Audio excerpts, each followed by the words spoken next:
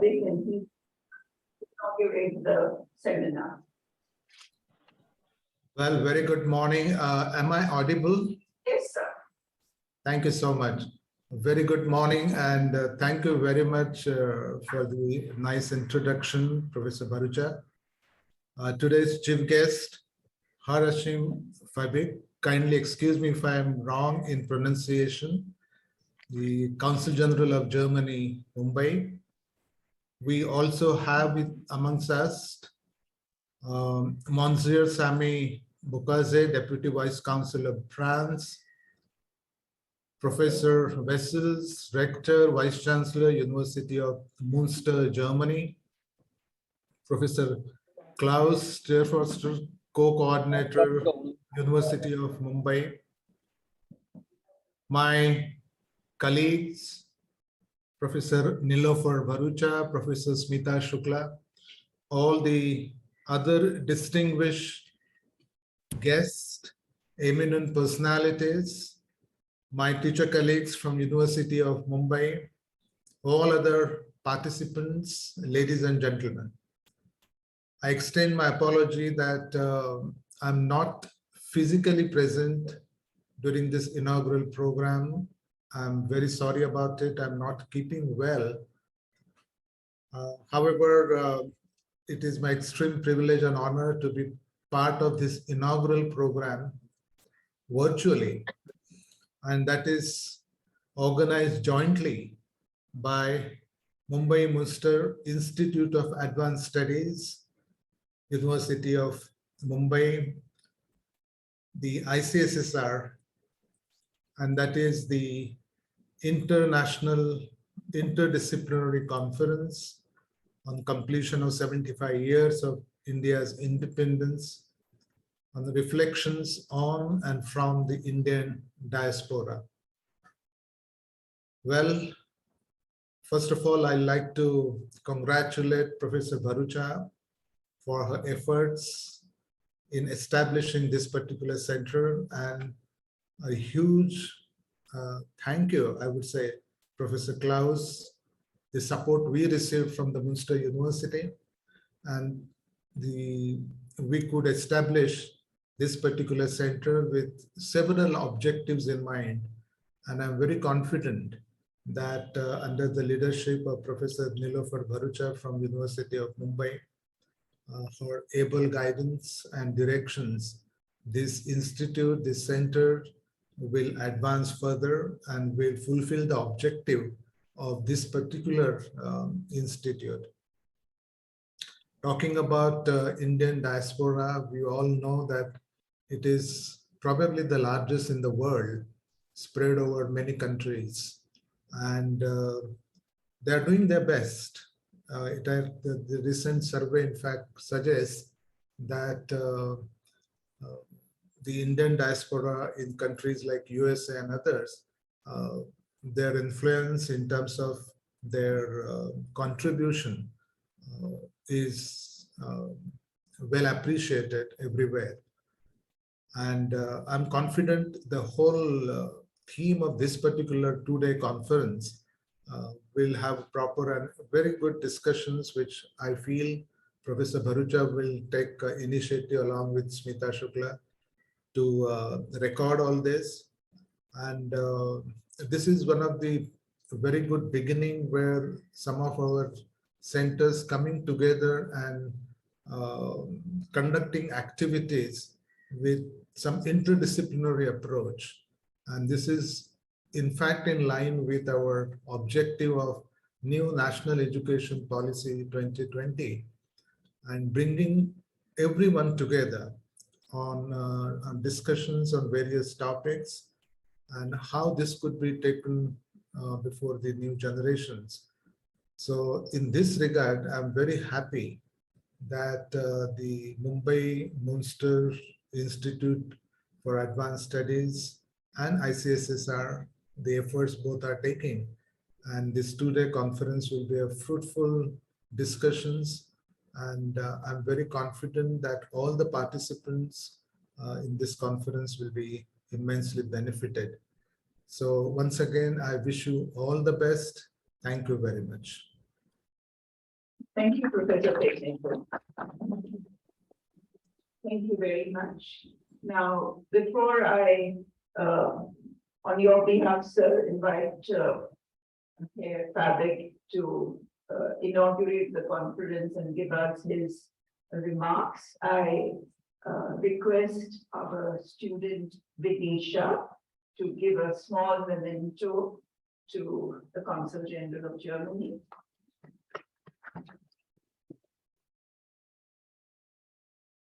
If I might very quickly introduce you and then you could speak, please. Herr Fabik is a old India hand, as the British would put it.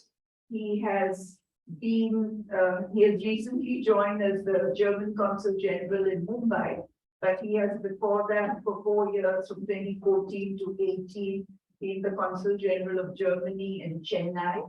And if you go online, you see a lot of information about the programs attended by him as well as his family in Chennai. But before that, he has been an intern at the Max Muller Bhavan in Madras, as it was known then, in the early 90s, and then later on in Delhi. So I think you've got a long connection with India, although with Mumbai now. We welcome you to Mumbai and we hope that you will like being with us in Mumbai. As you know, Monsieur Buaka has returned to us to Mumbai after a long absence.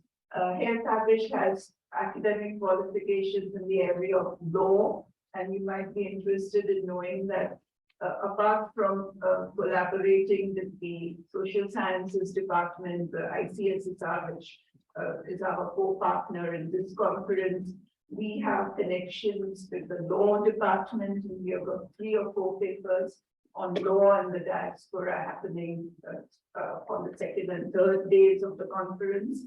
And at the Münster University, Professor Stierstroffer has got a long-standing research project in law and literature, of which we are also partaking in a sense. So we have got this connection with law as well.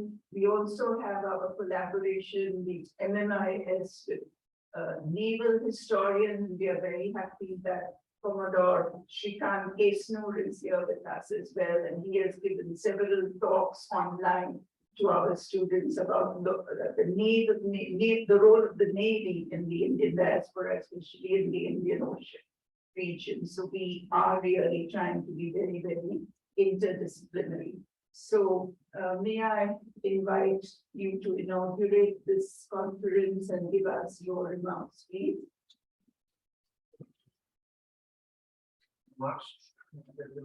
Thank you so much, Professor Arusha. Thank you so much, Professor Petnikar, and thank you so much, Professor Vessels from Germany.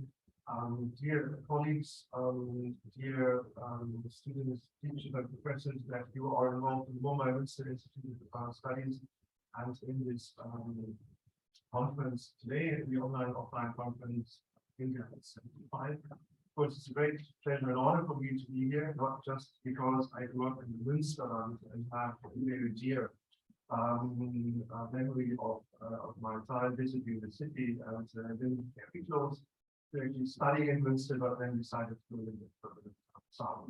So I think that's pretty enough reason for me to be here today, and I think the opportunity to inaugurate this exciting and necessary conference, and Professor Baruch has been nice enough for giving me the opportunity to reflect a little bit and give a few remarks. And as we know, in particular, they hardly hold themselves back. So I will try to share a few ideas, and some of this is, I think, crossing a little bit into German Indian line of thinking, observations, some maybe a bit larger. And we have my colleague Sunny here as well later to offer some thoughts on this issue as well. In a way, I think that the diplomats also reflect a bit of the idea of living and being in the diaspora, because we very often find ourselves somewhere else. And in that finding yourself somewhere else, you need to sort of reflect upon a lot who you actually are. And in this reflection on identity, you of course points of reference, and the references that we have is, I think, first and foremost, the identity of where we come from, where we belong. So the idea of reference to the identity that we have is closely channeled to what is happening in the country that you have come from, that you've left behind, but that you are connected to still so much. And in that aspect, I find it now being in Mumbai really interesting to see and understand that there's a bit of a crisis on identity that you can see, for instance, in Bollywood. Where the question is, what films are we actually seeing? What films do we like? What films are doing well? And what topics and what stories are important and reflect who we are today.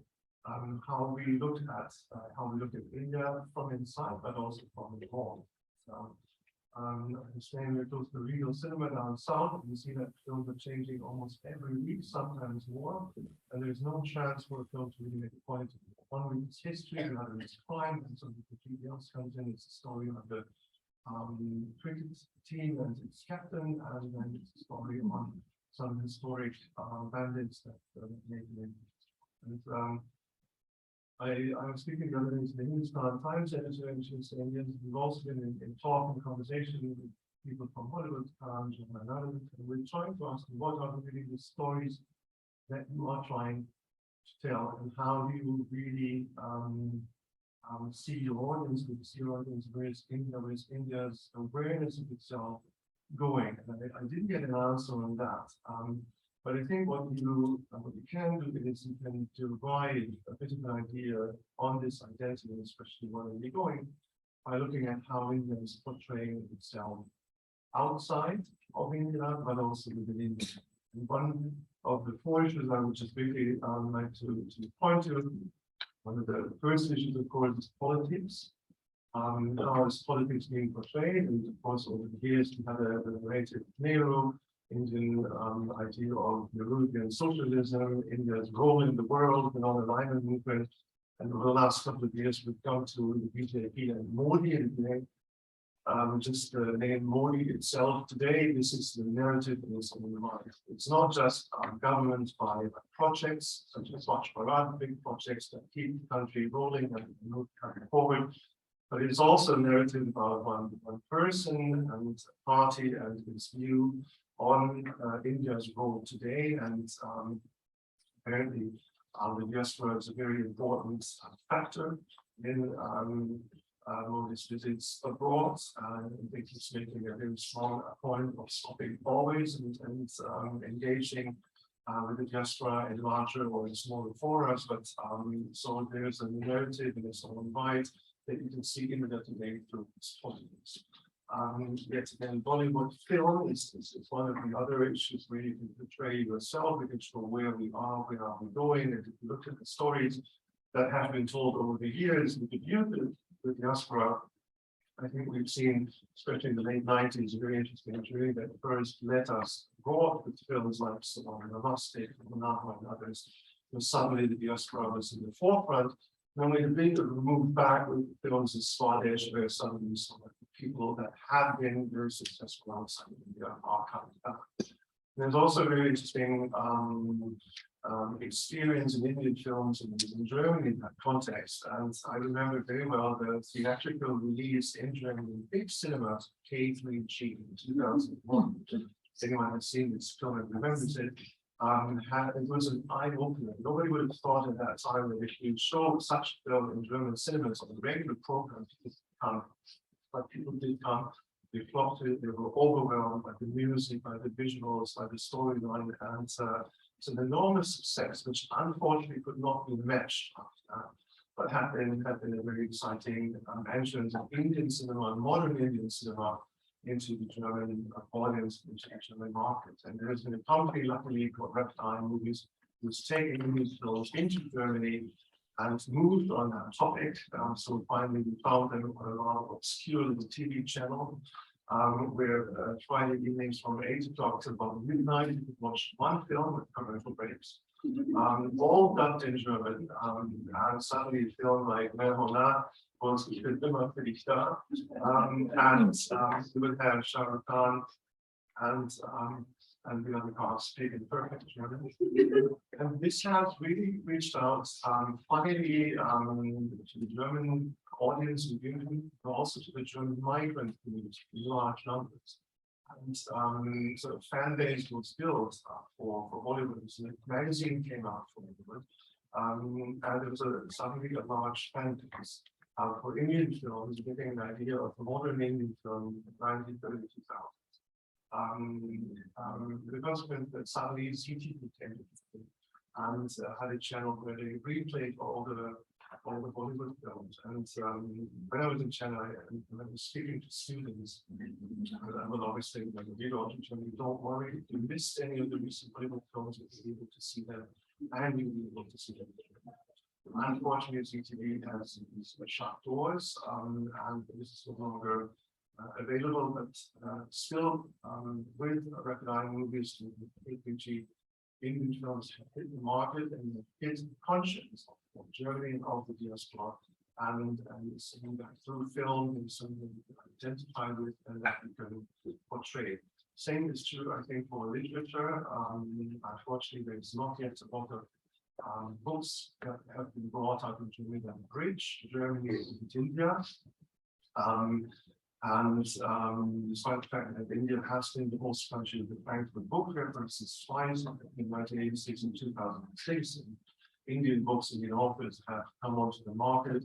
There is still only a very limited experience of the diaspora in literature. Now that all changed last year with the book that has been published by Ritu Sanyal, Identity, which has not only captured it and the imagination and the attention of its audience, but has played very much on the very idea of identity by creating a fake identity, the German pretending to be Indian, getting all the credits for that, and they're not really being Indian at all. It's a very interesting book, very exciting story. And I think it's first sort of reach out on a literature level of the role of the diaspora that we have in the Indian diaspora in Germany.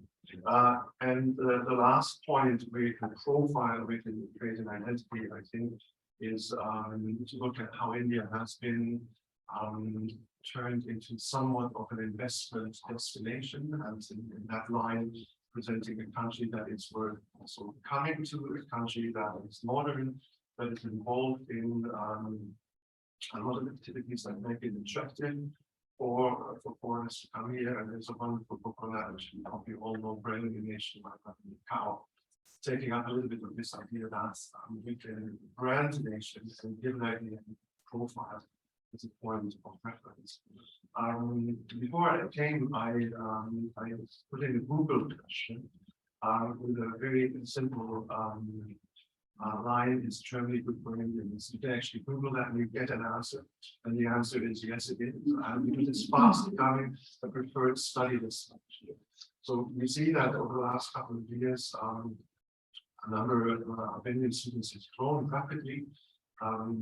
Let's get in Chennai, I think over 14,000, over 25,000 students of Indian origin coming from India to Germany, and we see that by now this is the second largest number of students from abroad. This number is steadily rising, and the number of Indians living in Germany overall is also going up very strong. If you look at the figures of the Ministry of Foreign or External Affairs, we believe that it must be about 180,000 Indians now, and in 2003, that was only 1/4 of that. So the numbers are becoming strong. And the numbers coming very strong. There is a more visible presence in the diaspora, which you see with the temples being built just now in Berlin. I think we're nearing completion of the temple in Kreuzberg area, that is model of the South Indian temple style. And we also see a lot more of the Indian diaspora in your everyday life, in your neighborhoods. Because the students, of course, spoke to families, they've come to stay, they've got jobs, a lot of it in the IT industry, but also in other sectors. As a matter of fact, Indian students have moved into areas of Germany for many, many years that we are very strong engineering and natural sciences, and now discovering that not all Germans are still so much interested in it. And we're very thankful actually for these students to come and feel in the universities, the places that have been feeling. So we see that India is bringing a diaspora that is relatively new in that respect, in that regard. But of course, there has been an Indian diaspora in Germany for many, many years. There has been fascination with India for many, many years, going back to the 1900s. There's a romantic involvement almost. The idea of India was overlaid with a little bit of political observation that clouded the image a little bit. But nevertheless, India has been a destination as well. I think in the 20s and 30s, for a lot of Indian students come and have a view that is part from the empire, that is part from Great Britain, and allowing the other students to gather and exchange ideas. And from that time also there's a scientific cooperation going on, matters of knowledge, and also paper and physics, and a lot of other common ground that was developed. And at this point, I would like to take you in on a little secret. It was before I came here in Chennai, I was heading human resources in the Foreign Office. And human resources, every year we have an exercise where we recruit diplomats, and when we recruit diplomats, we ask them questions, all sorts of questions, see how they do on situational questions and some general questions. One of the questions I would always ask is, how do you think the migrant communities in Germany have positively contributed to life in Germany? And while you can think for yourself how you would answer that in the context, I am afraid to say that most people said they have been greatly contributing to life in Germany, and especially because they brought great food. So we have Italian food, Irish food, pizza and kebab. And recently in Berlin, it's Sarahana Baba, and it also is its forms, but of course it's a little bit too short, I think, looking just at the contribution of food. There's a lot more that I think we have gathered with the migrant communities we have in Germany. Now I think it's time for India and for the Indian diaspora to define a little bit more clearly what is their contribution to Germany. As I mentioned, one of the contributions is, of course, in the information technology, but also in engineering and justice. In specific areas, we see that Indians are coming in and helping us in areas where we ourselves think that there is a greater need. And we are very happy to have the Indian community read this. But in this context, if you allow me my last observation, I think that if we look back at this, we reflect a little bit what the community has been offering and bringing and how it has evolved. We also see that from a German point of view, we need to have a bit of a new Indology, a new German Indology. We're very proud of looking back at Max Muller, we're very proud of looking back at Hans Rücker and Schlegenbach, the evidence rules of the time, but we need more people in current time, of course, to explain to us what is happening and what we experienced. With Heidelberg, of course, we had Professors Rotemont and Kolker, and coming from law, and there was Professor Conrad, who had looked into constitutional setup, for instance, between Germany and India, has suggested ideas that we have in German constitutional philosophy, and how that works in the Indian constitution. And therefore, I'm glad to hear that law in the UK is part of this, but I think that we have to look at is an interdisciplinary approach.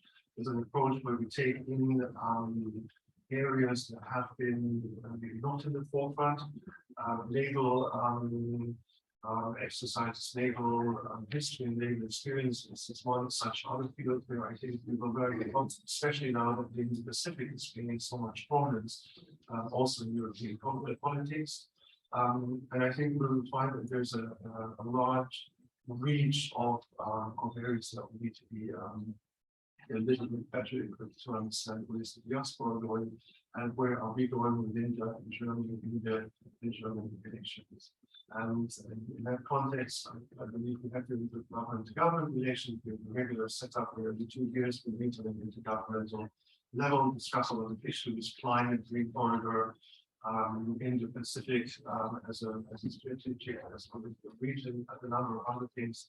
And we, I think, are working strong on the people-to-people approach, but it will be in the end, I think, scientists, academics like you that will let us know and share with us where are we really going. So I'm happy to be able to inaugurate this conference where hopefully a lot of this information will be put together and made accessible for the market and interested in it. Professor Richard, thank you so much. Thank you for allowing me to speak a little bit longer than the anticipated. And thank you for having me. Thank you, Consul General. You might be interested in knowing that we got two students from the University of Münster right there. One via India and one German student from Germany. We have got a German enthusiast in Hector de Souza. We've got the German department professor there. We have got Sachin Labde, professor of English, who has been a Dart professor at Dresden.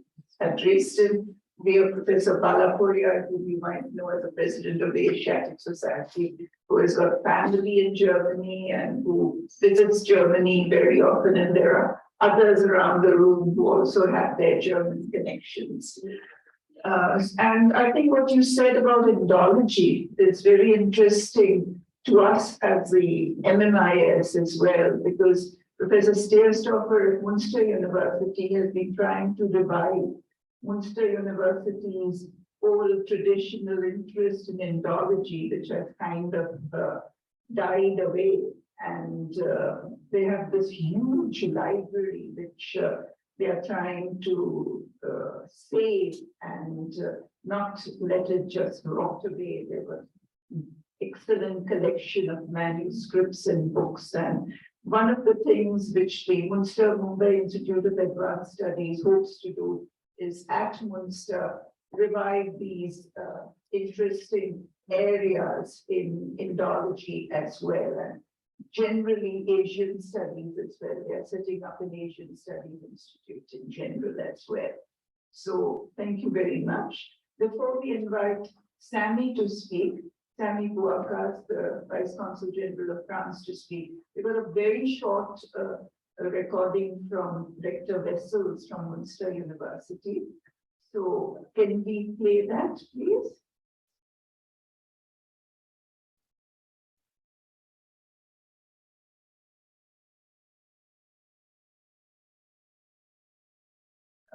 Professor Wessels is the co-directors of the Professor Wessels, a very brief introduction. He's a German physicist and he's the rector of the Münster University. And what I found very interesting when I read his CV yesterday, his profile, is that his scientific work focuses on heavy ion physics, and he has been part of the CERN experiment, so he's been part of that, and the Ellis experiment at CERN, and he's been the spokesperson of that project as well. And we have met him several times at Münster University, and very recently we signed the addendum along with Professor Pedneker for the setting up of the Mumbai Münster Institute of Advanced Studies. So we can play the message from Professor Wessels.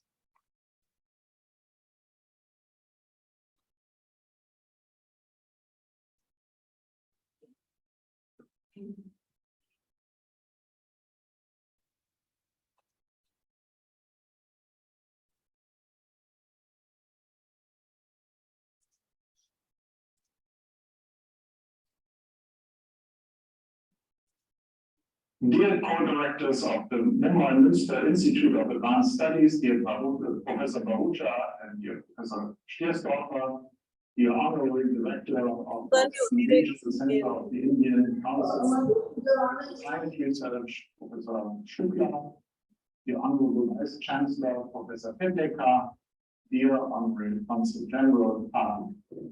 It is my great honor and pleasure to be welcoming you on behalf of the University of Münster on the occasion of your International Interdisciplinary Conference, India at 75, reflection on and from the Indian diaspora. With the just recently established Center of Mumbai, of the Mumbai Münster Institute of Advanced Studies, we have progressed into a new form of our long-standing collaboration of the two universities. Indeed, this dates back until 2004, and 18 years of fruitful and growing scientific and cultural exchange have been formative for this collaboration. India at 75 years after independence. This has led to an increased awareness of a worldwide diaspora. Indianness or Indian identity is no longer restricted to the Indian subcontinent, but has become a global cultural phenomenon worth to be thoroughly explored. And without further ado, I would like to wish you a most exciting, enjoyable, and fruitful conference with lots of inspiration and welcome from, and if you happen to be here, in Münster. So, big thank you to the Director of Münster University. And now, if I may introduce the Consul Deputy Head of Mission, Sami Buakas of the Consulate General of France in Bombay. Sami is an old friend of the University of Mumbai, an old friend of Bombay. Mumbai has been here before, and his partner is an Indian, although not from Mumbai, he's from Kerala, but he visits India very often, and we are very, very happy that Sami is back in Bombay, and we hope to see a lot of Sami on this occasion as well, as we did the first time he was in Mumbai. If I might very briefly introduce him, he's got a very distinguished career in diplomacy, and also being a lecturer, and he started off as a lecturer and linguistic attaché at the Embassy of France in Accra, Ghana. So apart from India, there is the African connection as well. Then he has been back in Paris as a desk officer.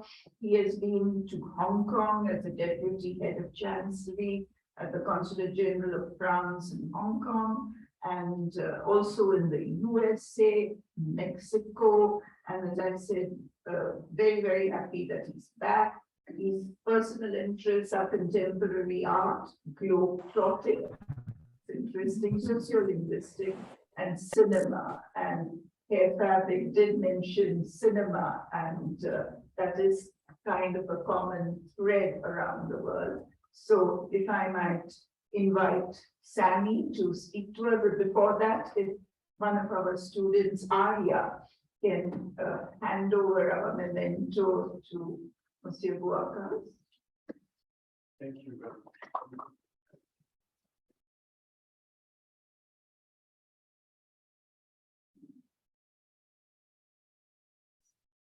I hope it's working. Thank you very much for having me, When I need to say, when I got your my first message inviting me for this conference, I said, oh my. I mean, I was of course pleased and honored, but I said, oh, what am I going to say about diaspora? And definitely, what I have to say is definitely not a match to all the experts that are going to speak and attend your conference.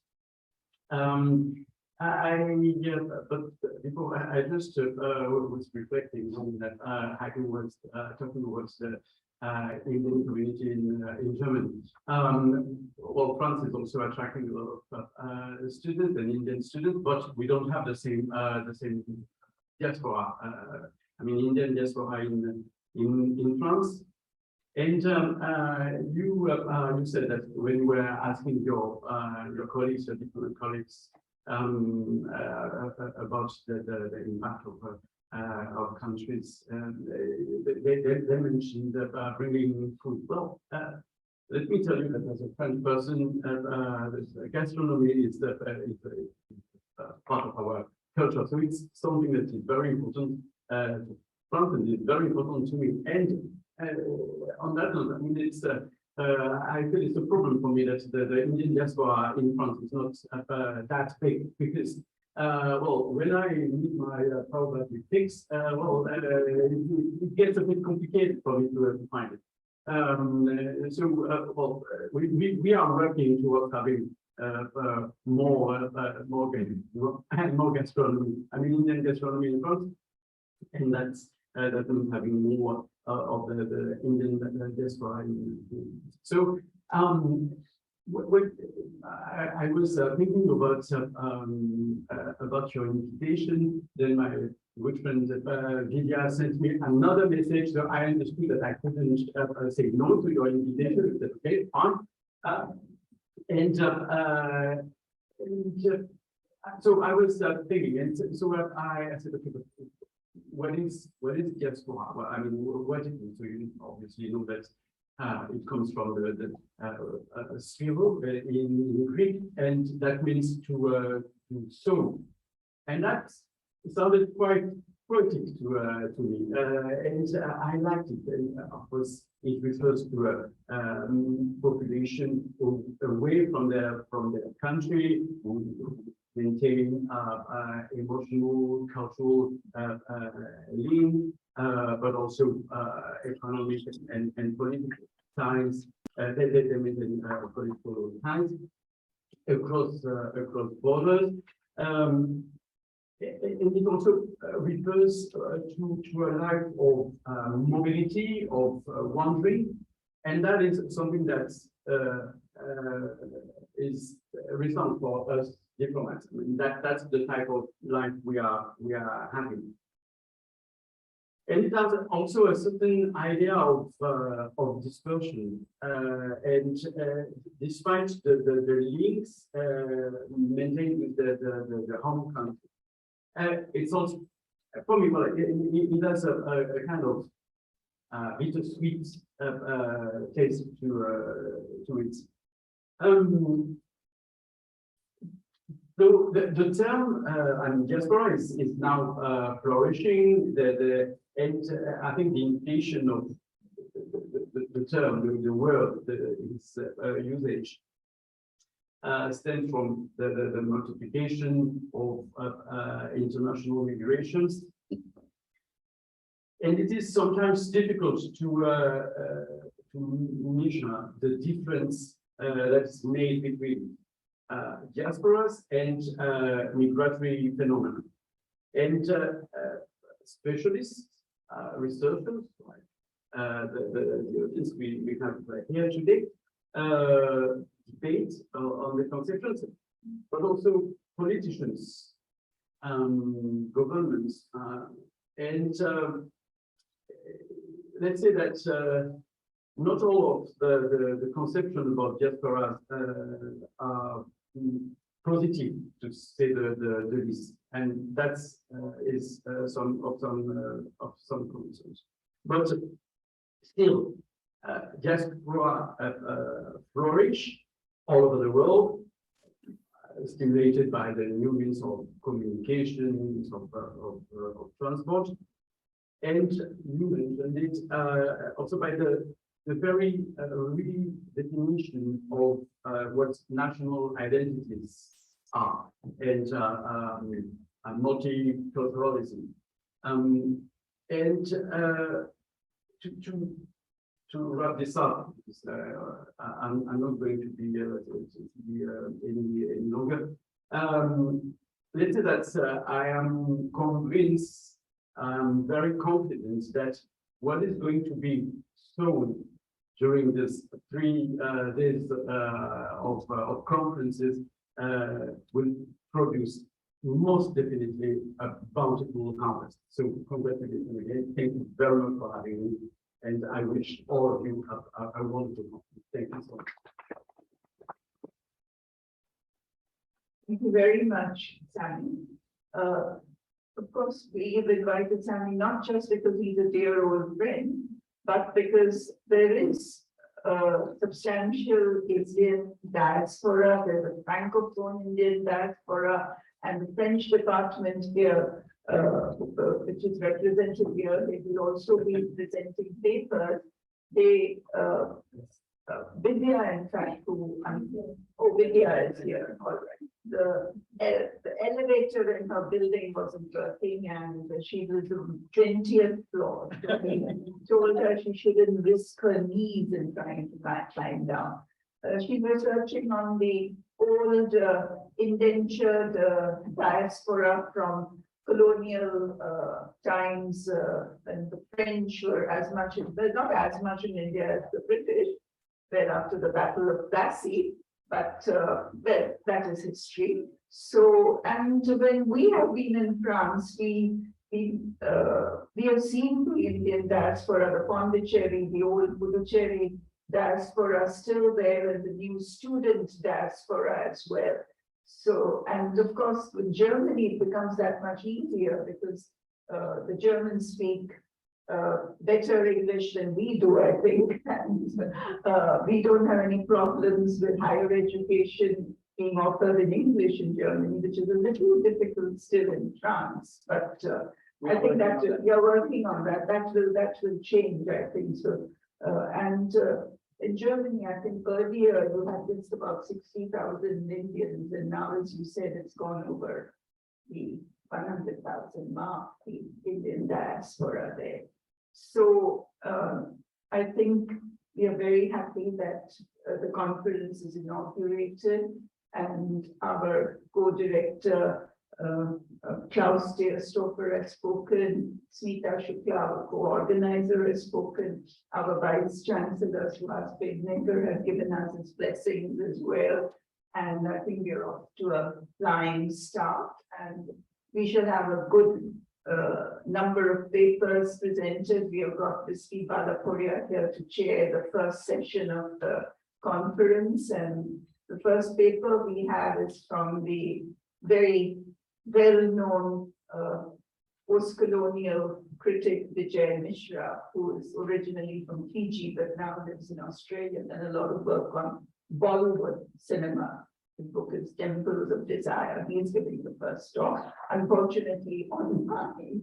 So, and pre-recorded, it's God knows what time in Australia just now, probably getting late, 11 o'clock at night, probably. So, if I might invite Kirti to propose the vote of thanks. We have some tea and snacks waiting for us outside. So you're all invited to it, but Kirti will propose the vote of thanks. Kirti is absolutely the boss here, and she's my research associate. She runs the center. I would like to thank our Honorable Vice Chancellor, Professor Suhas Pednekar, for being with us in spite of not being well and connecting online today. Thank you so much, sir. Here, Atul Babush, thank you so much for taking the time out today to come to the conference and inaugurate it. Thank you so much. Our Münster University's Rector, Johannes Mittels, who gave his remarks in a short time without our request and did that. So thank you too. And of course, Mr. Sami Mokas, I've been writing with him today was the first time I've met him. So thank you for taking the time out and coming to the conference. Thank you. Thank you to all of you. And all the participants and all of you who have joined online. Thank you everybody for taking this time. Thank you.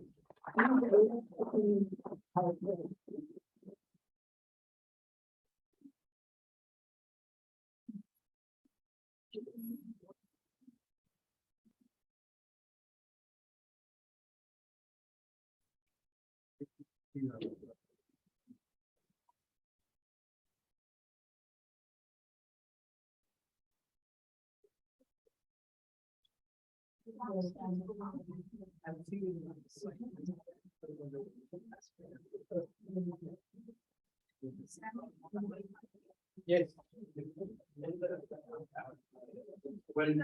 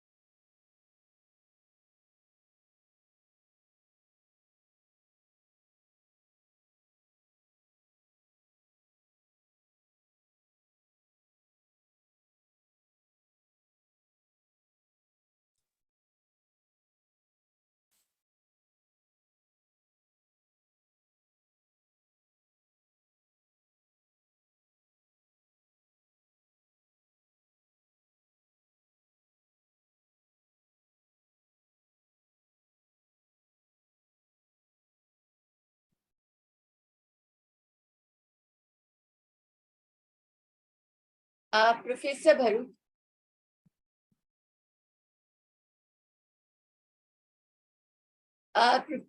Professor Bharucha, we are not able to hear what you are saying.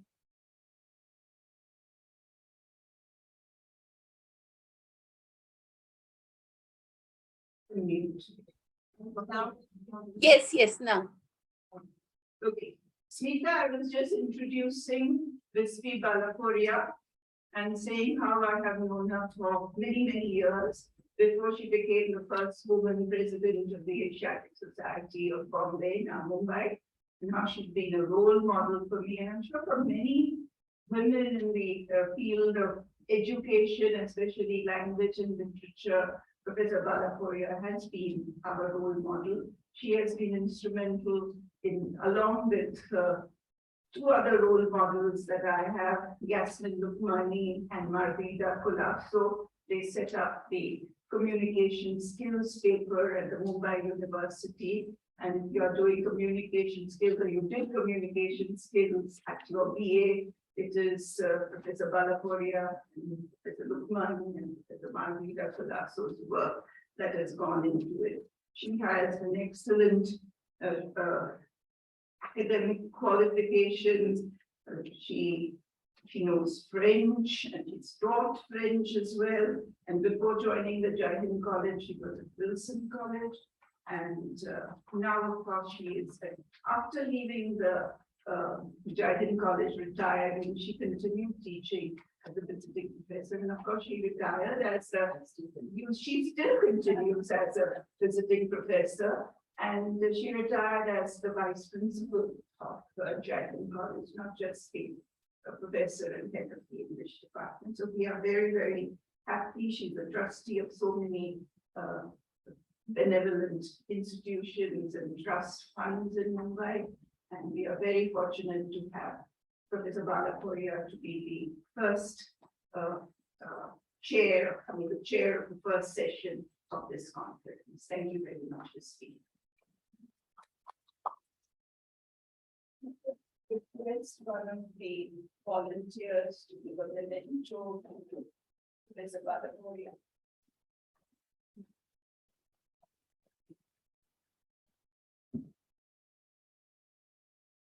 And to lead the session. Thank you, Nilofer. Thank you for the memento, but thank you even more for all the nice things you said. And I'm so glad I came, because now I've learned that I've been a role model. She never mentioned that. There is a secret of us, you see. And I'm also very happy that some years ago, we were able to meet in Münster, because they were there and I was in Düsseldorf with my sister-in-law and her husband, and we just made a little trip, and so we had that connection as well. And of course, she said we've known each other many long years, which has been a great pleasure. And also, I'm happy that Kirti has reminded me that when I taught at the MA, she was a student some years ago. So I would say to Renu, so nice always to bump into students. Makes you feel good, makes you feel young. And I told my daughter, yes, that is important. Yes. Because now, I think grandchildren are And as a matter of fact, because I teach now only the BMN, I taught my friends when he joined. And so all his friends used to tease and say, we're going to Granny B's lecture. So that's a little continuation of my background, just on enlightenment. But let's get on with what we have to deal with today, and the diaspora. When Nilofer mentioned and asked me if I would share his first session, and I said, Nilofer, I know that you are the expert in diaspora study, but I really, it's not my area. I've done any work there. And years ago, when I was teaching, that word diaspora really just wasn't connected with academics so much. It was more like, yes, people were moving out, people all over the world on virtual diaspora. So the fact that it's now become like a literary tradition also, and so much of writing world over that really it justifies a 3-day conference that Nilufer and colleagues have so brilliantly planned and organized. Also, I see that one of the speakers, the first one, Professor Vijay Mishra, will be a virtual one. We have access to him over Zoom, and I'm so happy that he's the second one. We have our speaker with us, because I still continue to feel that meeting face to face makes the world of a difference. At the same time, we have to be, I think, grateful to technology that it's given us this means of spreading out, of retaining contacts, people far away, of being able to invite them to conferences of this kind when there will be other difficulties in people traveling from other places. And of course, technology came to our rescue, I think, during those tiresome days of lockdown and COVID. I hope they're over and we still go with the masks for safety, but whatever it is. I'm thankful to technology, but happy that you are all present today for this first session.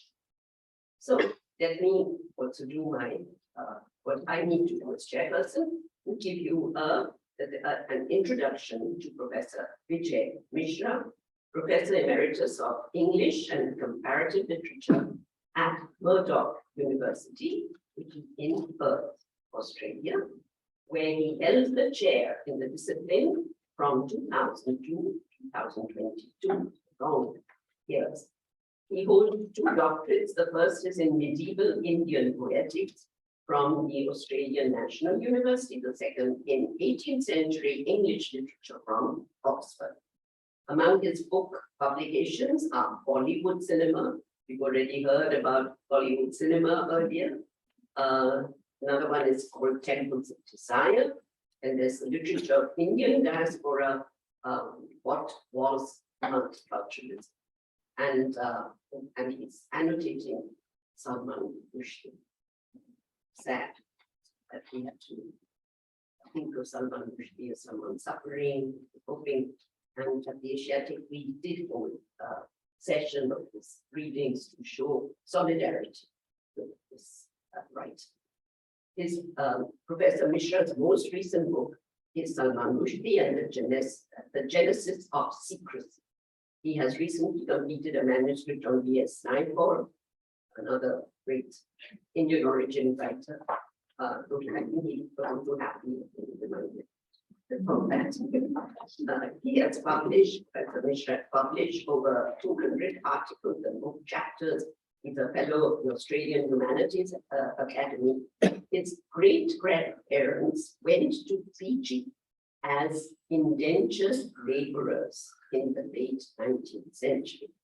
So it's marvelous to come from his origin. In his spare time, he reads Sanskrit, plays the Indian harmonium, and he's a Beatles fan. So some of you are too. So welcome Professor Vijay Mishra, and we look forward to hearing him speak on The Subaltern Speaks, Fiction in Fiji in the Democracy. I think we have got Vijay Mishra on the line here with us. So Vijay, do you want to speak or do you want us to play your recording?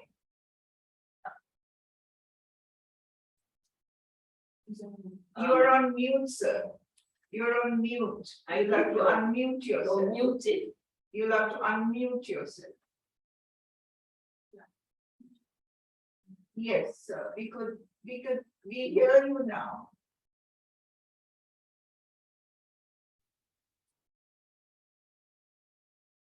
If you would like to read your paper.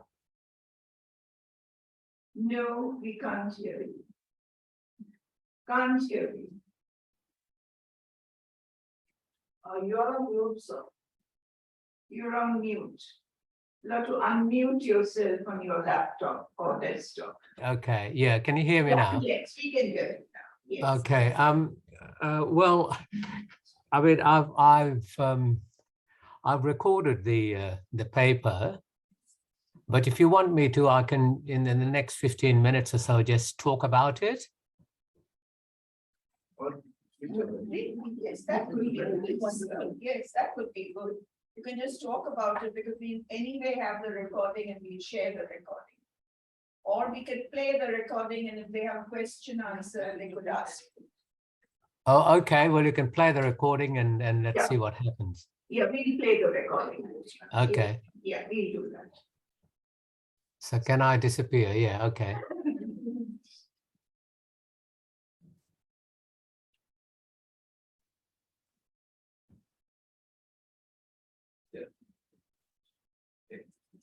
Grateful for the work you've done in organizing this. And I'd also like to thank the organizers of this symposium, Klaus Stierstoffer and Nilufer Baruchi, for inviting me to present this paper as well. My talk is called Subaltern Speaks, Fiction in the Market. And I'd like to begin by saying that in 2001, the Fiji Indian writer and university professor Subramani, born in 1943, published a novel called Doka Puran, which I translated as A Subaltern Tale. This book was followed by an equally magnificent novel by him called Fiji Ma, which I translate as Mother of Fiji, but the author's own translation of the title is Mother of a Thousand. And this work was published in 2018, 7 years after the publication of the first novel. Now, Subramani's novels stand out as unique examples of subaltern writing. The kind of writing that does not exist as a legitimation of the subaltern voice anywhere else in the world. There are few works one encounters in the critical bibliography of subaltern writing that I'm familiar with. And these may be mentioned here. Poems and prose works by the Trinidadian and Guyanese Indians such as Devi Devadi, Mahavir, Urlan Monar, the Mauritian Patwa French writer, Delvira Somi, and the Suriname poetry writer, Jeet Narayan. This is an incomplete and partial list that is both in need of correction and change and addition. However, the limited citations notwithstanding, except for their Somi's dramatic re-rendering of Shakespeare's The Tempest in Tufan, Tempest, there is nothing in the Indian plantation subaltern literary archive remotely comparable to Subramani's monumental novels, Doka Puran and Fiji Ma. This I understand and I confess is a bold claim to make, and perhaps possibly even an unwise and over enthusiastic claim. But it is made nevertheless so as to draw a reader's attention and your attention to the special nature of narrative achievement in these novels.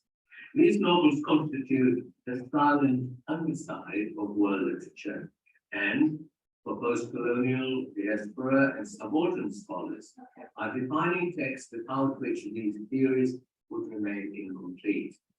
Theories require mastery of primary texts, and Subramani's subaltern novels, heroic compositions, as there are in the vernacular, offer a challenge to the theorists. Now, in this short, very introductory presentation, one possibly the first of its kind on works in the Fiji Hindi demotic, I want to begin by setting the scene with a general statement about Fiji Hindi itself, which may not be familiar to many of you. Subramani's novels are written in my own mother tongue, the mother tongue also of all Fiji Indians. Although written in the Devanagari script, it is understood fully only by a relatively small number of people, perhaps no more than 400,000 worldwide. It will require the skills of a novelist who can bring a corresponding English idiom to the source language to capture in translation the power and emotional stream of the language fully. First, though, we need to set the historical scene of the speakers of this language. These speakers were part of a motley crowd who came as coolies to work in the sugar plantations of Fiji between 1879 and 1916. In what came to be known as the Great Invasion, they began to define themselves as children of the Kala Pani, the Black Waters. Now these Black Waters, as the Mauritian poet Carl Toraboli has written, captured the cry from the cold, from the hold, the blotted out stream, in French as he says, the Korean Calais, that became part of the people's lived experience. The displacement is summed up by the writer Gayatri Bahadur, who in a fascinating study approvingly quotes from John Kelly's work on counter-colonial discourse in Fiji, and I quote from her work. One scholar of Indian she writes, has remarked that the British did not recruit coolies for the sugarcane fields, rather they made coolies. By this logic, the system for gardeners, palanquin bearers, goldsmiths, cow minders, leather makers, boatmen, soldiers, and priests, with centuries-old identities based on religion, king, and occupation, and turned them into indistinguishable, degraded mess of plantation laborers without caste or family. This reverse alchemy began at Garden Reach as the emigrants ate and slept side by side, violating the taboos and rules that had so far governed their lives. Unquote. Now, for this heterogeneous crowd, for whom many of the social and caste taboos were already undergoing change in the Garden Reach Calcutta depot, the cry from the hold was also a cry for the language. The demographic evidence, especially the work done by the historian Greg Love in his breakdown of the 60,000 immigration passes of the indentured laborers who came over a period of some 40 to 50 years to Fiji, points to Bihar and also Pradesh as the principal sources of labor, with a letter to the government supplier. The two important languages brought by the coolies were therefore Bhojpuri and Awadhi. And the work of linguists such as Rodney Bowen and Lee Siegel do not specify any specific dominant dialect of the base language for Fiji Hindi, although Siegel makes the case that the only endings like it and is and in are common in Fiji Hindi. For instance, in Fiji Hindi we have fight, find, life, or bring, jive, or go, rakis, for he keeps, samjis, for he understands, lotus, for he returns, raheen, for they live, gain, for they went, find, for they found, and so forth. And these examples, of course, don't necessarily indicate any generative principle about the origins of the language, be it Bhojpuri or Awadhi.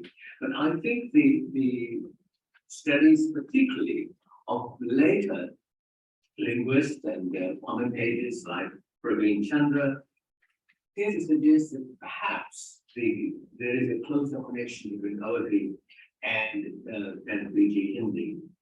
And this fact, of course, is reflected in the ease with which Fiji Indians have related to the great Hindu epic, Tulsidas' Manas, which in fact is written in Awadhi.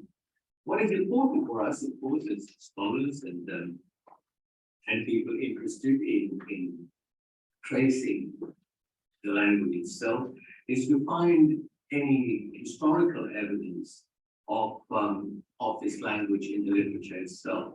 And the earliest that one can find is in the writings of a coolie migrant who spent some 21 years in Fiji from 1893 onwards, went back to India in 1940 and published a work called My 21 Years in Fiji.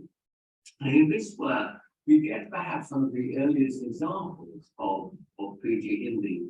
And I'll read a section from Dr. Ramsanada's work here, which gives you a sense of what this language was like when Dr. Ramsarani was himself in Fiji in the early period of indenture. And here is a section from the book that he wrote. Hi Bahin, kaha ka kahu, hamro bhaiya, are bahan mat ro, are bahan mat ro, शुद्धि करके क्या करोगी? रोने से क्या होता है भैया?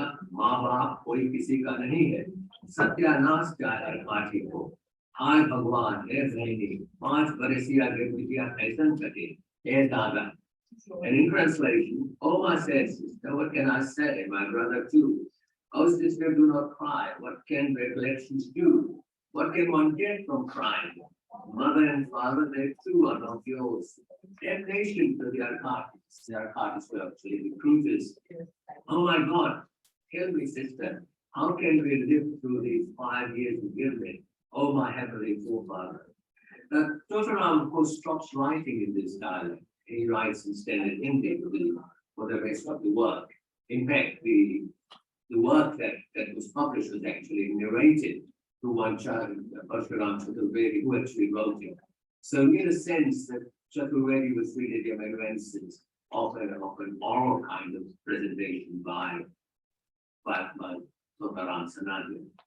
That is an interesting point that I can't really get into at this stage. The point I'm making that here, so early on in the example given by Dr.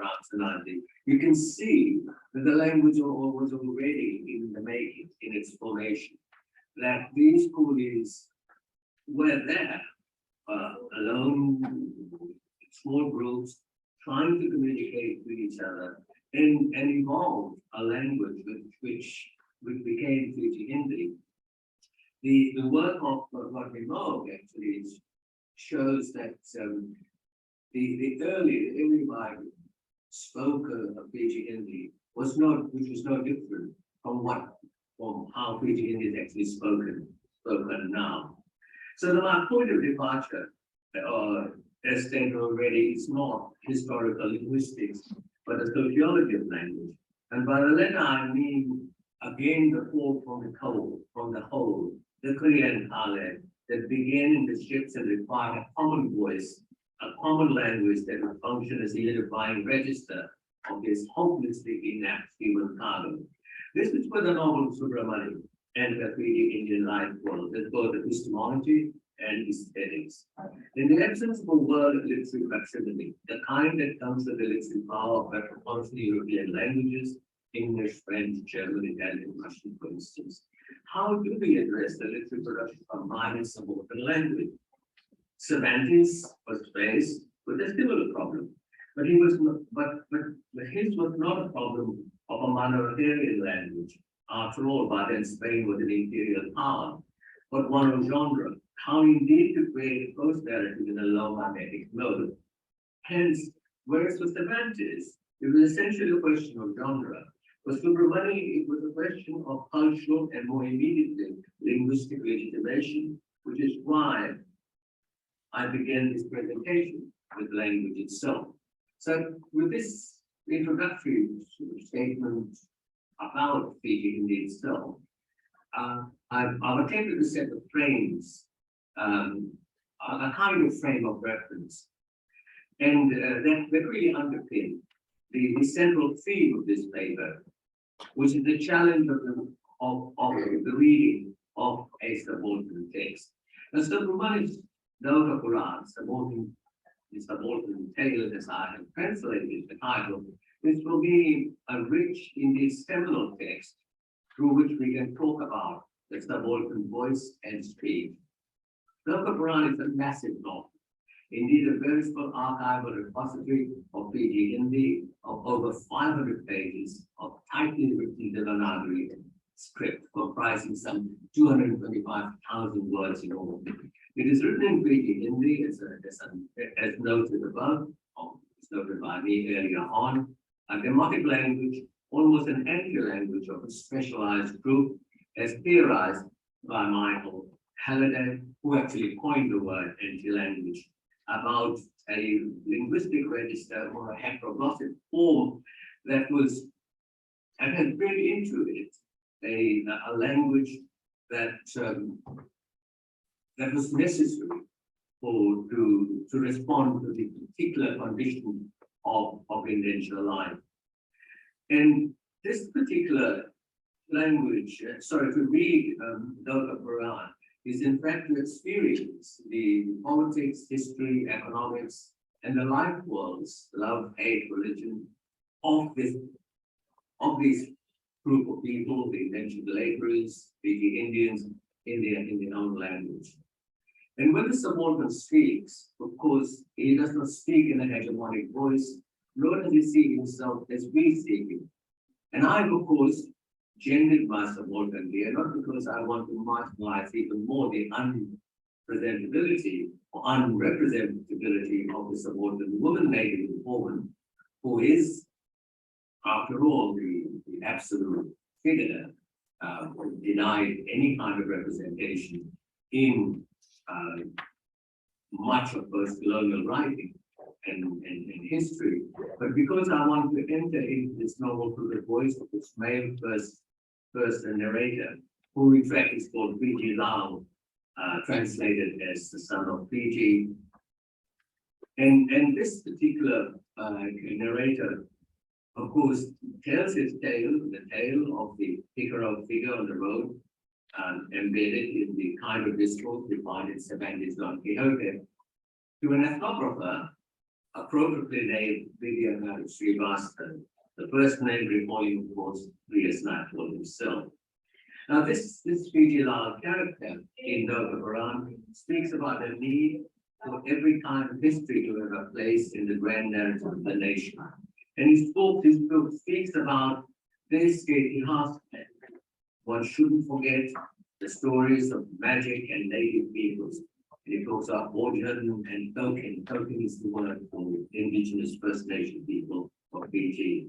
And this particular epic, this particular work mimics the formal design of the epic as well, because this work too is in 7 books, as the Valmiki Ramayana is, as the Tulsidas Ramayana is as well. But one of the interesting things about this work is that it plays on ironically, satirically, comically, with serious political issues.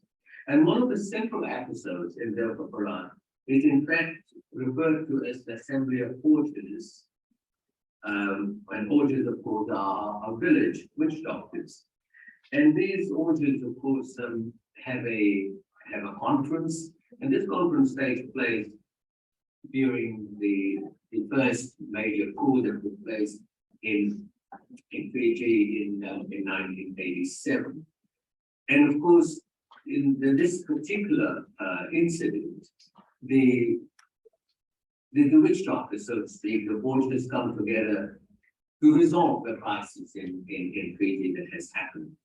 And I'd like to read from the original how the meeting actually begins. And this is how it goes. Sukkedas 12 baje se oja aaye lage.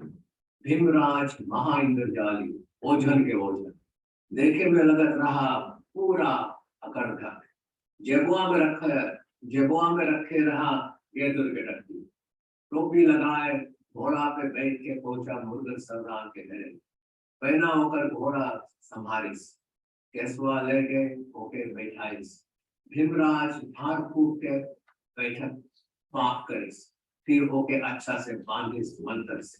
In translation, on Friday at 10, all the orchas arrived. Bhimraj, Oja extraordinaire, looked dim-witted, carried bad shit in his pocket, wearing a cap and riding a horse. He reached Murugan Sardar's house.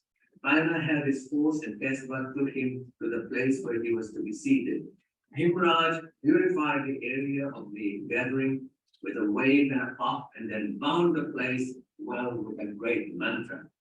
Now, the periodistic design of the conference is obvious enough, and the 3-day affair may be seen as a way of bringing the political post-coup Fiji into the text. In the code of the Oja conference, the entire struggle for political representation and the struggle to be accepted as legitimate interpreters of the nation on the part of Indians is presented as a game, a farce, based on an alternative narrative of the nation. Here then Sanskrit work, Bhakti, in his memorable book Revelers, referred to as the folk culture of humor, a massively under-theorized sphere of people's creation. Bhakti, of course, goes on to examine the links between politics and the carnival. In the water scene of Durga Puran, in Durga Puran, where the great wizards and sorcerers of the area gather to cast the spell of the pool, the carnival nucleus of Revelers work surfaces as the borderline between art and life. The social sphere of the audience belongs to the realm of humor and play, not to realist history. And yet, this is a life experience, meaningful to the participants, although ironically rendered, reminding us of the ways in which elements excluded from the realist domain of art surfaces in the subaltern sphere. But what is post-colonial modernity from the perspective of subaltern, we ask? The episode of the Odyssey provides that counter-modernity. When Rambuka's coup brings an end to a democratically elected government, news of it is presented through subaltern eyes, and it is turned into a game, a folk play, and so forth. So there's this kind of undercutting, a kind of play, a comic play, that reduces serious political events to a game, a joke, a plaything. But at the same time, in doing so, making it quite obvious how traumatic the experience was. Now, after Durga Puran, Subramanian spent some 17 years writing an even larger subaltern text, 1,000 pages long, with a word count of 300,000 words. If the first narrated by a man with a picaresque tale written in a comic mode, as indeed the convention of the genre demanded, this novel, Pijima, narrated by a woman, is a subaltern historical novel with an epic sweep. A novel clearly structured as a filmic narrative deploys cinematic techniques of representation with the point of view of the eye of a camera. Indeed, cinema is what the novel becomes in the end, as we're informed that fiction, here narrative as biography, will exist in the cultural domain as film and not as text. There is, however, a more difficult reading which is embedded in the novel itself. And this reading turns the reader's attention to language. Like all novels, this work too exists as language and not as moving image. This reading is related to language itself, a demotic language that captures the Korean Kale, the scream from the whole. The cry or scream that produced the Fiji Hindi demotic is the voice of the coolie, part of the Gambia historical consciousness through which experience is given form. In other words, this course itself speaks as language tells the experience of the race. Language, in short, functions as ideology. Language makes the novel a private subaltern affair as it registers a mode of free articulation that, like an anti-language, is an exclusive social semiotic of the people, a people who can only speak to themselves. PGMI is divided into 6 parts of variable length, and it is essentially what we might call a memorial construction, looking back at one's life. It is triggered, the looking back is triggered by a smell of jasmine and the singing of a grandmother. And this is how the work opens. Raat ke rane ke mahat aur ajiya ke gawane. Kone des aan basa. Fir aaye ke hame khilai dis. In translation, the smell of the night blossoming, jasmine and my grandmother's singing have made their way into yet another land. And once again, they come to haunt me. Nationalists seek consecration through the publication of metropolitan centers, London, Paris, New York. No such patrimony is implied here. The work is published in Fiji. The country and the author control its means of production and circulation. The opening sentence of the novel, however, makes a powerful intertextual gesture, reference suggesting, from inside the language of the subaltern by invoking 2 references. The first, of course, is to be as well-known essay for Jasmine, in which the writer speaks of a mismatch between the word and its experiential reference. Naipaul knew the smell, but did not know the name of the flower in the essay that he wrote. The English language, he says, in the same essay, was mine. The tradition was not, unquote. The second quote reference implicit in this opening sentence of the novel is to a much larger literary text, to the first volume of Marcel Proust's Remembrances of Things Past.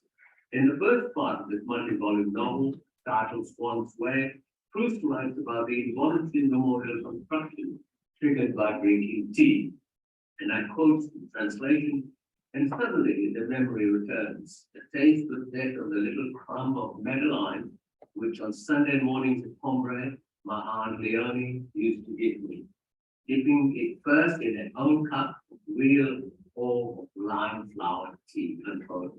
For Proust, meaning, in fact, the construction of meaning, takes shape only after a taste as seeing a small portion of rich sponge cake decorated, one presumes, with coconut and jam, of itself had no meaning. Smell and taste perform that function as they take us to the vast structure of recollection. Now, in Fiji Ma, the eponymous narrator, who is actually a woman in this case, unlike Nova Brown, where the narrator is male, her name is Vedmati. She sits on a pavement in front of the West Bank Bank. She's been sitting there for some 20 to 25 years now, a place that she refers to as the Adda, a space that Dipesh Chakrabarti used as a social space of democratic speech in Bengal in his work, his highly influential work, Provincializing Europe. The Fijian reader knows the tall white building with windows overlooking Victoria Parade and Scott Street roundabout, where the road branches out in Suva. In front is the Navy, the Fijian chestnut in Fiji Hindi called Navy tree, under which men and women sit to while away their time. Vedmati is not a beggar, well, not intentionally a beggar, but people drop a coin or two, and on Fridays, payment days, as she says, a charitable person may even drop $1 or two. The first part of the novel, called Cuckoo Estate, is already underway. And we ask ourselves, in this part of the novel, we ask ourselves, who is this woman? Why is she there? She has self-reminiscence, and I'd like to just read this reminiscence from the early part of the novel. And she said, आजकल अपन हालत से बहुत नई सोचे, हाँ सब दुनिया के दशा देखने लगे, ना हंसी आए ना रुआई, पहले वाला वेदमती नहीं है, जो बात बात पे दुखी हो। हम कौन है वो भी तो नहीं समझे, खुद भी नहीं पहचाने। ऐसे विचार आने लगा कि सोचे हम कोई सन्यासी बन्यासी तो नहीं बन गया, तब कहाँ हुई। थोड़ी देर में दिन चढ़ने लगा, सवेरे से बदरी लगे, पानी टुके हट गए, तलब वाला दिन बैंक के लगे, 9 बजे से भीड़ जमा होने लगे, और जेके कुछ नहीं करेंगे है, सामने नदी पेड़ के नीचे बेंच में बैठ के नजारा देंगे। वही टाइम पेड़ के पीछे से तरफ अकच्चे में एक लड़की का चेहरा देखा, बदरी में से सूरज निकला, धारी के बीच से सीधे लड़की के चेहरा चमका जैसे सीसर। And I'll translate this for you. These days, I don't think too much about my condition. But yes, when I see the condition of the world, I can neither laugh or cry. I'm no longer the old Vedmati whose life was a litany of gloom. Who am I? I do not understand the question. I do not know my own self. When such thoughts come, I ask myself if I'm not turning into an someone else, even as the day takes its own course. Since morning, the clouds have been gathering, the rain lifts but does not fall. On paydays, by 9, a crowd has already formed in front of the bank. And those who have nothing to do sit on the bench under the Navy tree, ogling at the crowd. At that very moment, suddenly I have a glimpse of a girl's face. The sun had parted the clouds, and through the branch, threw its ray on the girl's face, making it glow like a mirror. Now, the translation transforms the subaltern demotic in standard English, and the accurate translation distorts meaning and does damage to the language. Translation provides no objective morality by way of a direct link between the word and its effective meaning, the life words and sociality embedded in language. I've offered the reduplicative use of sannyasi upanyasas as a renouncer of announcer in my translation. But without a knowledge of the laws that govern reduplication in the language, the hyphenated word is meaningless. Aesthetic would have been a lot more meaningful, but it would have captured even less the power of the source language. Of course, I'm anticipating a larger argument, which of course must await another lecture for me to develop. Now, the girl who's noticed by Mati in the passage that I've just quoted will quickly enter the scene.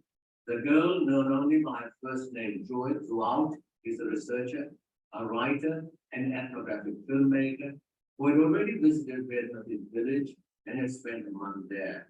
She wishes to capture her history in her ethnographic work. In Doga Puran, the researcher Vidya Srivastava was writing a book using Fiji Lao as his native informant. Here, Joy wants to make a film on the life of Mati. As she says, Shamil Kare Mange the Aake film hai. Film Fiji Kanari pe hai. After Fiji Ma hai. I want to include you in my film. The film is about the woman in Fiji. After all, you are Fiji's mother, says Joy to Mati. Whereas in Doga Puran, the mode of narrative representation was that of a figure of travelers on the road. In Fiji, where the camera eyes never too far away. As filmic methods of visual representation, the montage shot, the mid shot, the long epic shot, the short reverse shot are not uncommon in the novel itself in its representation. The two modes of representation reflect two Fiji Indian cultural norms. The first is the dialogic mode of what's referred to among Fiji nation people. The First Nation people of Fiji as Talanoa, where around the Kava bowl and anecdotal narratives are the norm. The second, of course, is the Fiji Indian fetish for cinema, notably Bollywood cinema. Subramanian's two novels acknowledge as much. In the second, however, there's a closer bond between the informant and the analyst, as if Joy were the daughter of that Mati, the woman, never had. There is no such intimacy between the writer and the informant in Doga Puran. The function of the first part of the novel, Fiji Ma, the section called Kuku Estate, is there to establish the relationship by locating the scene in the city before a long retrospective then to the country and a long retrospective narration of the life of Mati to the woman in front of the man that takes place in the novel.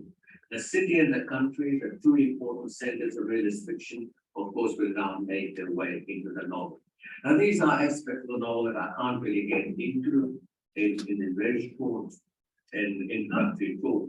But what must be said is speaking by an epic sweep of great complexity. He has written is not only exceptional subaltern works, but also a theory about a subaltern novel. A theory that indeed declares that the subaltern speaks, but only to herself. She is an object of analysis, as subaltern historians have shown, but her voice, unless mediated to the proximity of dominant metropolitan languages, will forever remain silent. Sometimes the echoes may sound parodic, at other times they are steeped in irony, but at all times they challenge the reader with a question. The subaltern can also think, and language also has value. All it needs is legitimation. But with a language comes a challenge, as it is untranslatable. There is no equivalent target language in which the source language of these two novels can be given adequate expression. The dissociation, the absence of an objective correlative is complete. It means that Subramanian's novel will forever remain in their own subaltern language and will not enter unproblematically in the canon, in quotation marks, of world literature. A key theoretical presumption of which is the great works of world literature improve in translation. To have made that obvious point is Subramanian's monumental achievement. An achievement that regrettably, being untranslatable, is only expressible to the kind of commentary that this paper has endeavored to offer. Thank you very much.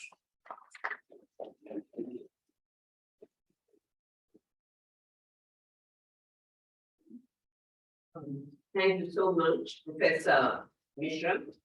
I think you have enabled us to get a much better understanding of Fiji and of the travails of those who had to perhaps forcibly make it their home, but who have now willingly made it their home.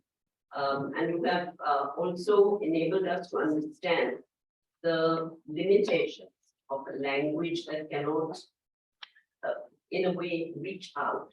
But thank you for your translation. I think that has enabled us to understand better what the great writers you have quoted have been able to do. We're open to questions. So if you have your questions ready, we are a little short of time. And I'm sure Professor Mishra, you'll be happy to respond from the questions that participants may have. So would anyone like to begin with a question? Anyone got a question ready? Yes, there is one. Good morning. Good morning. May I say something? Can you hear me? I'm Sushila. Yes, we Can can. you? We can. Thank you very much. Thank you very much, Professor Mishra. तुहार बात सुन के बहुत अच्छा लगा. Thank you. And it has opened more novels for us to go into. Thank you very much. It has been wonderful hearing you talking about other writings. बहुत अच्छा लगा तुहार बात सुन के. Thank you. Thank you for coming in there. I think we have a question here from Professor Vidya. From Professor Vidya Heritage. Professor Mishra, a great fan of your work, but I suppose there are many of us in the world, so you probably lost count. I wanted to ask you a question because I recently translated Raphael Confiance, La Panse du Chacal, as the Cane Cutter's song. And when you speak of the untranslatable in terms of the language, I think if you can, we'd like to have two minutes, or would like you to share your thoughts with us on how do you get the subalterns language across.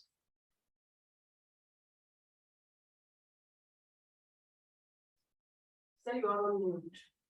Professor Mishra? You're on mute, sir. Mr. Mishra, you'll have to unmute. We can't hear you. Is that better? Yes. Can you hear me now? Yes, we can. Right. I mean, this whole question of translation is a very difficult one, and it's a point that I've always made about the absolute subaltern language. I think in that language, that's the thing about the subaltern. The subaltern only speaks to itself. It can't speak to anyone else. I mean, the issue here is that this particular language is only spoken by about 400,000 people in the world, and most of them actually are in Fiji. And I mean, when I've tried to translate it, we translate it in a target language, which kind of misses the mark because it can never capture the original language in much the same way as the Hindi translation of Salman Rushdie's Midnight's Children was a total failure because it's written in a very formal Sanskritized Hindi. So I mean, I really don't have an answer. I mean, I think this is one of those kind of very closed text, which actually demands ethnographic work on the part of the reader, that you've really got to come and learn the language. You know, मैं क्या कहूँ, शुद्ध हिंदी में तो मैं कह सकता हूँ, लेकिन अपनी भाषा में तो किसी की पहचान नहीं रहेगी ना. I mean, that's the kind of thing I have to say. बड़ी मेहरबानी आपके जवाब का। मगर ये पूछना था आपसे साहब, जब आपने फॉर एग्जांपल वो रिनाउंसर बनाउंसर का किया था, वो हमको बहुत पसंद आया। सन्यासी बन्यासी को आपने रिनाउंसर बनाउंसर बना दिया था, वो बहुत अच्छा लगा हमें। हाँ तो बहुत वही बढ़िया। तो सेटिंग बना देते तो पूरा उसका जो रस है वो निकल जाता। नहीं, हाँ वही हाँ उस जगह पर तो मैं कर सकता था। यही तो कमजोरी थी।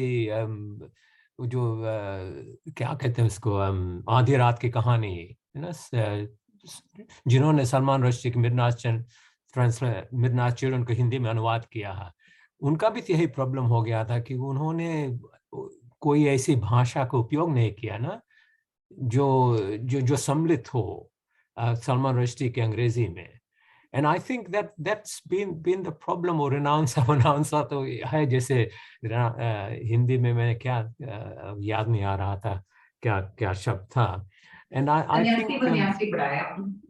sorry, सन्यासी बन्यासी। हाँ I think उसी तरह के अनुवाद करना चाहिए। But I think it's I mean, that's the whole thing about the subaltern, is that when people have actually quoted, I mean, the great subaltern school of historians, when they've actually quoted the subaltern world, they've actually quoted traditional, formal, conventional documents.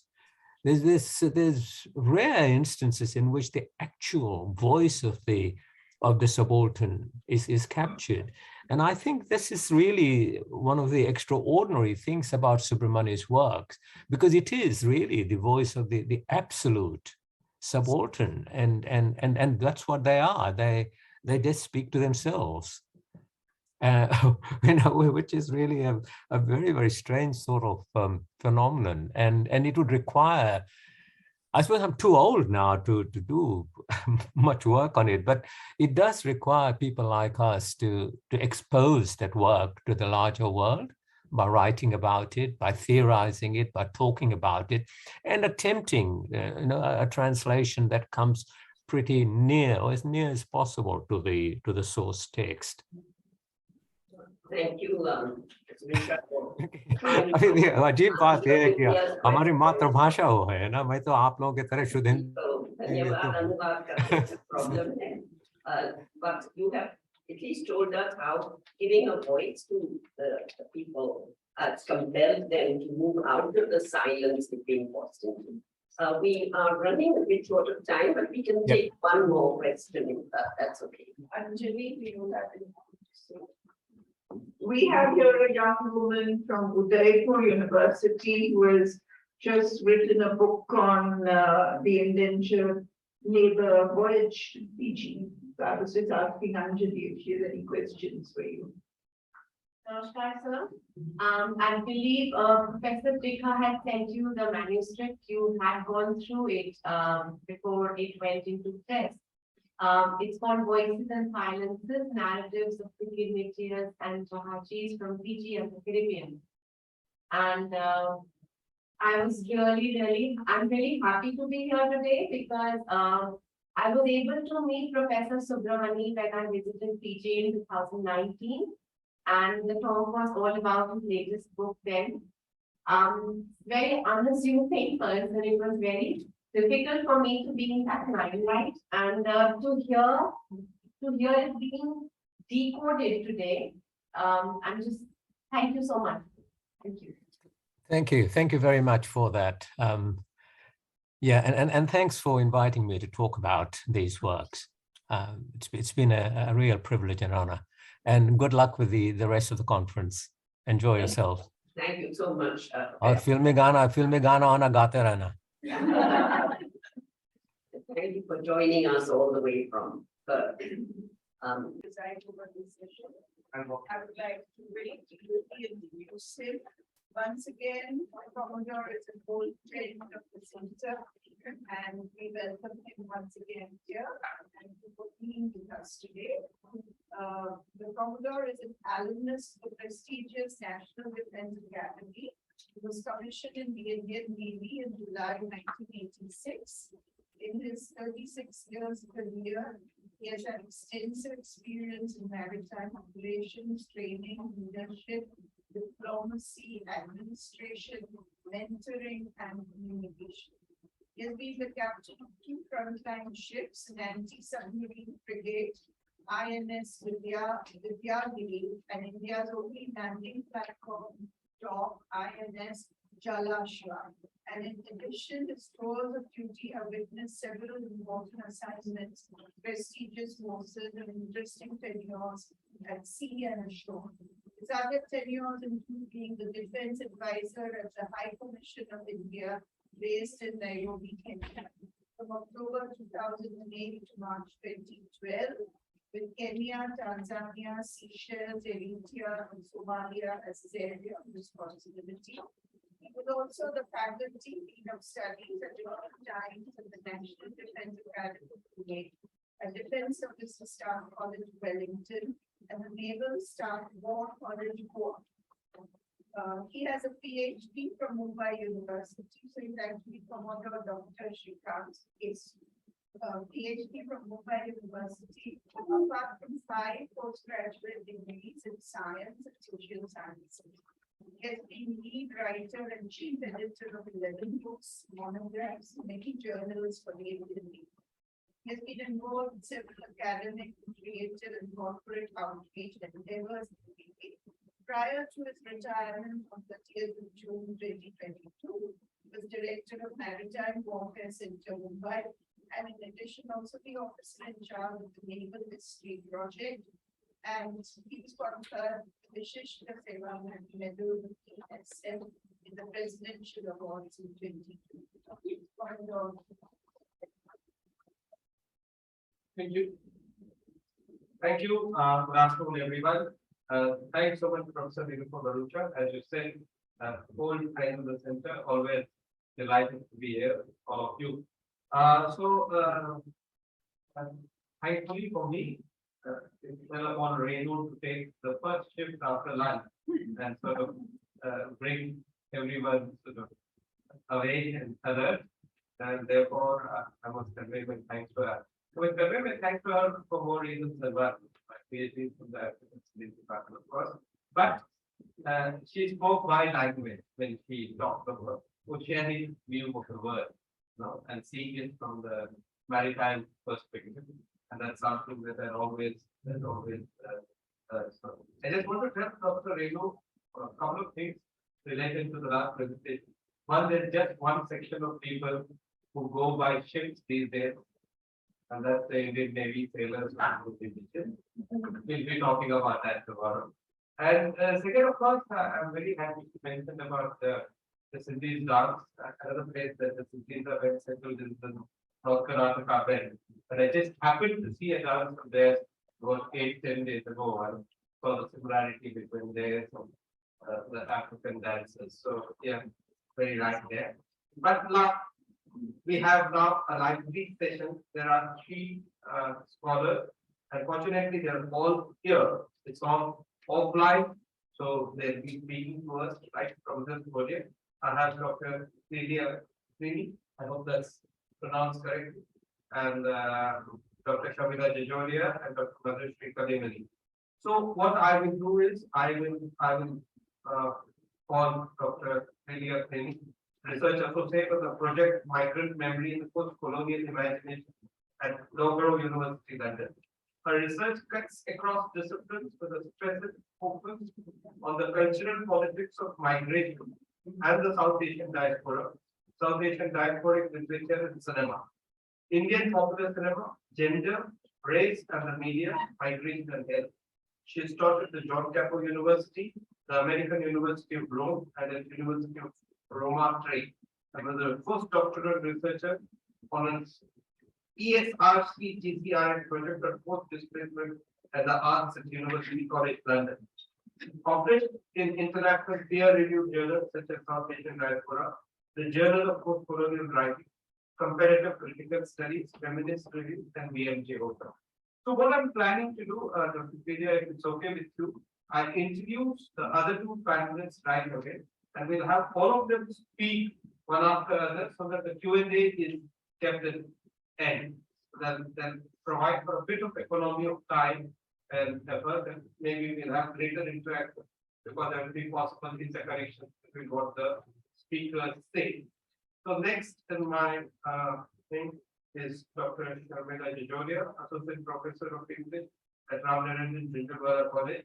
She is a bilingual author, poet, and critic, key content developer, and has contributed to college magazines, newsletters, books, journals, both offline and online, newspapers, All India Radio, and is an appointed member of Review and Editorial Board Syllabus Committee. Madhushri Kaliman, I discovered to my great delight earlier when talking that she belongs to a sister school of, we both belong to North Karnataka. She is an assistant professor of English at the Rani Chennamma University, Belgavi, Karnataka, over past 10 years. She specializes in post-colonial literature and children's literature. She attained a doctorate of fantasy and children's fiction in modern India. The study of Rabindranath Tagore and Dr. Bob, very, very interesting. She presented many research papers at the national and international level, published several research articles in academic journals. She is a feminist and has published a book titled Feminist Mode, an anthology of poems. She pursued a minor research project on deconstructing masculinity in select poetry of the Sima Nasri by comparative studies. She's also been an active member of my Foundation at Belgavi, the opening of HIV positive children, and has been providing financial adoption for girls bank for the last 7 years. So we got scholars with diverse experiences, diverse specializations, and I'm sure we'll have a rocking session. So as a chair, my job to slightly lay down some rules. So please stick to your 15 minutes time. I'm going to be like a good military man if come for the table like after 13 minutes. You know? So that we can hopefully adhere to the fact and have greater time for interaction. So it follows. Your time starts now. Thank you very much. Sorry, thank you very much. How can I get to my okay, just to introduce, so I'm going to talk, just to introduce one other people. So today I'm going to share with you some preliminary findings on a research project that I've been working on for 5 years, which is called Micromemory and Post-Colonial Imagination. This is a research project that we're running at the local university. So I will talk a little bit about the project and then I will focus on the findings. So, just get to drink.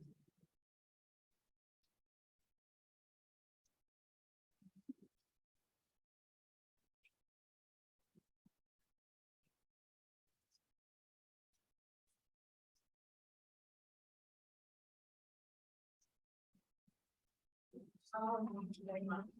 Okay. Oh, yeah, here we are. So there's some information on our team. I won't have time to talk about it in at length. Actually, the team is much bigger because we have 4 PhD students and some research assistants. But this is just to give you an overview of how big the project is. We've been working with different communities of South Asian areas in the UK, investigating the memories of the 1947 partition of British India, decolonization and migration to the UK. What we especially investigate is the way in which memories and remembering processes are involved in the process of making sense of the post-colonial experience in the British context. And we focus on community relationships and experiences of inclusion and exclusion, and especially also related to the question of Britishness. So not only how we are different community groups that relate to each other, to one another, but also how these memories of the partition of 1947 impact on the sense of belonging in Britain. So why study partition memories in the UK? So after Sarkar involving the nation wrote that the partition as the underside of independence remains effectively wound in the collective psyche of South Asia.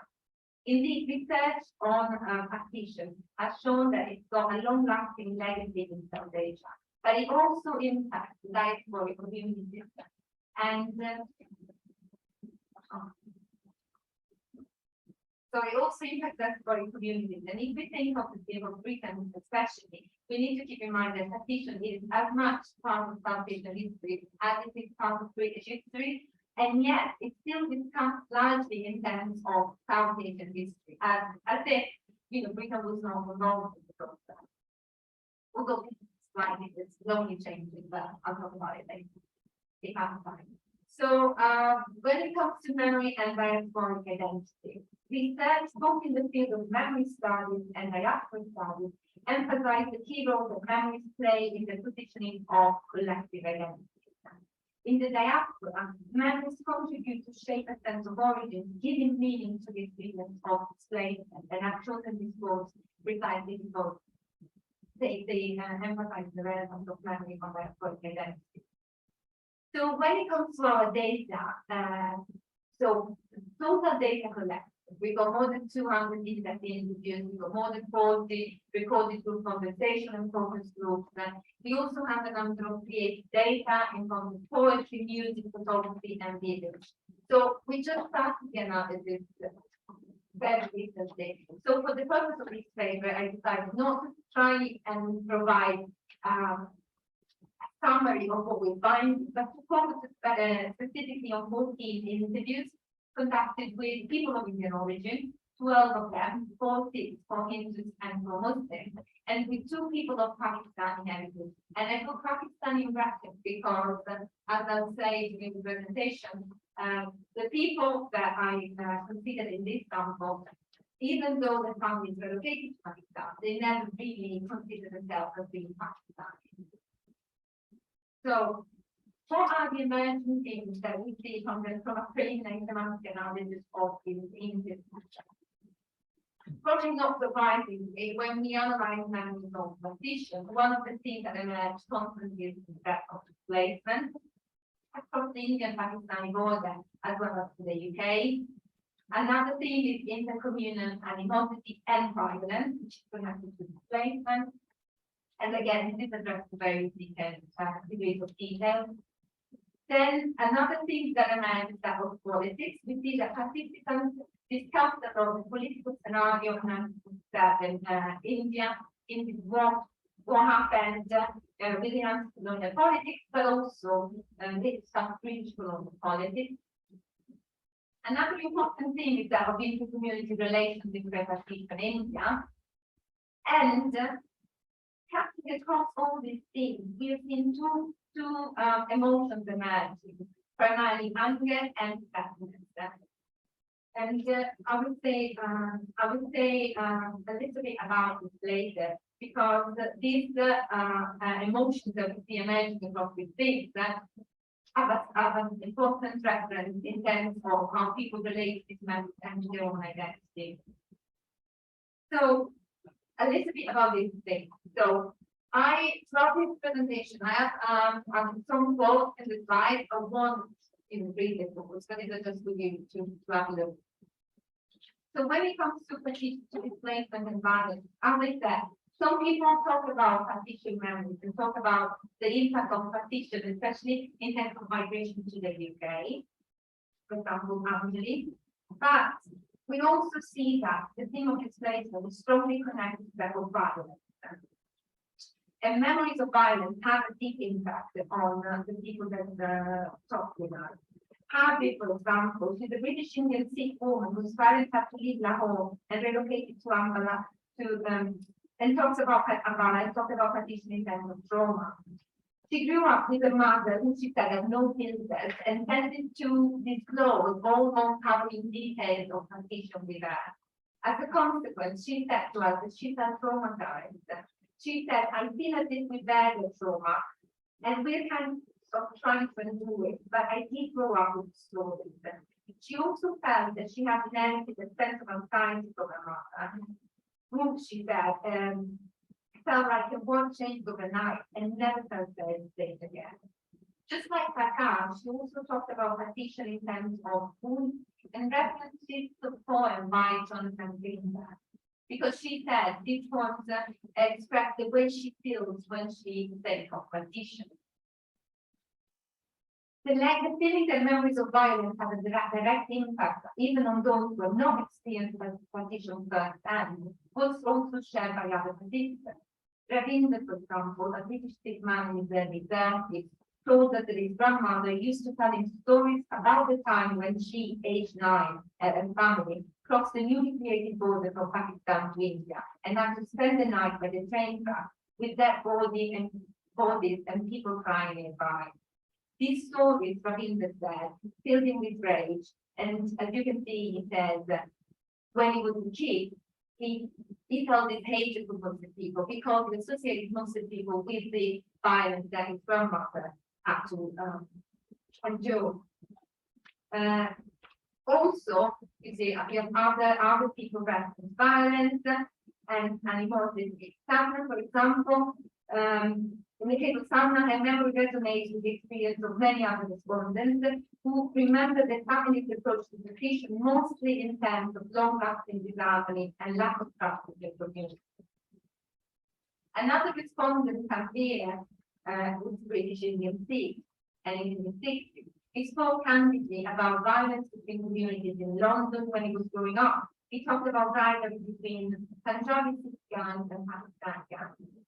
He added though that this is now changing, and this is thanks to the role of schools and educational settings in general, where people have the chance to get together and meet members of other communities, as you can see from the last form. So this is an important reflection because, as Vijay Mishra suggests, diasporas are located at once in memorialization and in the social realities of living here in the here and now. Memories of 1947 are not transmitted in isolation in the diaspora, but they enter the realm of experience, which for many people in the UK, means coming from members of other Indian religious communities, but also other South Asian communities. And in this specific case, the reference was mostly to people of Pakistani areas. This allows for memories and experiences to be shared and to be integrated into a new narrative of the event, which acknowledges also the suffering of the other. Harvey, for example, shared that she learned from a friend of Pakistani origin that their own family's experiences mirrored each other. She went on to comment that all families were as bad as each other, and feeling echoed by that. These reflections are very important for us because they stress what Hitler calls the act of remembering as a creative resource which can be used in a progressive aim. Interestingly, reflections on the similarities of experiences across borders were often accompanied by comments on the role of the British Empire in the division of the country, which leads me to the next topic, which is the one of politics. So, as I mentioned, many of our research participants remember the family discussing the broader political scenario at the time of partition. Apart from expressing their judgment on prominent figures such as Nehru, Gandhi, and Jinnah, some also recall attending rallies or family members of these groups. But we found that the vast majority of our interviewees reference interior politics as the key force behind partition. And this is relevant because, on the one hand, it implies taking to task the history and the legacy of the empire, which in Britain is still quite a controversial topic. But on the other hand, by putting the British at the center of the division, these interviewees basically managed to relieve some of the pressure between communities. And it is not a coincidence that the last thing that we have seen emerging in our data is that of pre-partition harmony. So the perception that inter-community relations were idyllic in India and pre-partition was shared by all of our interviewees. The image of a pre-partition India in which communities live together in harmony was often juxtaposed to previously mentioned differences between communities and often explained as the consequence of colonial policy.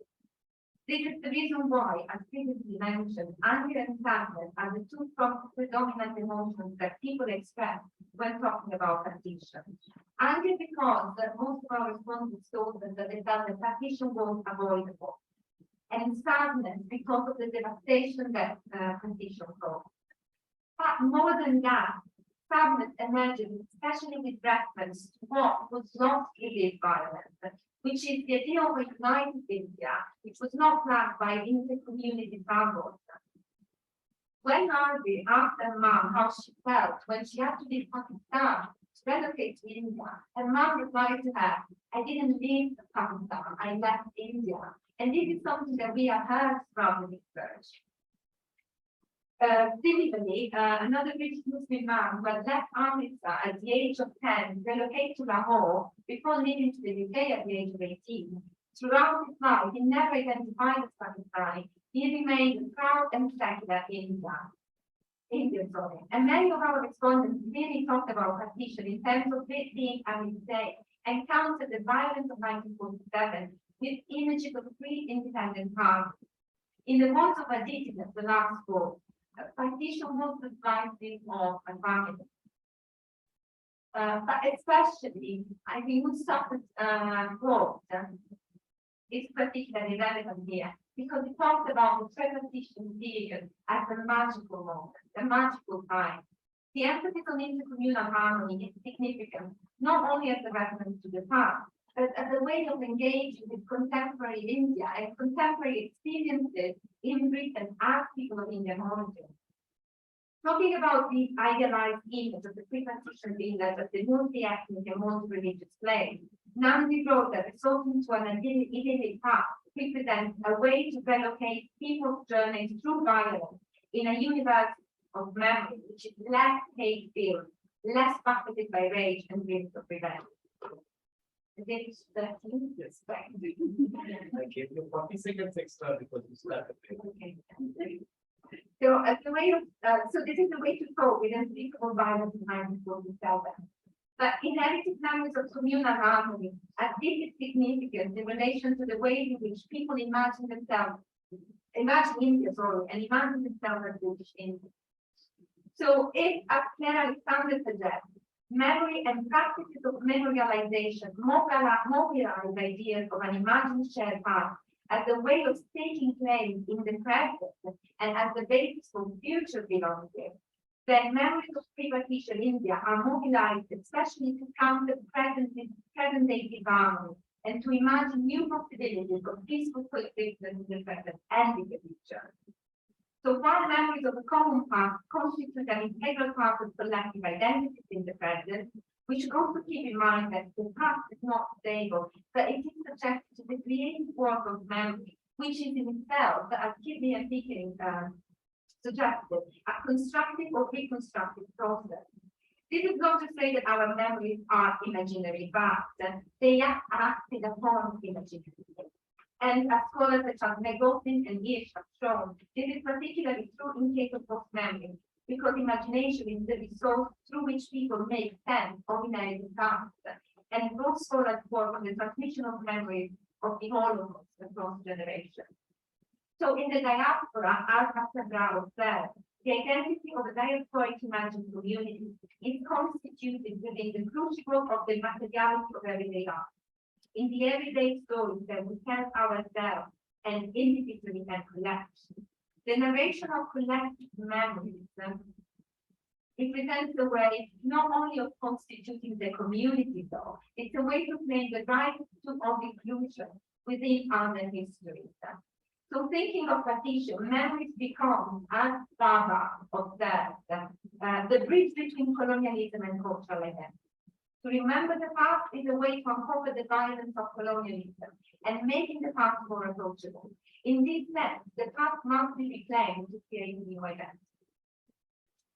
So, just as a way of closing, so from the data we collected, it emerges clearly that for our participants, memories of partition are deeply embedded within a sense of British identity. Aditi, our other respondent, confirmed that for her parents, talking about partition was about what it means to be India. And many of our participants expressed the feeling that this event continues to affect their lives to this day. But it is important to specify that the families of the people listed have been affected in different ways.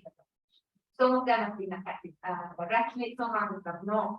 Some others have been affected in economic terms and in terms of loss of relations. But the sense that partition has an impact on the British Indian experience 75 years on was articulated as various overlapping debates. What I was hoping to align here today, because the conference is about independence 75 years on, is the creative ways in which people engage with memories of 1947 to shape a broadly tolerant and encompassing portrait of what being British Indian means, which is something to reflect on 75 years from independence. And then I just leave you with this point from Palma. We mentioned it today, and it's quite relevant how we come to that. Thank you.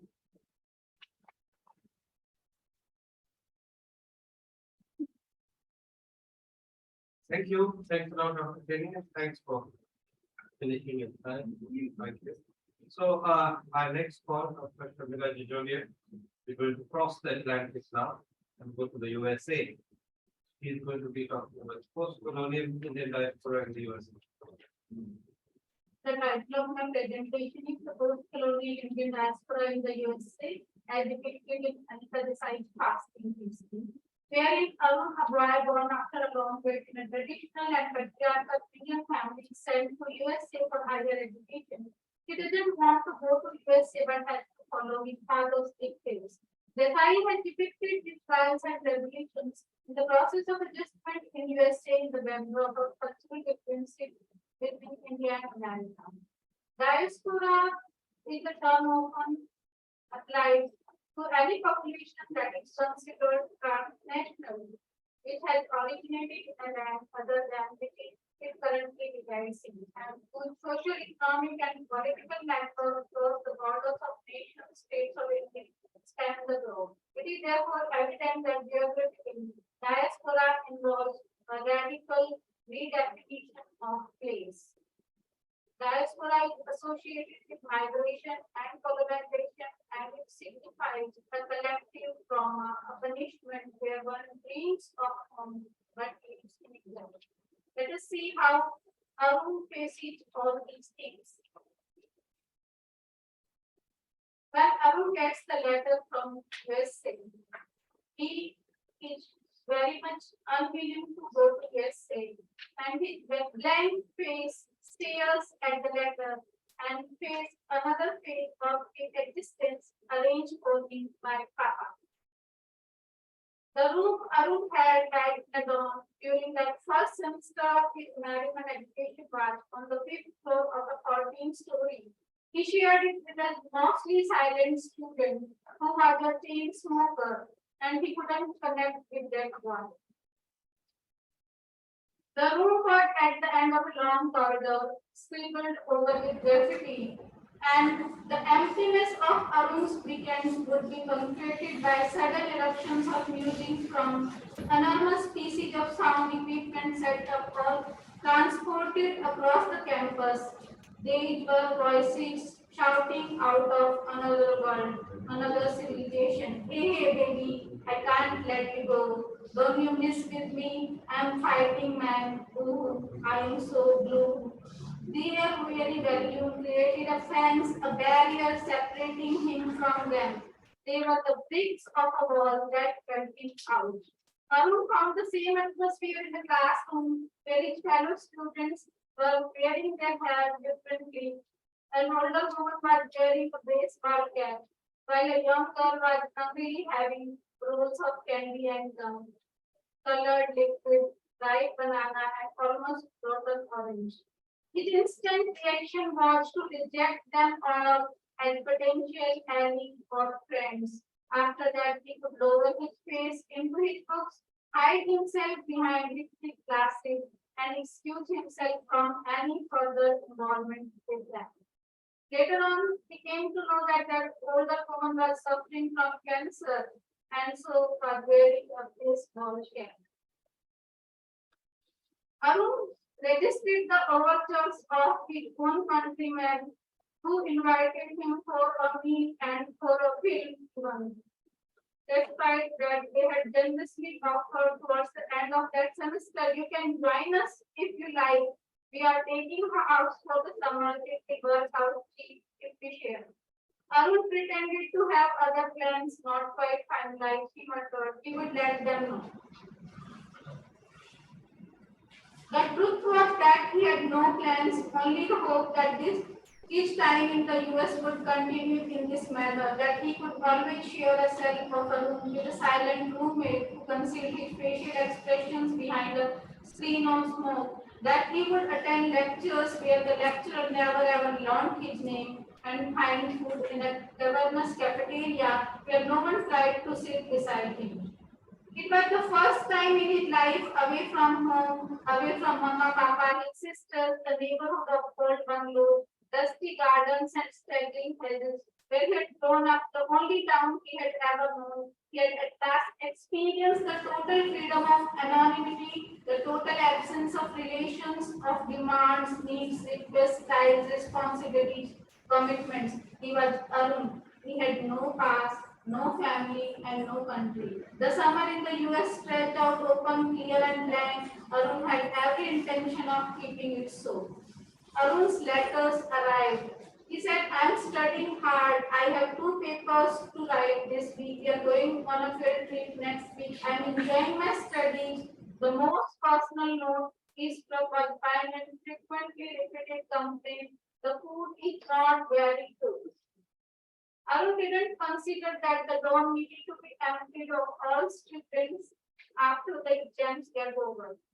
Now he started searching for lodging and he started looking into the local newspaper for rooms to let. One turned out to be the back of a garage, another turned out to be a hamlet in the woods. Then he went to the student center on the campus, sat with other students at a long table, flipping through files marked rooms or apartments to let. Arun queued up behind them and found a farmer was letting a room in a loft at the top of his barn in return for help with the hay. Second, he found that a woman is also offering a living room in return for babysitting for her 2-year-old son. His dream of a self-contained room in an apartment or housing block where no one would know him or talk to him was disintegrating. Then he gets a letter from his home. His sister writes to him, Mrs. O'Henry's sister lived in the same town as you. Her name is Mrs. Patton and she had 1 son and 1 daughter. Mrs. O'Henry has written to her and she is willing to let you have a room for the months you cannot stay in the dormitory when the university is closed for the summer. Arun has to telephone her and finalize it as per the papa's term. It was a kind of generously made and not to be rejected. The mother is worried how Mrs. O'Henry's sister will treat Arun. Arun makes a call to Mrs. Patton and he reaches Mrs. Patton's house. Arun is very nervous and searching for Patton's residence when it is summer. Arun makes his way slowly through the abandoned green of as if he were moving cautiously through mass waves of water under which unknown objects lurk. Arun keeps his chin lowered, as nervous as someone venturing alone across the border, but his eyes glance from side to side into all the windows, none of them are curtained. Arun knows nothing. He peers around him for footprints, for signs, for markers. He studies the mailboxes that line the drive, leaning into each other for some indications or evidence. He notes which one have names written upon them, which ones only numbers. He notes which house has a large clutter of children's toys and which have carefully constructed gardens.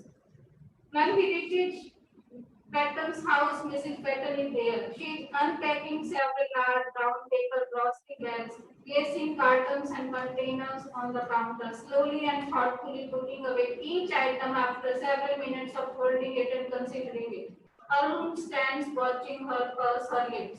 Mrs. Patton gave him a pleasant, light-filled room on the first floor of the house on Baydale Lane. It had a white bed, white chest of drawers, a white rug on the floor, and white curtains at the window. Arun pulls the shade tumbles down, and he blurts out, I have broken the shade. Mrs. Patton discusses with Arun how the food in India is different from the food in America. Arun climbs the stairs to the door, pets it with the flat of his hand, pushes it open and apologetically lets him. Arun, she exclaims with a little scared laugh. Oh, Arun, she repeats, trying a different tone, less alarmed. I'm glad you are back. Dad got home early from the bedroom. Mr. Patton is cooking dinner. Arun nods morosely. Since this means it is to be steak again or hamburger. the order of ground being charred over the fire or to have warned him. It is the pervasive order of the entire suburb on any summer evening, and it had not struck him that patterns were making a contribution to it. Mrs. Patton notes his expression and gives a little groan. What will you eat? She worried. What will we eat, you and I? What will they? He looks back at her dejectedly. Neither is capable of changing the situation. Somehow he had found the one person in the land who is in the same position as he. That makes for comradeship. There is no denying, but it doesn't necessarily include anything. They both stand staring at the can of plum tomato chip holding as if it contains the answer. Becoming aware of his plate, she brightens. Mrs. Patton instructs Arun to wash his hands and Mr. Patton to advance his plate by addressing him as Red in humorous tone to rhyme it with his son's name Rod. Arun means Lal, which is in English red, so he just addressing him comically. Arun stammers in embarrassment, oh, I will just have the bun and then salad. Mr. Patton raising an eyebrow and Mrs. Patton comes to her rescue, though too late. Arun is a vegetarian dear, and then her voice drops to a whisper like me. Mr. Patton considers that refusing a good piece of meat is not natural. Arun follows Mrs. Patton to a table set with platters and bowls of lettuce and rolls. Sadly, he resigns himself to the despite food and feels he must assure Mrs. Patton as he would his mother. I will eat the bun and salad. After a bit of pushing about slices of tomatoes and leaves of lettuce in the time in America, he had developed a hearty abhorrence for the raw food. Everyone here thinks the natural diet of a vegetarian. He dares to glance at Mr. Patton. Arun, a vegetarian, doesn't find the food at US very good, but ties it back to adjust. He stayed at Patton's temporarily at his father's instruction when university is closed for summer. Mrs. Patton wants to try vegetarian food and so befriends Arun. He finds that everyone in the Patton family lives an independent life and has different eating habits and choices. Mrs. Patton hardly cooks at all. Rod is passionate about his physical fitness while Melanie suffers from bulimia anorexia, though the freezer is always full of eatables. Arun is unable to decide what is dangerous in this country, the pursuit of health or sickness. Melanie is neglected by the Pattons, but her obsession for chocolates and consequently her deteriorating health alarms Arun. Melanie's face across table looks like blotting paper that has soaked up as much water as it can hold. It is blotchy and discolored. It says, does Mrs. Patton not see? Arun realizes that though they live under the same roof, there is little interaction among the members of Patton family. Now, Mrs. Patton and Arun go for shopping together, and he realizes that Mrs. Patton wants to keep the freezer full always. But in the family, Mr. Patton is always cooking meat, hamburger, steak. Rod is crazy after physical fitness, so he is also not available for the dinner, while Mr. Patton taking too much effort to cook the dinner. Melanie is eating candy and nuts, and she is also not eating the dinner. Mrs. Patton wanted to eat vegetarian food. So Mr. Patton is cooking, but nobody is actually relishing the food. Arun, being vegetarian, also doesn't want to sit for dinner with Mr. Patton. So Mrs. Patton tells Arun that I will cook vegetarian dinner for you, but then the spices and the taste is totally different, so he doesn't like the dinner cooked by Mrs. Patton as well, but he can't say anything. Okay, Melanie says whatever you are cooking or mother is cooking is like a shit, she can't eat it. So Arun's dilemma is that he is not able to adjust anywhere, either in the dorm or at Patton's house. And he leaves when the next semester starts, and he gifts Mrs. Patton a shawl and tea box. This is how the novel ends. Thank you. Thanks a lot, and once more thank you for adhering to the time. It gives us more time to discuss. So ladies and gentlemen, we go to UK, we go to US, then we come back to the center of universe, which today is Bollywood. So, but of course, this is of a Bollywood girl who goes wanders around. And Dr. Madhushree is doing a feminist critique of the movie Queen. So over to you, Dr. Madhushree.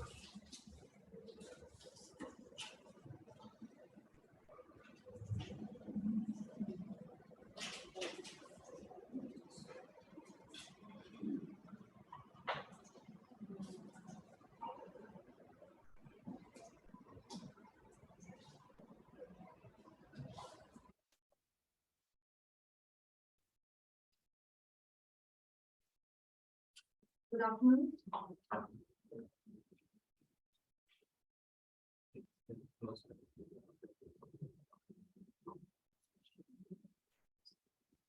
I feel very upset. I feel humbled and privileged as well to present my thoughts on the topic diaspora and Indian women, a feminist critique on the movie Queen. My paper is divided into 3 parts. The first part is the basics of diaspora, and then I shift the focus on diaspora and Indian women, and the third part of my paper is on movie Queen, especially the character called Rani and how she changes herself in the diaspora. I would like to begin my paper with the quote of Salman Rushdie from Imaginary Moments. It's my present that is foreign, that the past is home, RBA, a lost home in a lost city, in the midst of lost time.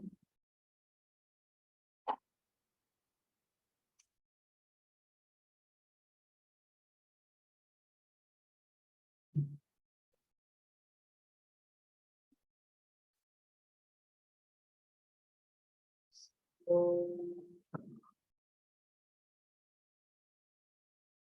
I have mentioned here the keywords of diaspora, and I would like to discuss the definitions as well as the debates.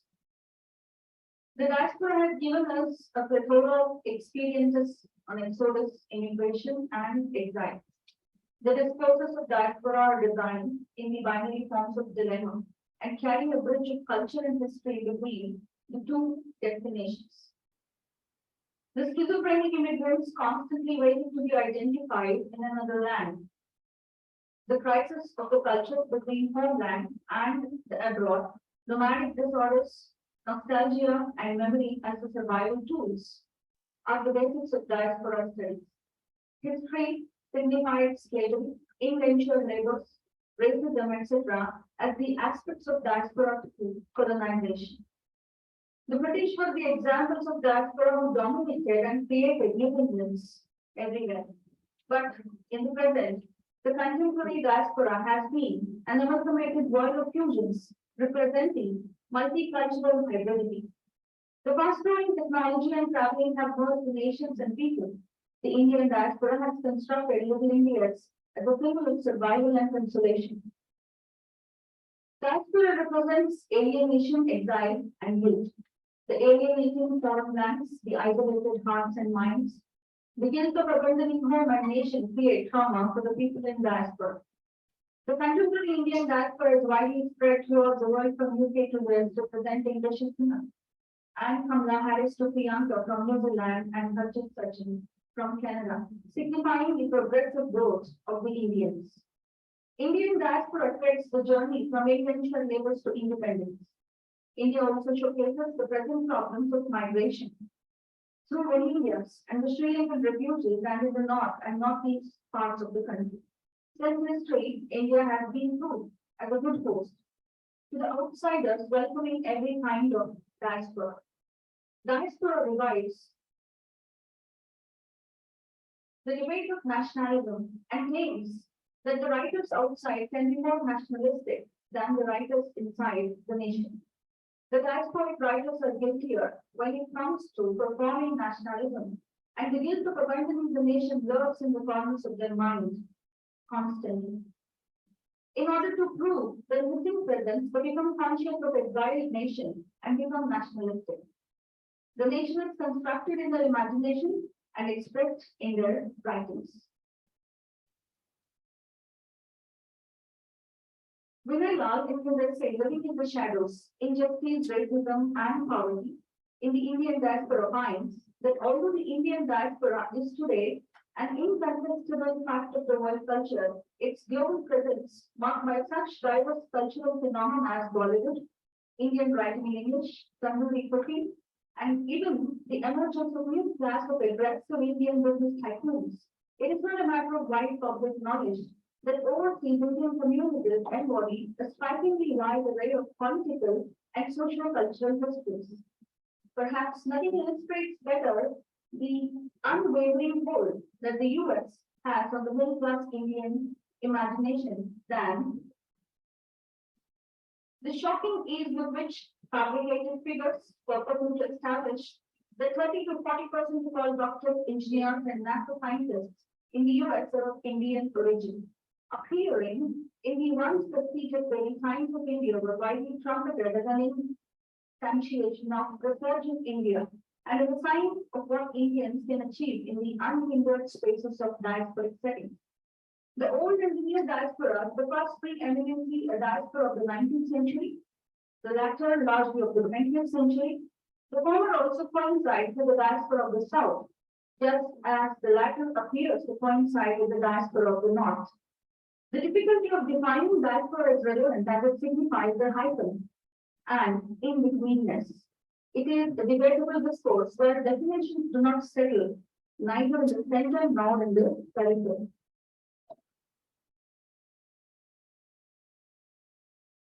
One of the eminent critics, Rajan Mishra, in his essay, The Diasporic Imaginary and the Indian Diaspora, defines that all diasporas are unhappy, but every diaspora is unhappy in its own way.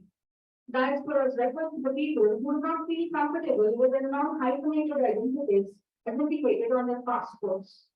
Diasporas are people who would want to explore the meaning of the hyphen, but perhaps not press the hyphen too far, for fear that this would lead to massive communal schizophrenia.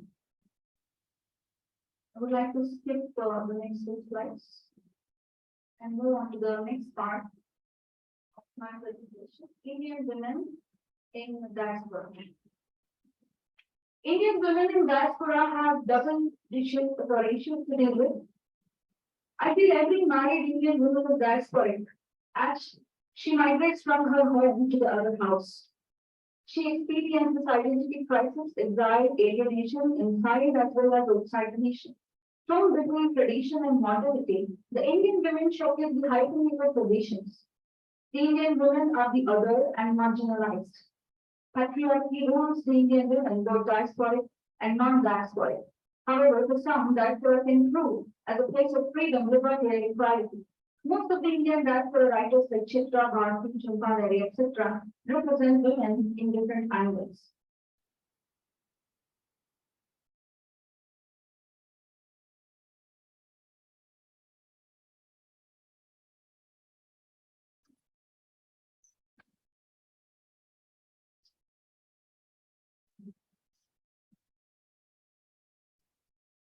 Amma Pandey, Women in Indian Diaspora, her essay, Redefining Self Between Dislocation and Relocation, finds that Indian women usually migrate within the patriarchal framework and cultural considerations and are supposed to preserve it as the bearers of Indian tradition.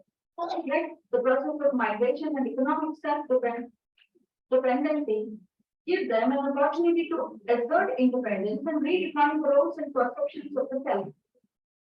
While many of the problems women in Indian diaspora face arise from patriarchal structures, besides foreign settings, one can find innumerable instances of struggles and feuds over adversities and hostile situations, standing in between two worlds, with complex realities of unequal power dynamics of the homeland and stereotypical aspects. So, in spaces of the homeland, women tend to experience conflicting subjectivities of freedom and subjugation.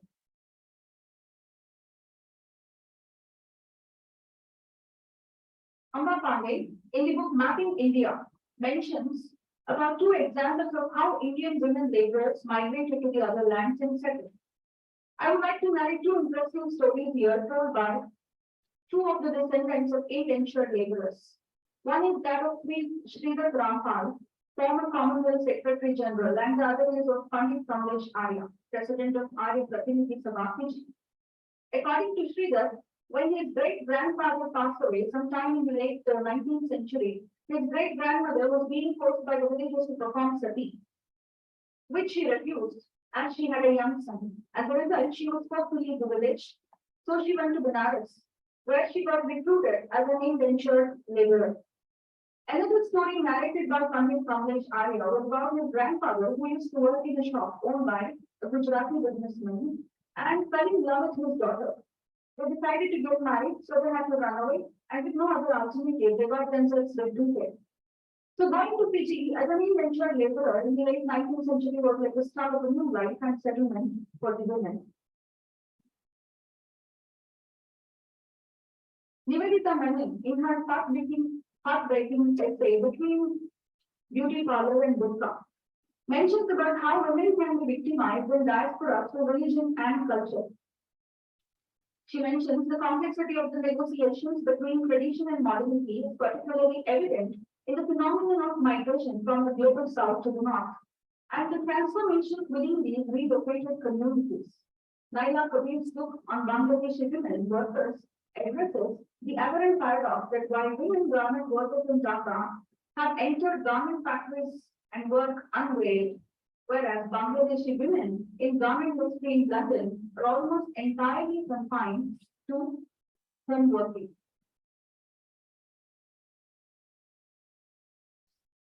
The aspects of diaspora are experienced by women inside the nation, and they suffer from exile at home. We have been witnessing women like Sita or Draupadi being exiled. The stories here, I've taken two stories, Bats and the Bread's Giver, Pachita Divakaruni and Mahasweta. Are the archetype of women under exile in different ways. An Indian woman need not be an expatriate or an immigrant, but still be exiled at home.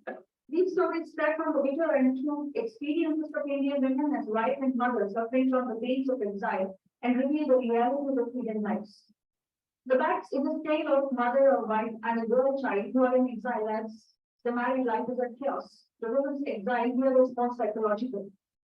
The other story, the Bread's Giver, denotes the theme of meaningless motherhood, that whatever and how much ever a woman sacrifices, she has to experience in exile as the result of it. Moving on to the next part, Rani and diaspora in the movie Queen. Cinemas have been relevant in portraying and mirroring the realities of Indian diaspora. Many movies have showcased the themes of diaspora in many angles. The movies like Dilwale Dulhaniya Le Jayenge, Pardesh, Namaste London represent women and their shattered views about home and the other nation, hyphenated between family values and independence. Movies like Swadesh, Lagan represent nationalism of Indian history and contemporary times.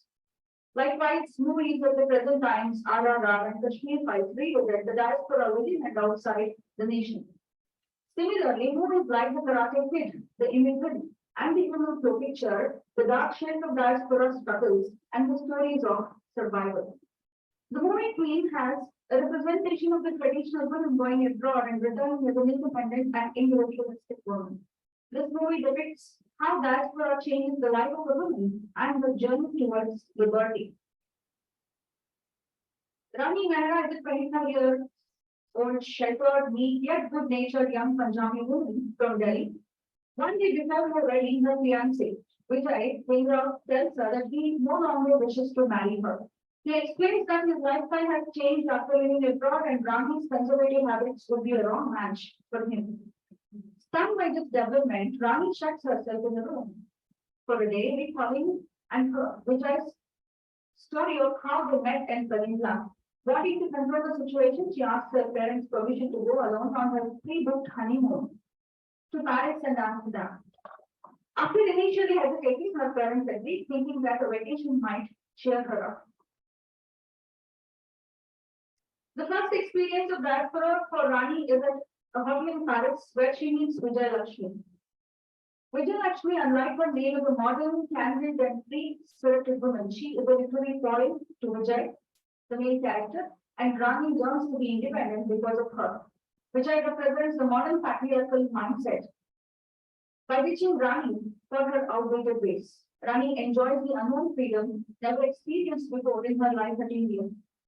Vijayalakshmi's lifestyle as a maid and an unwed mother reconstructs Rani's cocoon mindset, tradition, and culture.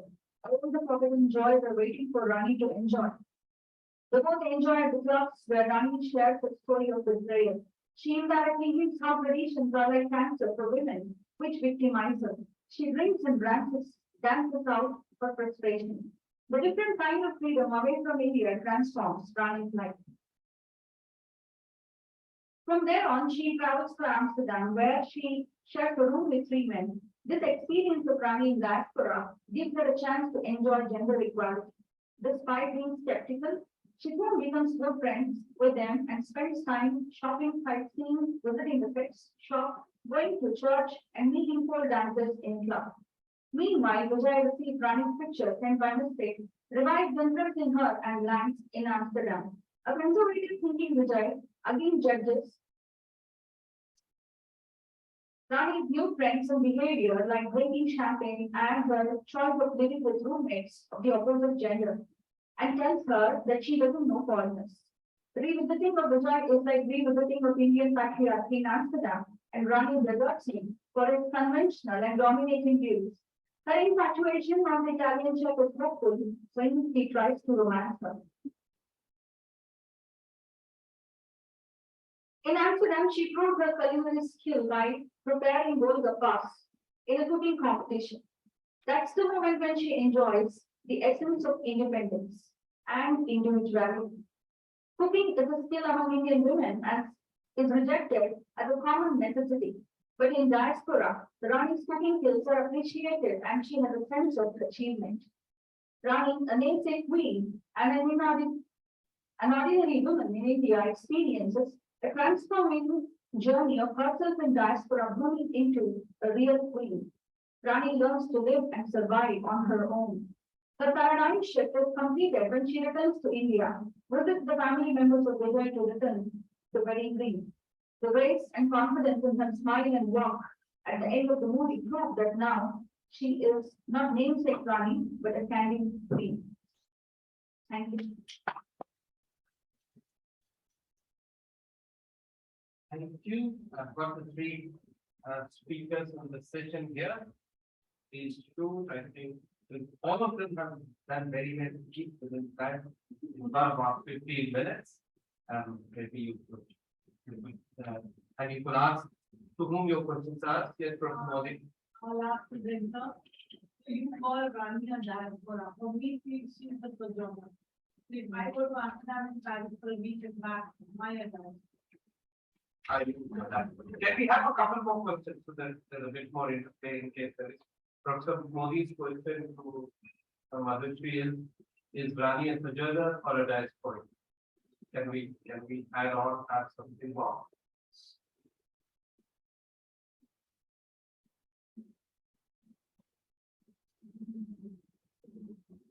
What? Anyone?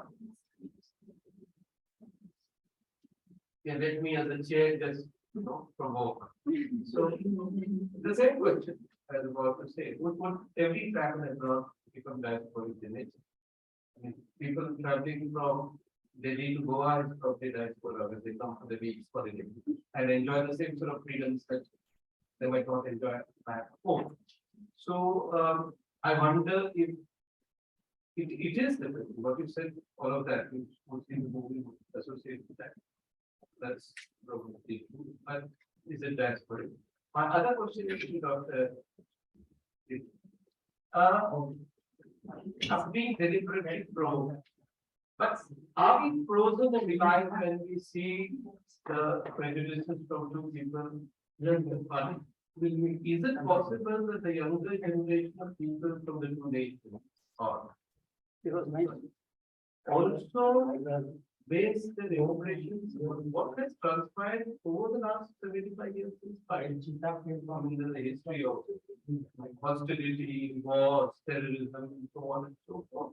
So it's entirely possible that the impressions that the Indians and Pakistani diaspora in UK may not just be based or rooted in partition, but maybe something more and may have to be a continuing thing rather than just locating.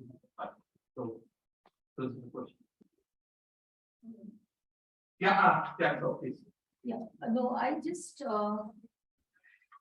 I think I'm loud enough, but anyway, I just wanted to ask Celia a question or just a point for consideration. Have you really tried to study whether, being in diaspora has somehow added to freezing the memory of partition?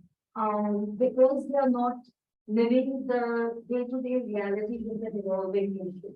Whereas it will be easier for people back home, because there are, of course, many more hundreds and thousands of people that face the partition issue here. So, is it that the diaspora is sort of clinging on to that memory, or has kind of have it frozen in time?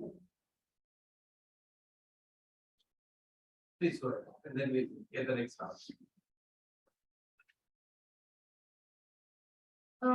I feel diaspora is more psychological.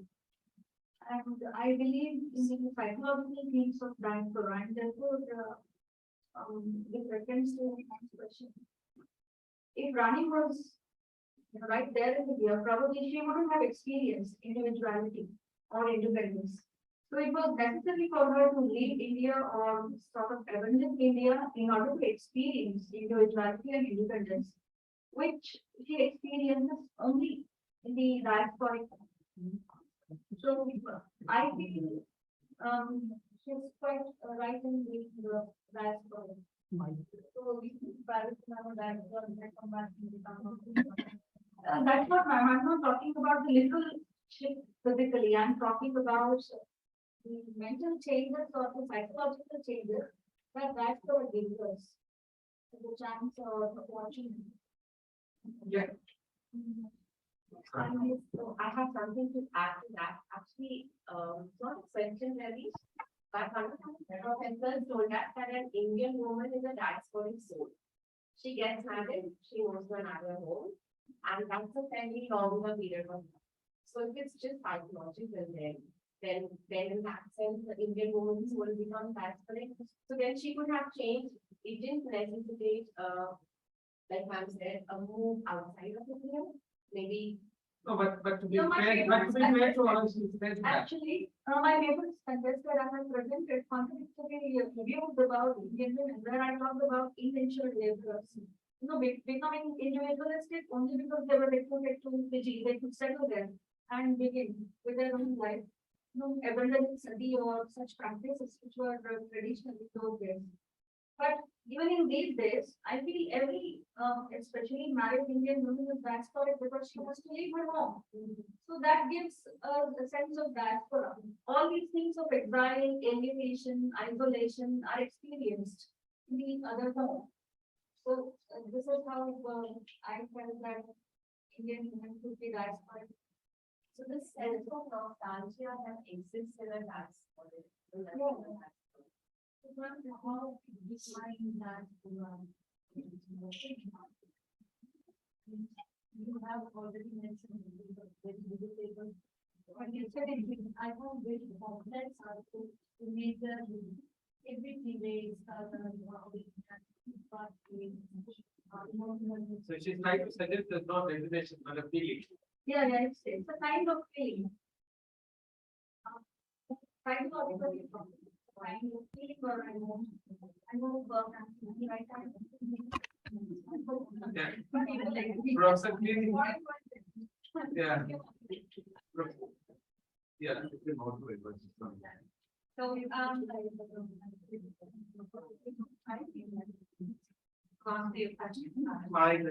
were no.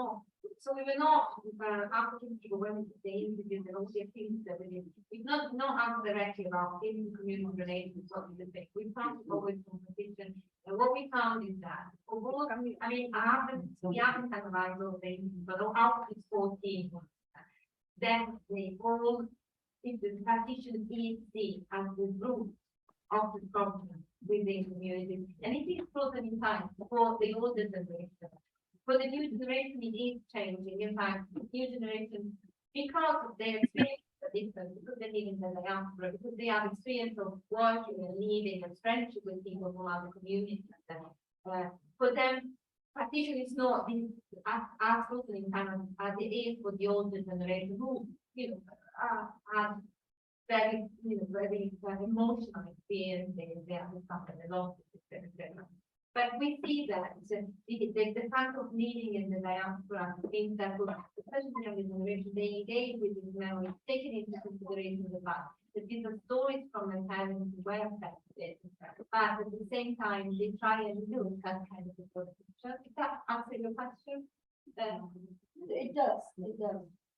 So my more than a question, it was a kind of possible suggestion that if it is possibly important to even look into that aspect, because it's sort of looking at the memory of partition from the UK in isolation would not really give you a picture which is very it is very grounded. Yeah, so now we don't look at it. So this is the reason why we talk with different communities on activities centered around different topics, and then going around different topics to talk about it.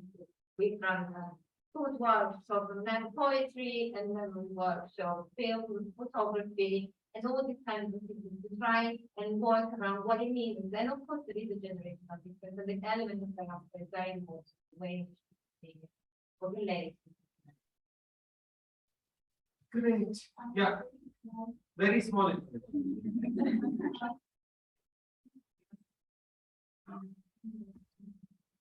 During partition, those who went to Pakistan, 70,000. And we call them India Diaspora. They are called the Mohammadis still in Pakistan. Yeah. Could you call Indian? Well, I would ask them how to define themselves. Some of them define themselves as Pakistani, some others as the people that I included in the example, they don't, because they said their families left India, they didn't leave Pakistan, and Pakistan was not their choice. So I think it depends on where the families position themselves. Good. Right, ladies and gentlemen, I think we had a wonderful session. I'd like to talk more about this part, but as I said, we are on a time schedule, and we got the next session to follow. So thank you very much. I think they made some very interesting points. Participants, memory, Madhuri suggesting that the diaspora can be a source of empowerment, because it was constantly of slavery and subjugation. I think you suggested that every woman ought to have a diaspora twist in her life to maybe get a sense of agency. And thanks. So it's wonderful. Please join me in for the next program, the next session. We have tea, but before that, something to like chair and help us speak. Chair.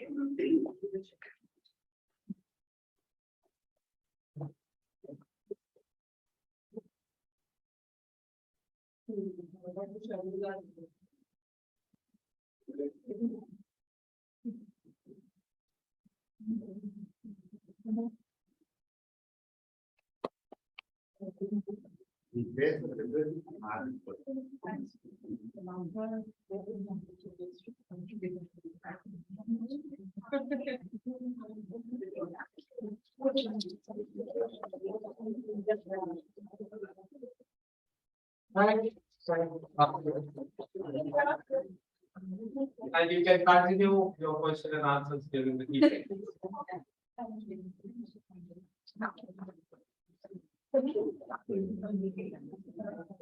Outside and then we come back.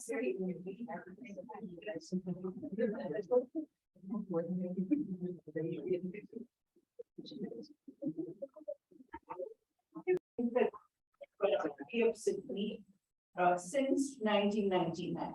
He's also been a fellow at the Indian Institute of Advanced Studies, Shimla. His books include Delphic Intimations, interviews with Australian creative writers and critics, Celebrating Multiplicity in the Plays of Girish Karnad, and Literature, Nation and Revolution, celebrating the 150th year of 1857, Dynamics of Cultural Diversity. His latest book is Mira versus Mira, which he presented to me in Münster, and I enjoyed reading. I really liked it with him.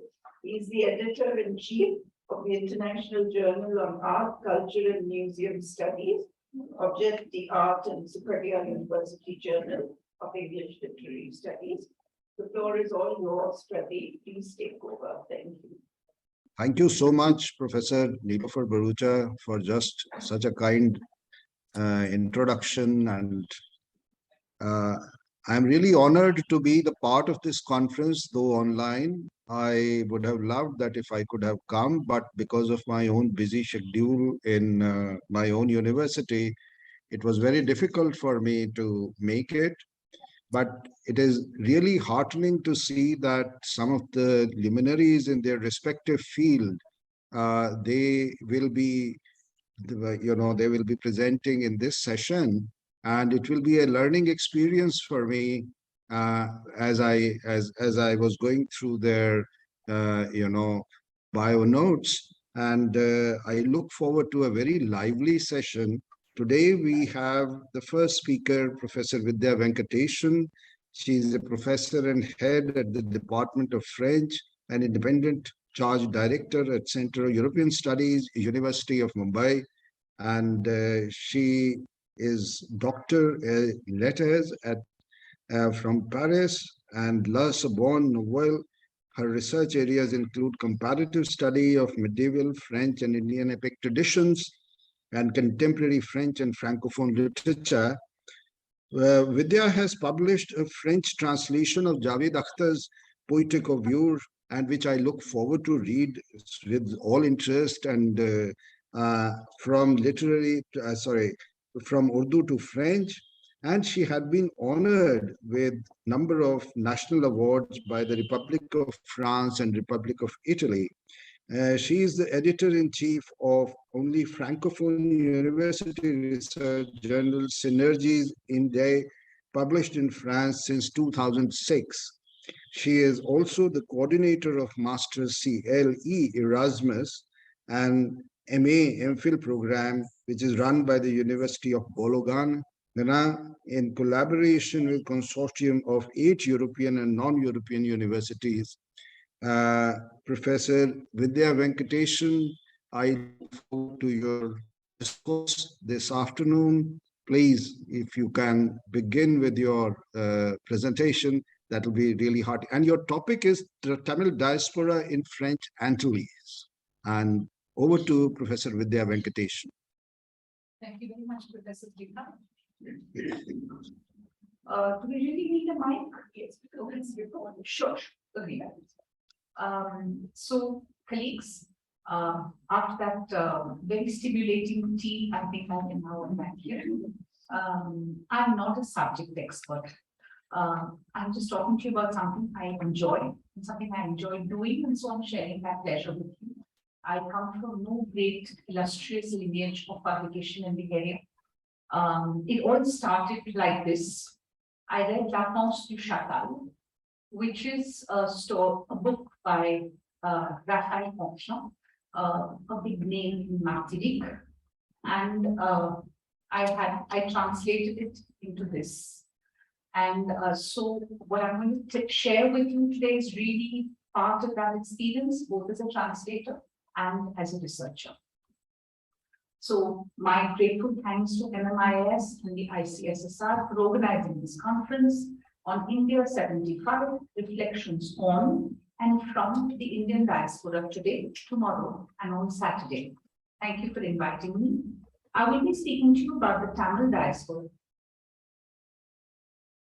Even closer. Yeah, is this okay? Yeah. So I will be speaking to you about the Tamil diaspora in the French Antilles. I'll be focusing on the sister islands of Martinique and Guadeloupe, French overseas territories today. My interest in this subject really began with my translation of Confiance Pense du Chacal into English as the Cane Cutter song published by Speaking Tiger in 2021. It tells the story of a Tamil family from Madurai, Arjuman Guruswamy, his wife Devi, their sons Dinesh and Kanada, who come to the Martinique to work on Felix Ougla de Boncour's sugar plantation, Habitation Courtaille.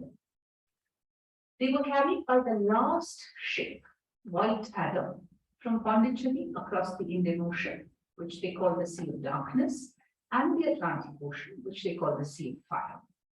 Here they meet Murugayan, who they fondly call Papa, and refer to respectfully as the ancestor, who was the son of the first convoy. So the first ship that ferried 300 Indians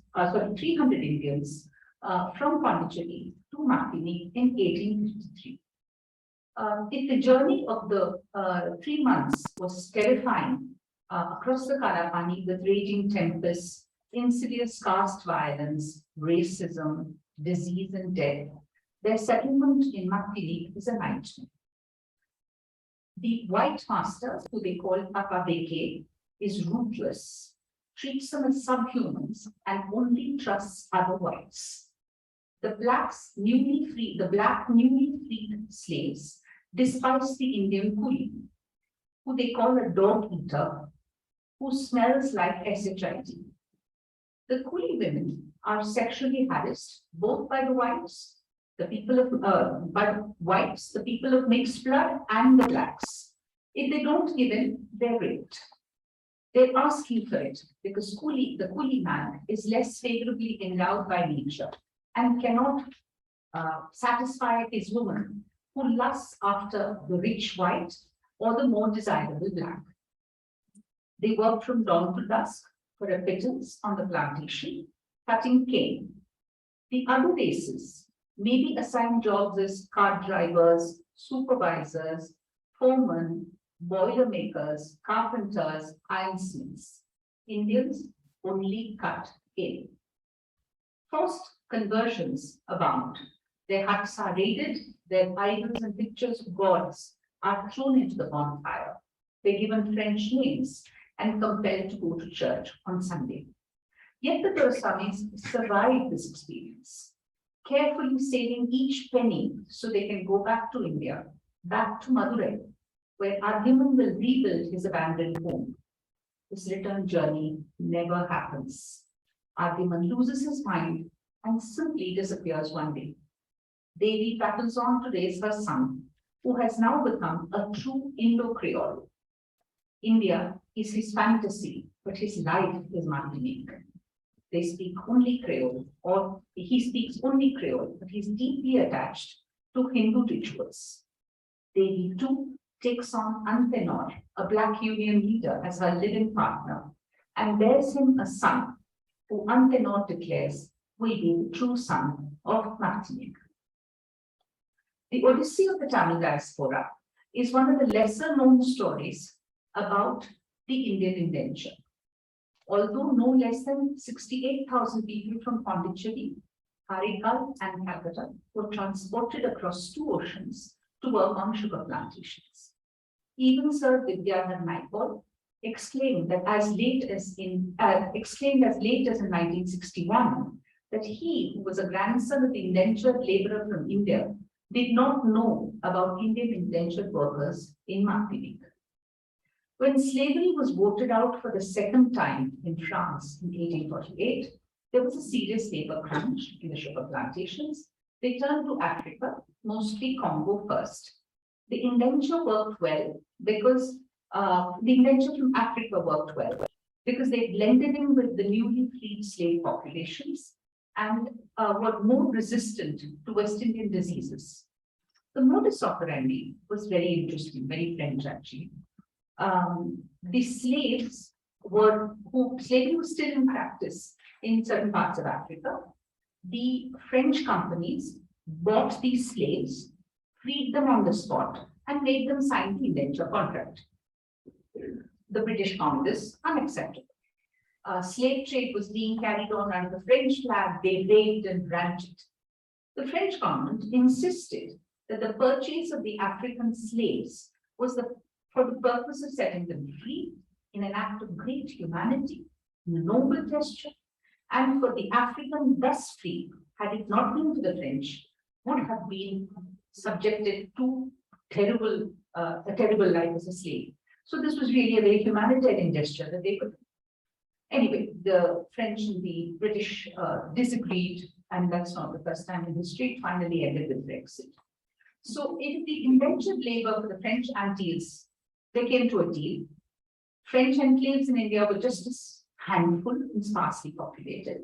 So indentured labor for the French Antilles could be procured from British India. Then the French would end recruitment in Africa. The Anglo-French conventions in 1860 and 61 granted the French the right to recruit British Indians on the same terms as British recruiters and allowed them to establish recruitment stations in British and Indian ports. Calcutta provided the French Caribbean colonies with about half of all the Indians recruited between 1871 and 1888. Guadeloupe received twice as many Indian recruits from Calcutta in the 1870s and 80s as from Pondicherry and Carica. In return, the French ended recruitment from Africa for the Caribbean. In 1853, the ship called Aurélie carried 300 laborers from French India on a 3-month-long voyage to the Martinique. And the next year, the same vessel introduced a similar number of Indians to Guadeloupe. Overall, 66% of Indian migrants were adult men, 24% were adult women, 10% were children, of whom a small percentage were indentured adolescents. They came from all walks of life, all castes and classes, contrary to the popular belief that only the low castes migrated. Indians signed up for indenture for many reasons. Between 1850 and 1899, British India experienced 24 severe famines. Millions died. These famines had a significant impact on population growth. Many villages were socially as well as economically deprived. The advent of British capitalism destroyed many small-scale industries. Traditional businesses, craft work closed down. Livelihoods were affected. Due to loss of work and livelihood, there was a large-scale displacement of people as men went looking around for work. Many even joined the army. This resulted in extreme hardship and poverty. Many peasants preferred the status of indentured labor instead of bonded labor under the zamindari system. Oppression of lower castes was another factor. Now we come to our story with the cane cutter's son. So Arjun, who's going to emigrate, his father is Anbal, and Anbal is a rich mill owner with a large number of employees. He lives a lavish lifestyle. But as the British transformed India from a manufacturing economy to a mere market for their goods, he has to close down his factory and move over to till his land, a piece of land that he had bought. But once again, the land rejects him, so to speak, because there is famine, monsoons fail. And finally, they are chewing on leaves to stave off hunger. Ardiman is taught by his father to steal rice from rat holes and eventually kill a few rats to throw it in with the rice so that the taste improves. And when he comes back with this loot, so to speak, he finds that his father and mother are being devoured alive by wolves.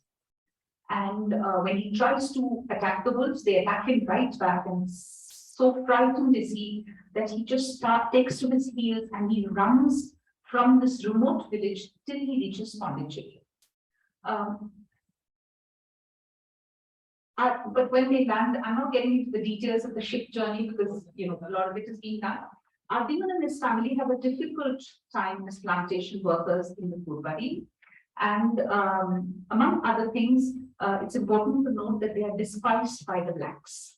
The book constantly refers to them as the Negroes. And in the translation, I have referred to them as the Negroes, but I'm somehow finding it very difficult to pronounce the word. So you forgive me if I just say blacks. So the blacks are very, very angry because they find that the coolie has now come to replace them, and they thought that they finally teach the white man a lesson by not working on his fields. And here is the ever docile, ever willing coolie who is come. And so they actually line the roads along which this cart is going to go through with the indentured labor, casting curses at them, shouting at them. And the Indians don't understand what they're saying, but they very quickly sense that they're not welcome.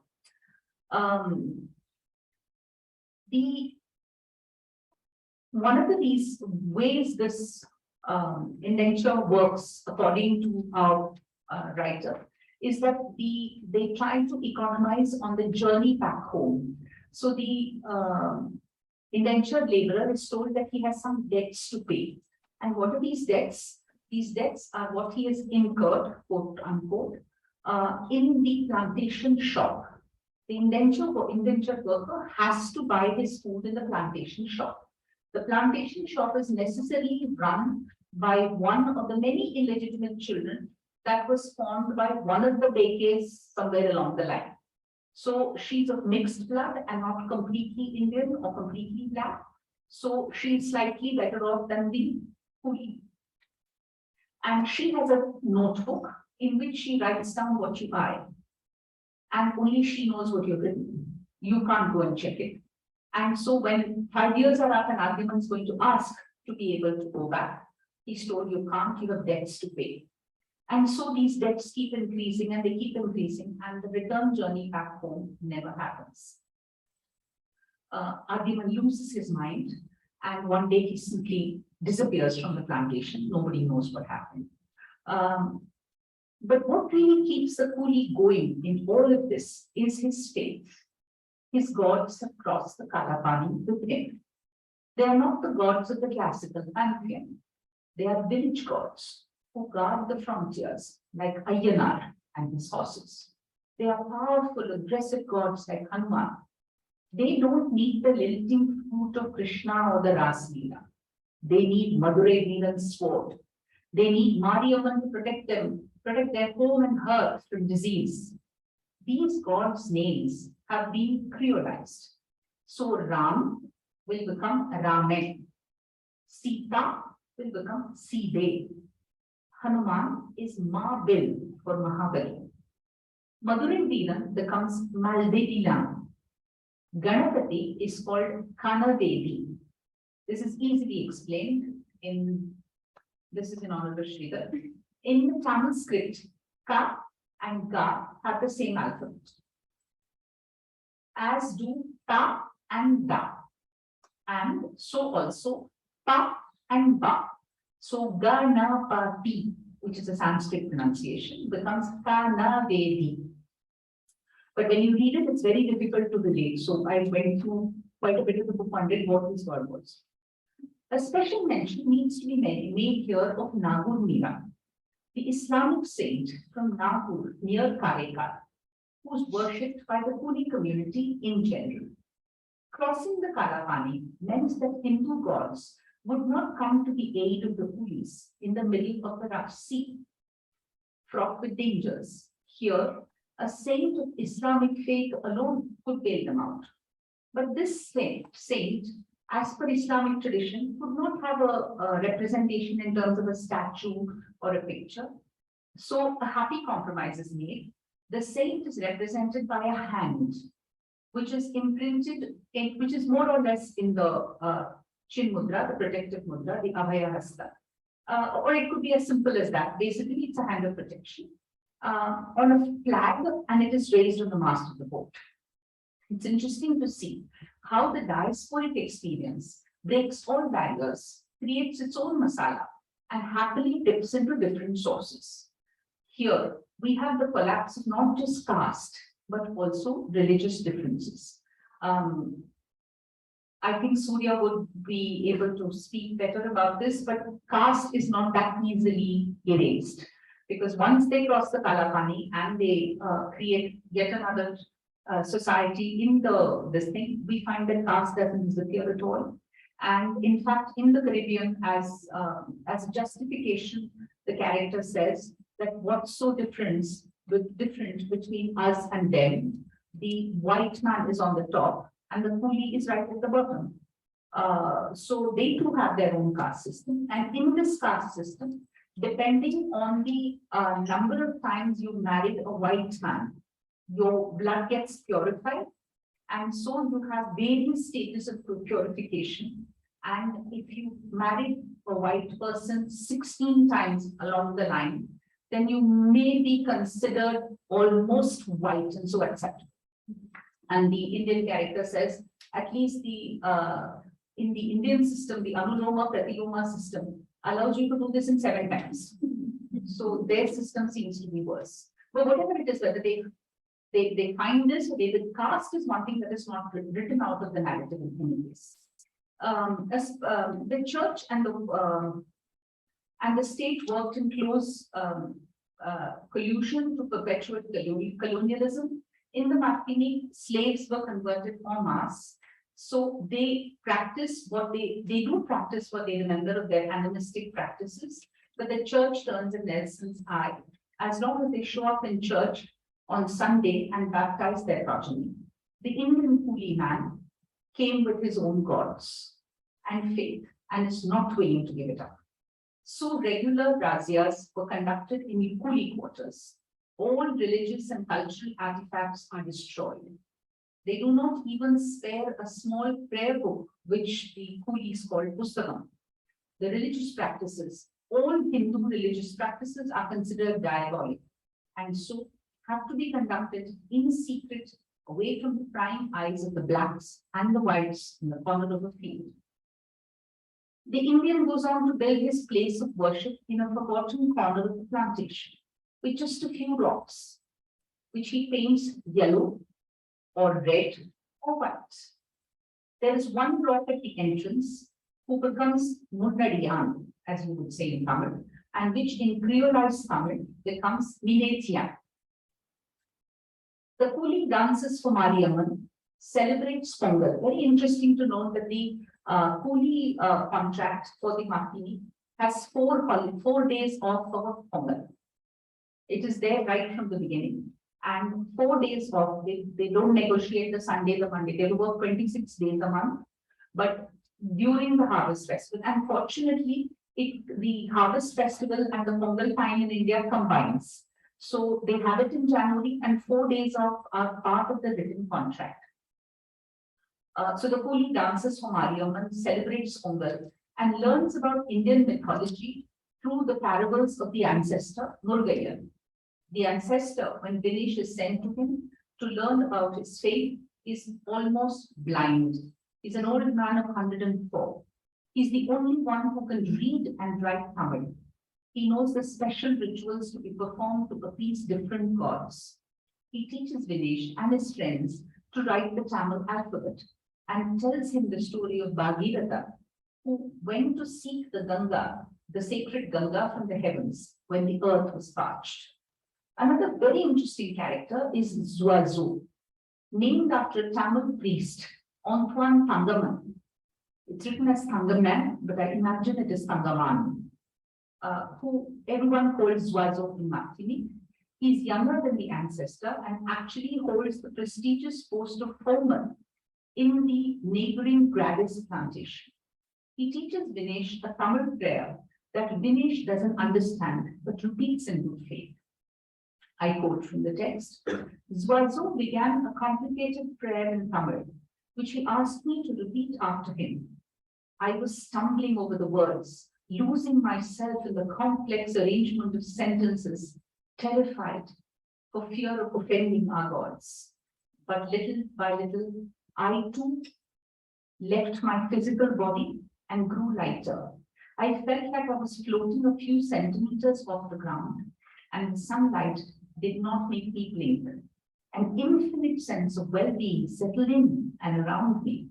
I was one with the world, one with Swazo, one with the temple, no matter how derelict. So here we notice that in Martinique, Tamil enjoys the same status as Sanskrit in India.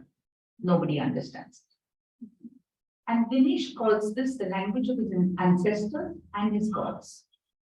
Tamil is no longer a language for communicating with each other, no longer the lingua franca. Tamils speak Creole or French to each other, but their gods only speak and understand Tamil. The prayers they recite, they do not understand. It is difficult to follow even for a native speaker like me or Sridhar. Most of them are reconstructions from memory. They repeated after their parents, and their parents had learned it from their grandparents. So as long as fresh recruits come from India, it is easier to refresh the memory, to keep alive the mother tongue. Dinesh laments, I quote from the text, the convoys with fresh immigrants from India had ceased, depriving us, the Indian workers, of the revitalizing source of our culture. The umbilical cord that linked us to Madras was cut forever. We had become prisoners of this land without gods, of brutal, cynical, depraved, fatalistic Martinique. When Kumari, one of the Pakuli women, and Devi are quizzed by the ancestor about the story of Kartavarayan, which today, frankly, most Tamils won't know, right? You'll bear me out, Sridhar. Yeah, but for them, it's as important as Ramayana. And it's a very interesting story of a village god who's going to marry a girl from a higher caste, and so he's going to take, and so the caste angle will be woven into that. So one day the ancestor quizzes Kumari and Devi, both neighbors and friends, about the story of Kartavarayan. And when they don't have an answer, the ancestor loses his temper. I quote, "You have all deserted our religion in favor of Christian monkey tricks. You proudly wear a cross round your neck. Your children take catechism lessons from Madame de Sainte-Foy. Now you are no more than Creoles, just like the godless and lawless whites and Negroes who populate this country." Close quote. It's interesting to note that when the ancestor is about to breathe his last, he asks Dinesh to repeat the Tamil words he had taught him. I quote, "Suddenly, all the words that he had taught me," he being the ancestor, me being Dinesh, "suddenly all the words he had taught me with infinite patience seeped into me. Tamil words, repeated 1,000 times till the pronunciation reached perfection. Words which allowed me to make my nocturnal voyage to India and converse with those of my family who had not dared to defy the taboo of the Kalapan, or who had not been enlisted on the forts of Yanao, Karaikal, Mahe, or Pondicherry. Now, I wanted each of these words to accompany the ancestor during his descent to the kingdom of the dead. This was not at all in the mad hope that he may retrieve his memory, but so that he would know that in Martinique, the sons of the last convoy like me would continue to perpetuate the language, the only one which our divinities understood, the language without which we would be lost in an endless fog. When he was in the throes of death, I repeated in a voice loud enough to drown the ancestor's dead prattle. Veyel, sun, Nila, moon, Pala, milk, Up, salt, Vari, road. His face, a nest of shapeless wrinkles, brightened up, and gripping my hands in a supreme and vain effort to raise himself on his elbow, he followed through. Poo, flower, Aril, river, Muk, nose. Time seemed to stop, or rather self-destruct. The plantation and its perpetual headlong rush, this insane and frenetic sugarcane harvest, did not clutch us in its tentacles. Each of the Tamil words took us away from this narrow, God-forsaken world. Close quotations. We understand that Tamil to the Puli from South India is not a means of communication. It is a hotline to the gods. With Tamil, he can cross the Kalapani and meet his relatives who he left behind in India. And for the final journey, to make the final journey of the ancestor less painful, what better than Tamil? The ancestor knows now that Hinduism is in safe hands. With Tamil, the wretched reality of the plantation, the hopelessness of the life of the coolie is forgotten. It's interesting to note that while all other Indian languages, while choosing an euphemism for death, speak of Swargas, Kailasvas, Vaikuntha Prapti.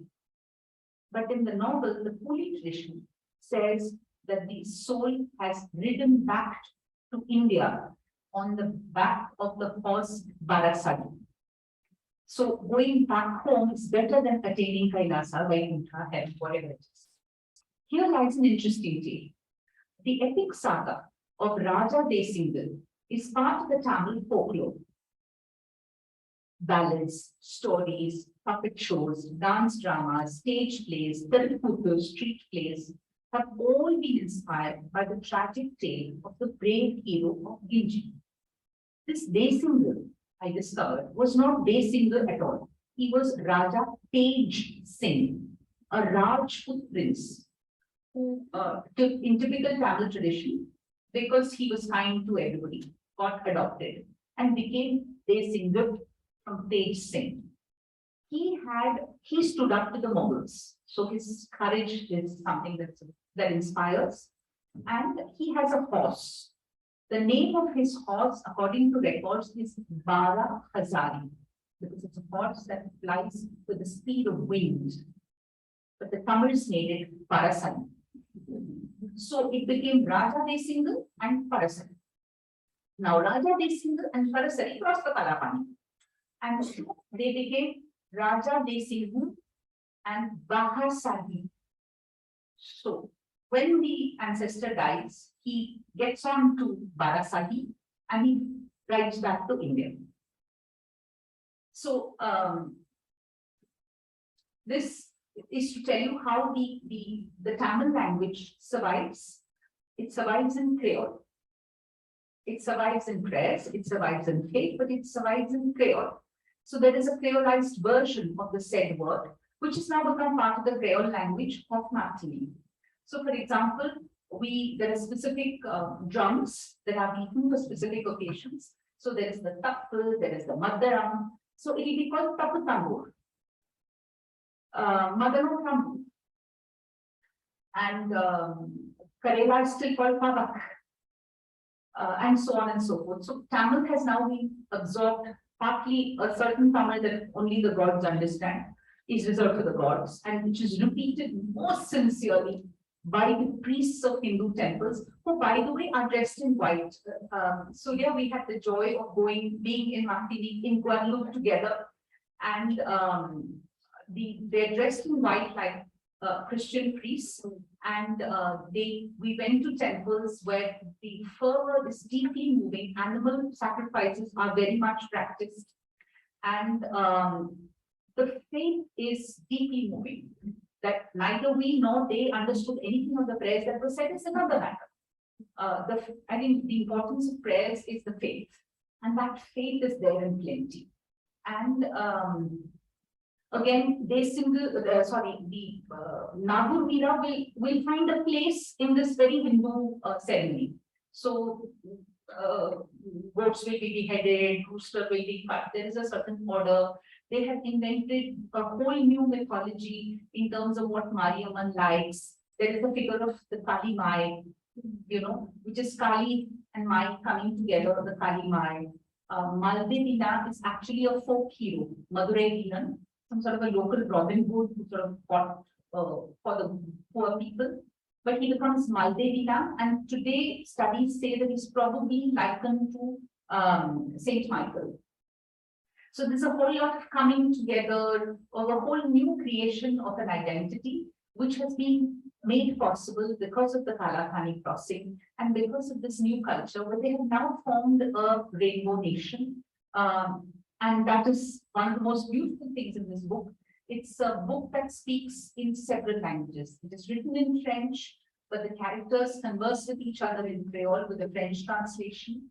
The coolies have some Tamil phrases, frankly, which are not that Tamil. I had to do a little research to find out how Tamil they were, but which have been retained. So that's all they remember their Tamil.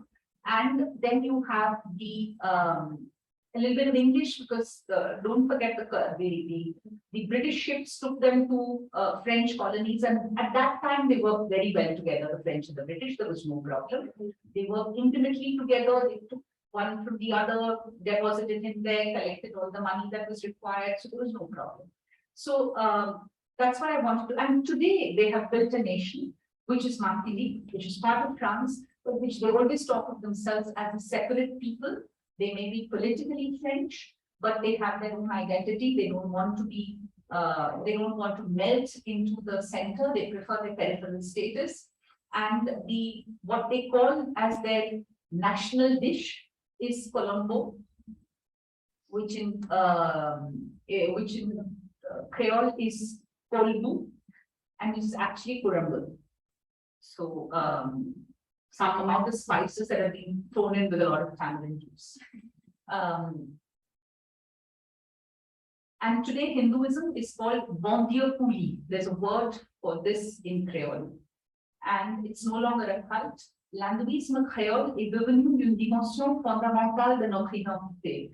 Creole Hinduism is become part of our identity, says the writer. Hindu temples are still modest abodes, unlike Mauritian temples, which are a replica, a glorious replica of the South Indian Gopurams at all. The priests wear white cassocks, offer animal sacrifices, chant prayers in Tamil, and nowadays in Sanskrit also, both are incomprehensible. There are special drums, taputambu, thombu, mandalam for the occasions, and nadrons are actually creolized versions of nadakams or plays. And the enactment of the story of Maldevi Dam or Madurai Neelam is very popular. Today, the Rainbow Nation recognizes the contribution of the Indian Kooli to the mosaic of cultures, languages, traditions, and races. And I would like to conclude with a quotation from Salman Rushdie for more reasons than one. We are Hindus who have crossed the Blackwater. We are Muslims who eat pork. And as a result, as my use of the Christian notion of the fall indicates, we are now partly of the West.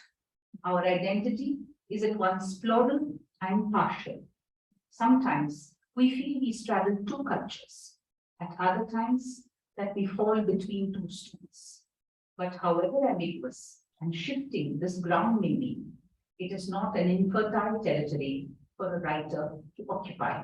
And I think La Ponce du Chacal is a very moving testimony to the story of the Tamil diaspora. Thank you very much. Thank you very much, Professor Venkatesan. It has been really illuminating discourse by you on the study of Tamil diaspora in French Antilles. And I'm sure like there might be a couple of questions, but as I'm told that we are already running behind the schedule, questions can be taken up just after the other two papers. So I would like to invite Professor Janet M. Wilson, and she's an emerita professor of English and postcolonial studies at University of Northampton and visiting professor of Birmingham Institute of Media and English, Birmingham City University. Her research focuses on diaspora and postcolonial writing of settler colonies of Australasia, refugee writing, the global novel, transnationalism and transculturalism. She is interested in Catherine Mansfield and literary modernism. She has co-edited a number of volumes. One is with Klaus Streetsoffer, the Diaspora Studies Reader, and recently 2 special issues of the Journal of Peace edited by her. I would like to invite Professor Janet M. Wilson to please take over. And her paper is on the New Zealand Indian novel, A Transcultural Perspective. We really look forward to have a very lively session from your side, Professor Wilson. I hand over the mic to you to begin your discourse, please. Can you hear me? Thank you very much, Professor Trika, and thanks to Professor Baruka and Professor Stiersdorfer for inviting me to participate in this inaugural conference of MMIAS. I hope you can all hear me. I'm going to put up some slides in a minute, but I'll just quickly I define my title. It's on the Indian diaspora in New Zealand, and I'm going to focus on a single text called The Man Who Would Not See by Rajoshi Chakraborty. It was published in 2018. Okay, so let's hope that the sharing works. How do I do this? Just more. Yeah, it's not, I've been disabled.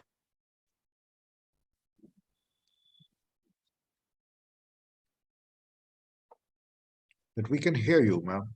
Oh, that's good. That's probably That's good. Yeah, the first thing. Yes. absolutely. Well, let me just start.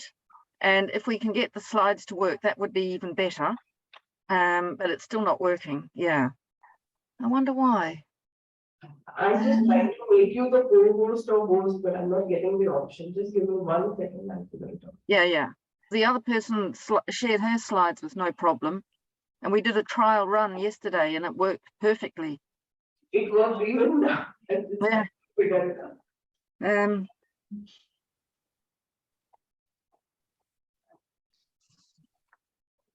Should I come out of the screen and go back in again? So, can you host make Professor Wilson a co-host?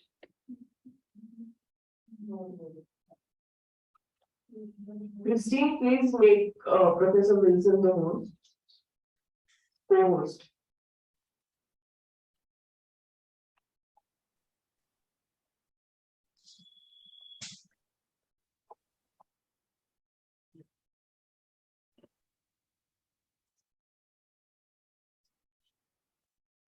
Right.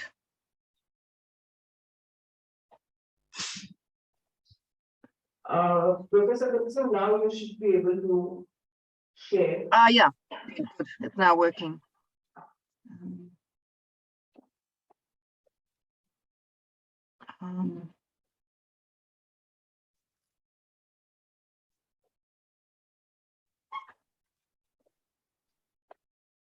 You just have to wait a minute while I get the actual slides up.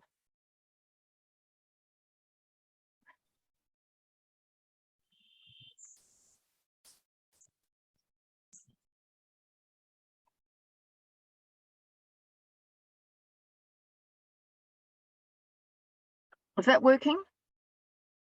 We are not able to see your screen. Can you see the screen? No, we cannot.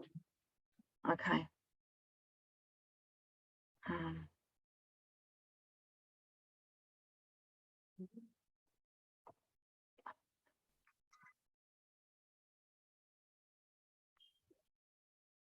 Okay, start again. Here we go. Yes. Yeah, absolutely. Good. Excellent. Good. Right. Now, I'm just going to try and do the slideshow. You could look at the bottom of the screen, you'll have a glass like stuff. Yeah. Here we go. Is that right? Fine. Right. Here we are then. So my lecture will focus on this novel as one of the very few novels to be written by an Indian migrant in New Zealand. I've chosen it because it fictionalizes issues of migration and relocation that can be mapped onto the trans world and transmigration pattern of diaspora that reflects the impact of globalization. So I see it as nascent of a new kind of Kiwi Indian novel that contributes to new frameworks of representation provided by the Asian and South Asian cultural production that intersect and expand the New Zealand national imaginary with global transnational perspectives. In turn, I believe it offers us a new perspective on our knowledge of diaspora fiction. So to give you some background, the Indian diaspora in Aotearoa, New Zealand is actually very recently expanded in size. For a long time, it was very minimal, very small population and very slow growing. But in the late 80s, there was a shift to a new policy and new legislation to encourage the labour market in the global economy with greater skill-based immigration. This demand for professional and highly educated migrants, following the removal of barriers on race and origin, led to a doubling of Indian and Chinese migrants between 1991 and 2001. And Asian migrants are now the largest growing population, and today comprise 15.1% of the total population of 5 million. And just to give you an indication of what this means in local terms, our indigenous population of Maori and Pacifica peoples are only 16.5. So the Asian population is almost at a par with our indigenous population. However, we do not have the same levels of representation, as you can understand. So the Indian diaspora has also expanded and diversified internally through ethnic affiliations and multiple cultural heritages. The descendants of earlier migrants are now known as New Zealand Indians, Indo-New Zealanders, Kiwi Indians, Indo-Fijians, or Fijian-born Indians. And these are recognized in terms of their different religions, obviously Muslim, Christian, Hindu, and different languages, Punjabi, Hindi, and Gujarati. There is also gender diversity, as Indian women are educated, hold professional positions, and there's also quite a major age differentiation in that there's double the number of Indian students at the graduate level coming into New Zealand and returning to their home country after a year or so of education. So this demographic is quite diverse. It's also becoming a more visible minority through cultural practices like the Diwali festivals that feature Bollywood dance and Bhangra performance alongside classical, folk, and tribal dance and music. By contrast, the literary output of these migrant communities is still in a fledgling state, but gradually gaining national exposure. It's only in the last 2 decades that there's been such a thing as a Kiwi Indian novel. Technically, the first such novel is Malika Krishnamurti's 6 Yards of Silk. Now, this represents the writing of first generation South Asian migrants everywhere, in the sense that it identifies racial discrimination, a loss of home and belonging, and the unreliable processes of memory, all parts of the problematic process of relocation. By contrast, The Man Who Would Not See, published 13 years later. So 6 Yards of Silk was published in 2005, The Man Who Would Not See 2018. In just 1 decade, really, there's been a shift from a national-based paradigm in representing cultural difference and conflict to a transnational orientation. And on the far right, I've given an image of a recently published anthology of 73 South Asian and Asian writers and voices, just of stories and poetry mainly, which shows the potential of this kind of writing to broaden the cultural boundaries even further. So to come to The Man Who Would Not See, yes, that's the list of what I've just been showing you as a visual image. To come to The Man Who Would Not See, this presents a transnational narrative of disjunctive belonging and troubled occupancy. Its protagonist is a multi-locational migrant who came from India first to Scotland as a postgraduate, then married a Kiwi woman at university, whom he met at university in Scotland, and then they returned to Wellington, New Zealand. He and his wife are middle-class professionals. Lena, his wife, is a university lecturer, and Abe, the protagonist, is a writer, an author of 5 novels, and a house husband who looks after their 4-year-old daughter. He represents the new type of Indian migrant in socioeconomic and professional standing, and conveys a sense of spatial fluidity in the relation to new modernities and global technologies. There are similarities between Abe, the protagonist, and the author Rajoshi Chakraborty, even to the number of novels that each has written. And such blurring of distinctions between the author and the character, and between the protagonist Abe and his half-brother Ashim in the novel, suggests a fictional intent to mimic in this narrative form aspects of cognitive dislocation, doubt about identity, self-reflexivity, and confusion in the diasporic space. So I'm going to just briefly touch on why it is useful to look at this as a transcultural novel. The doublings of identities and elite socioeconomic demographic of the protagonists, reflecting the transnational mobility of modern diasporas, make the transcultural category an appropriate one through which to examine this novel. Transculturalism as a concept refers to the fuzziness of borders between cultures. In the novel form, modes of increased doubt and self-reflexivity.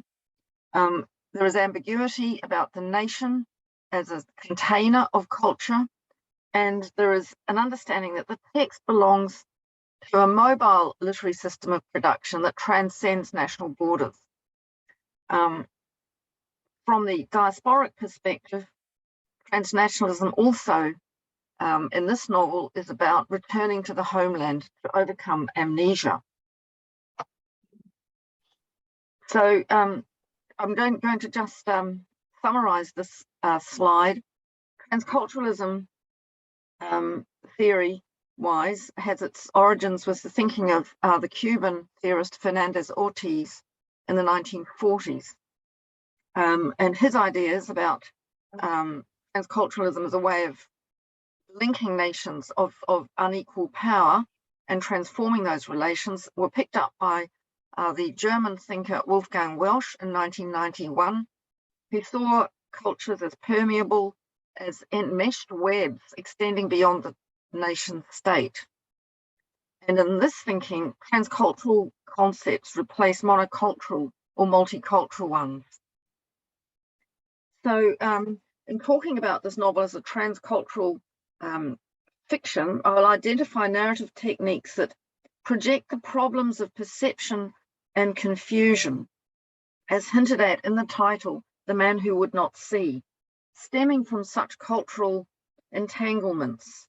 And as I've said on the slide, due to ruptured identities, loss of national distinction, enhanced mobility. In the novel, these strategies include self-reflexivity, metafiction, the unreliable narrator, and the bizarre situation.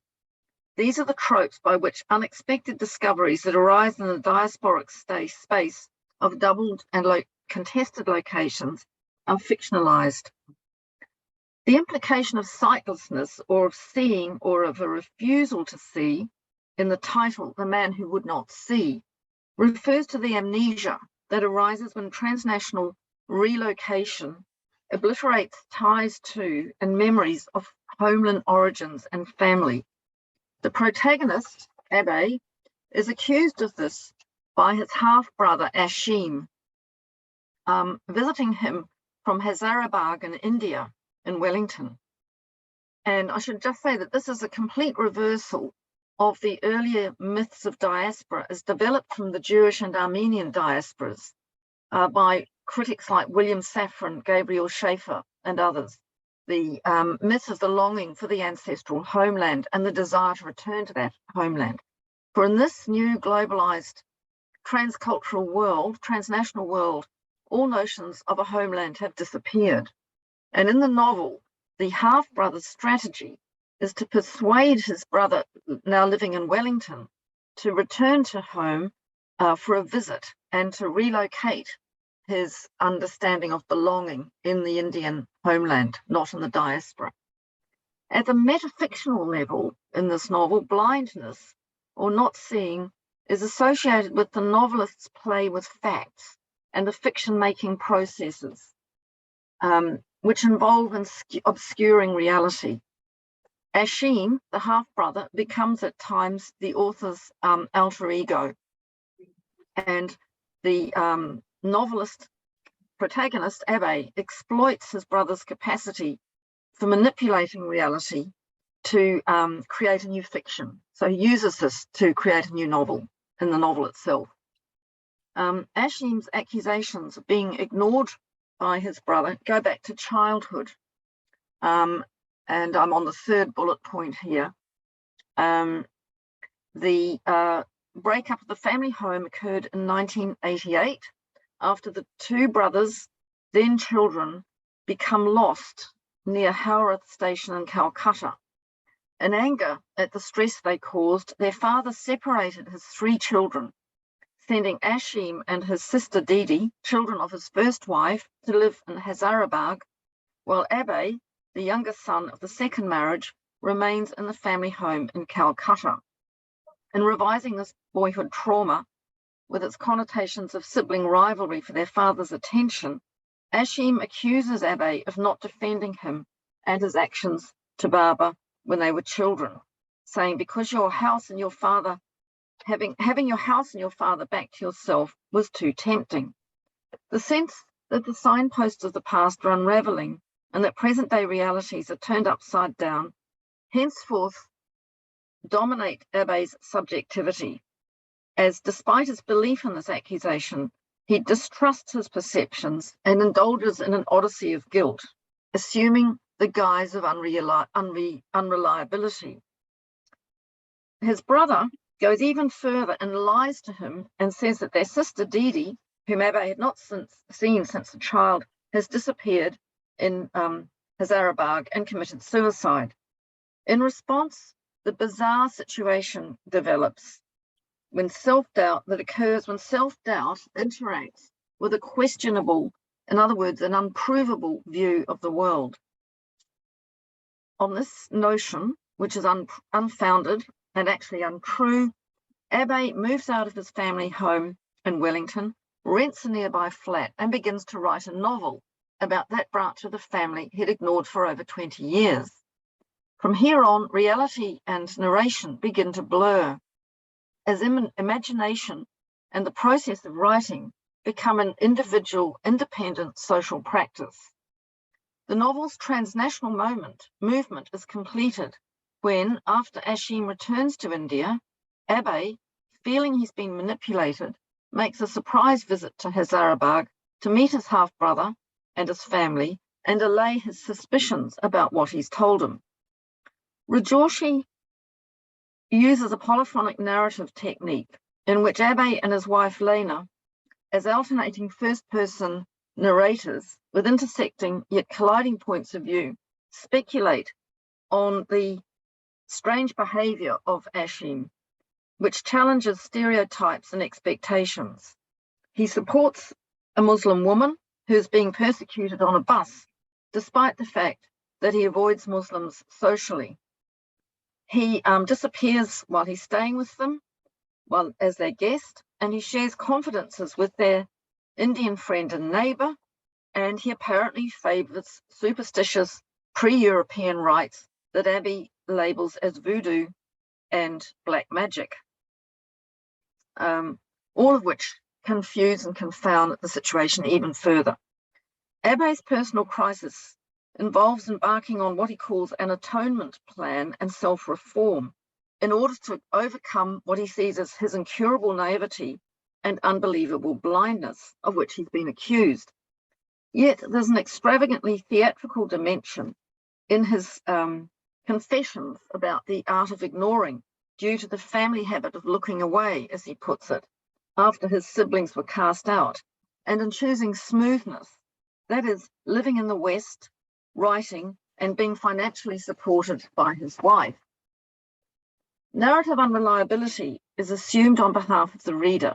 Now, unreliability is true of fictional representations of fallibility in general, but distinctive of the unreliability associated with transculturalism and the diaspora novel are the lapses caused by movement between countries, the uncertainties of identity, the choices made that cause gaps or blind spots in memory. All these factors are appropriated to create a sense of mystery and a narrative dynamic. Both brothers, it turns out, are wrong in different ways. Ashim's version of reality is always suspect. Abe takes it at face value, then realizes this is a tactic. His brother parades a sense of grievance due to the injustice suffered at the hands of their father in order to lure Abe back to India and to create homeland belonging.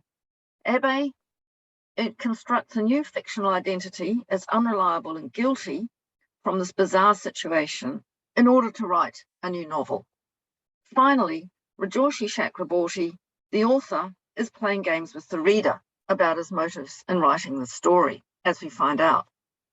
After Abe returns to India, the act of storytelling is foregrounded and the constructedness of the text is emphasized. So we move into a metafictional mode of storytelling.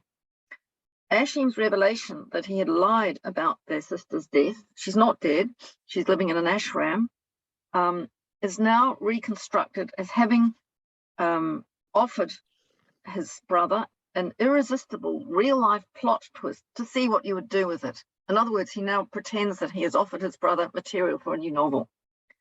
And Abe denounces this as the most absurd of bluffs. He, in turn, images his brother Ashim as Machiavellian, as cagey, slippery, downright untrustworthy. Yet he also confesses that he was in it, in other words, he was returning to India for nothing more than the chance of a sensational book in which his brother's family would feature. So he confesses to the potential for storytelling out of the situation that his brothers constructed for him.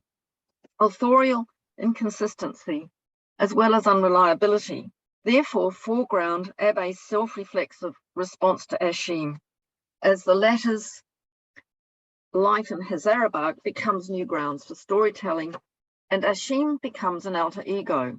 Their similarities as creators and inventors are emphasized, as Abe now sees the pattern of being manipulated. He asks, is it entirely my misconception that Ashim selects, frames, edits what I see? And then he says that his brother is the conductor of people and an artist far greater than I would ever be. So there's a further blurring of their identities around the issues of creator, manipulation, and control. But then there's another aspect to this.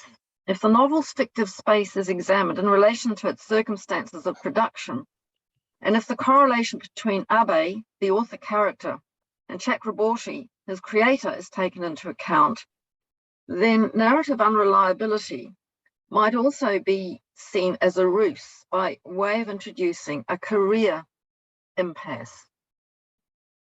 Abe complains about his out-of-print novels and his diasporic feeling of being cut off from my professional dreams because his work is not local enough for the New Zealand market. He's not really a New Zealand writer, and yet he's too remote from India, where it would have currency to find audiences there.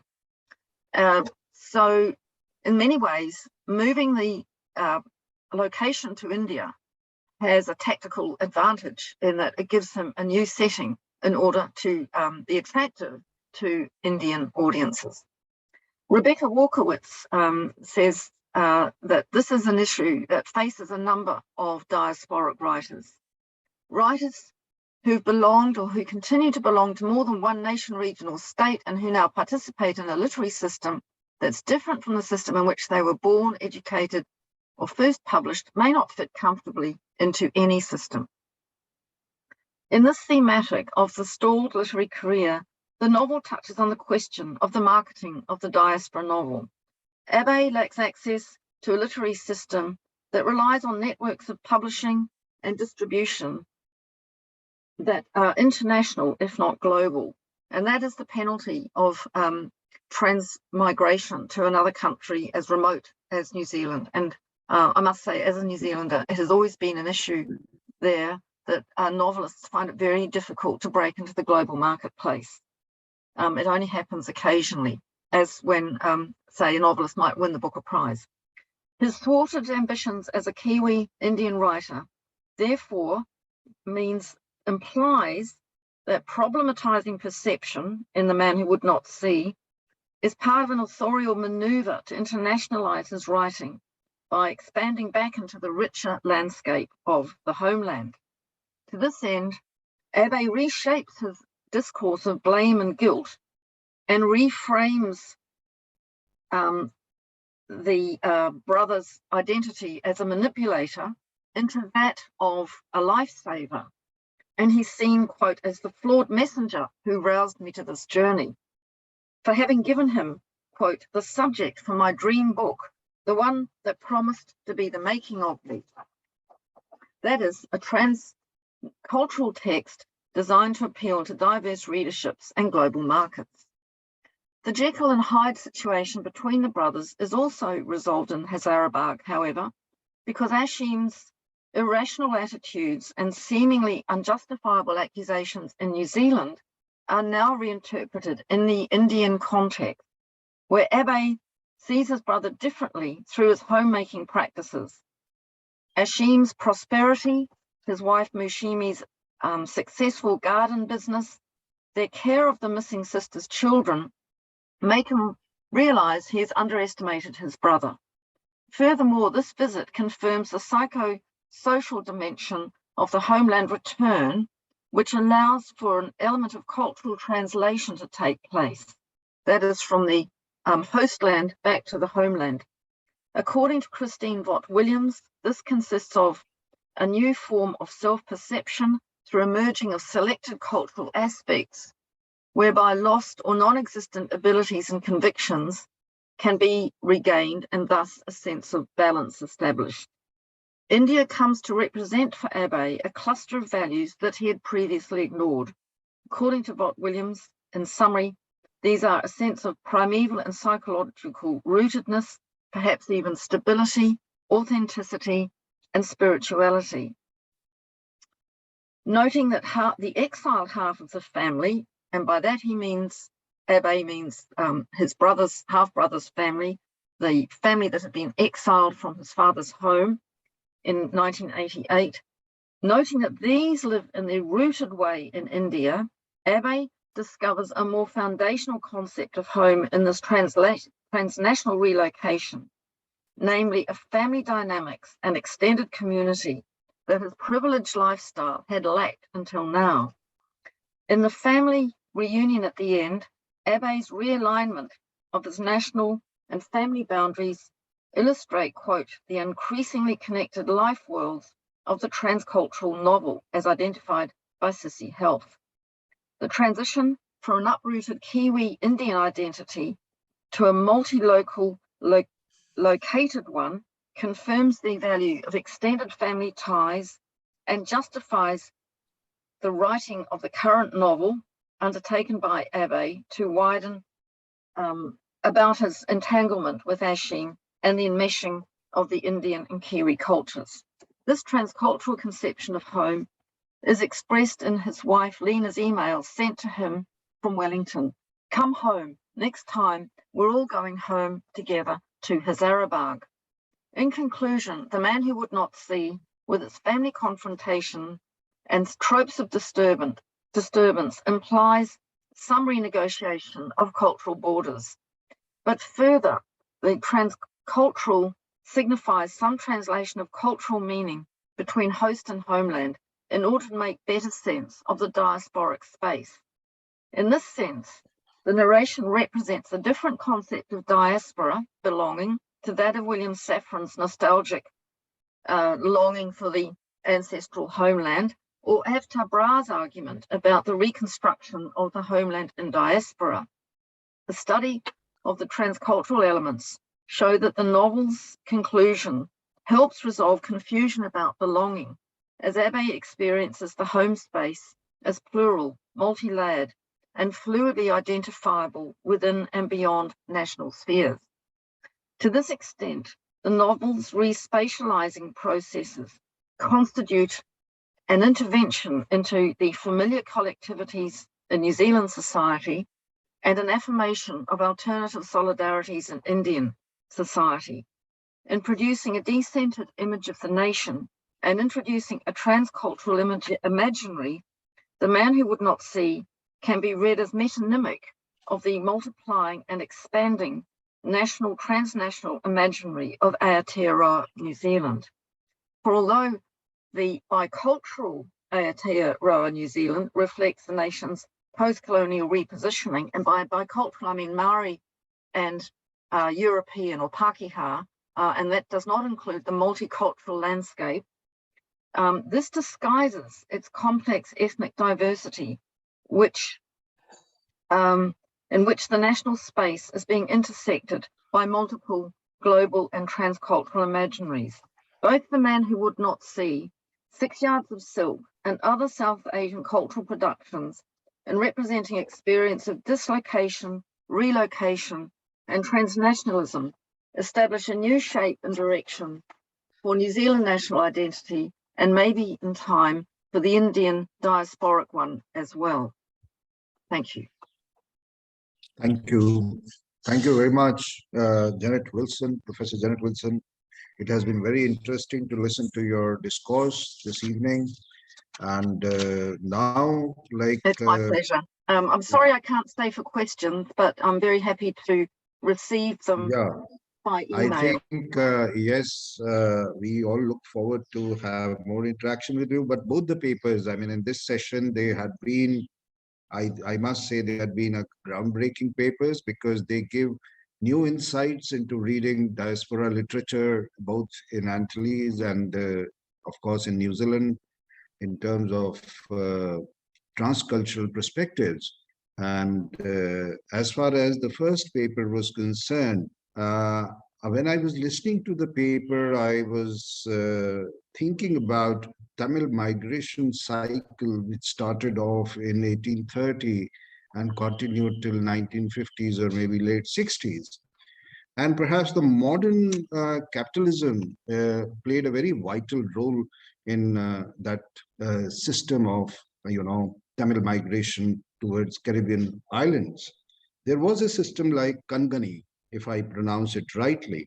So Tamil immigrant society in the British colonies was characterized by long time by the irregularity of in and outflow of the migrants. So yeah, the paper was concerned about a fictional writing which has been translated by Professor Venkatesan. But perhaps this was the period which was marked by extremely high morality among the immigrant population, which took various, routes to Caribbean islands during that period. And most of these Tamil communities, I feel they had a fragile character for almost a century because of their dependence on each other and the adversities which they had been facing. That is regarding the first paper.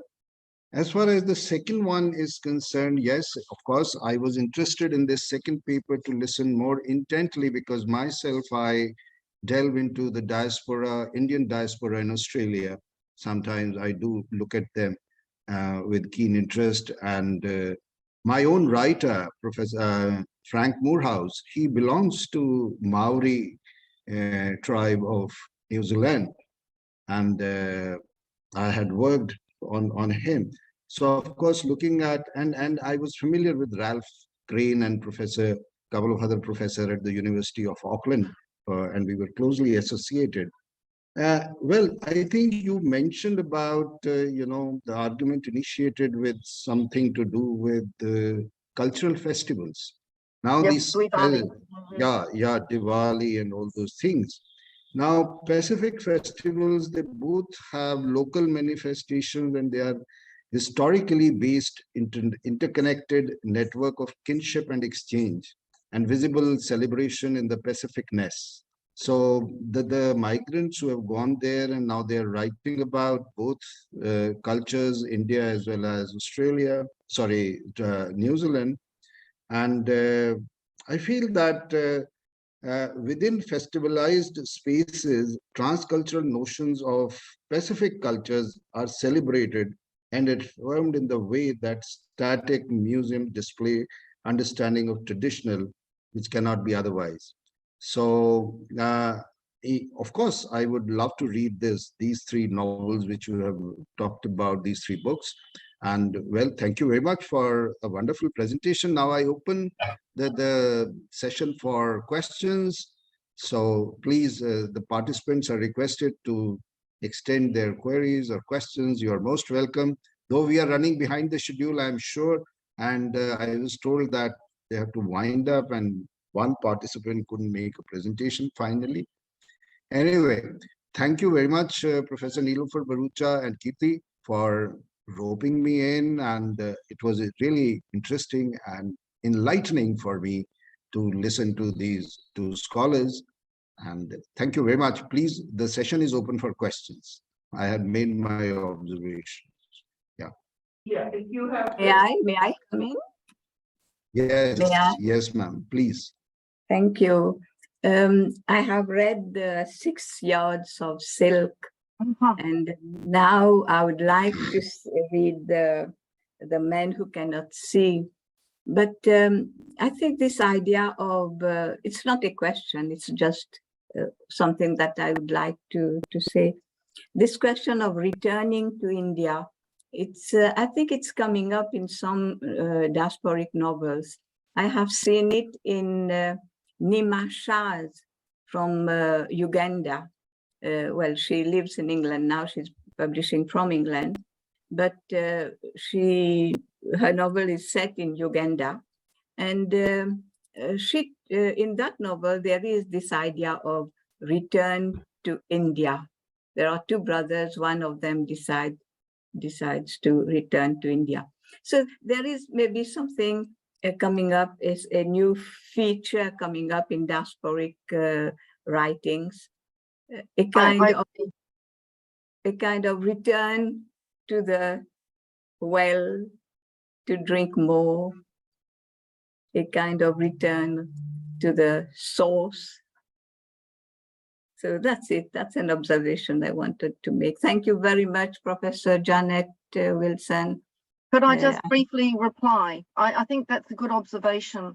I think that our global, world, our interlinked global world makes this notion of a return much more viable than it was even 10 or 15 years ago, despite the pandemic, which, cancelled all travel for 2 years. But a return visit is what seems to be the logical development in the diaspora sort of pathway, the transmigratory pattern that's now developing. And I mean, I'm a diasporan that goes back and forth, so I follow that pathway myself. But the 6 Yards of Silk is different from The Man Who Would Not See, because the Indian protagonist, the heroine, does not go to India. Her Indian aunt comes to her in New Zealand. So her sense of loss is restored by a visit to Wellington. And that has to be sufficient for her to relocate and to reconnect with her Indian heritage. Her aunt brings symbols of worship and other forms of food or spices that she has lost contact with.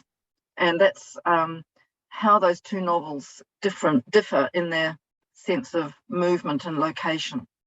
And I think that's quite a significant shift from a national-based structure to a transnational one in The Man Who Would Not See in the last 15 years in New Zealand. Thank you. It's a pity we cannot continue this conversation because of time constraints, but it has been a great pleasure. Thank you very much. Thank you. Any other questions? Just one more question. Yes, please, ma'am. Anyone got just one more question or an observation? Okay. So, Pradeep? Yeah, I think, yes, I think since morning, the sessions are going on one after the other. And I'm sure that now people might be waiting for next day morning.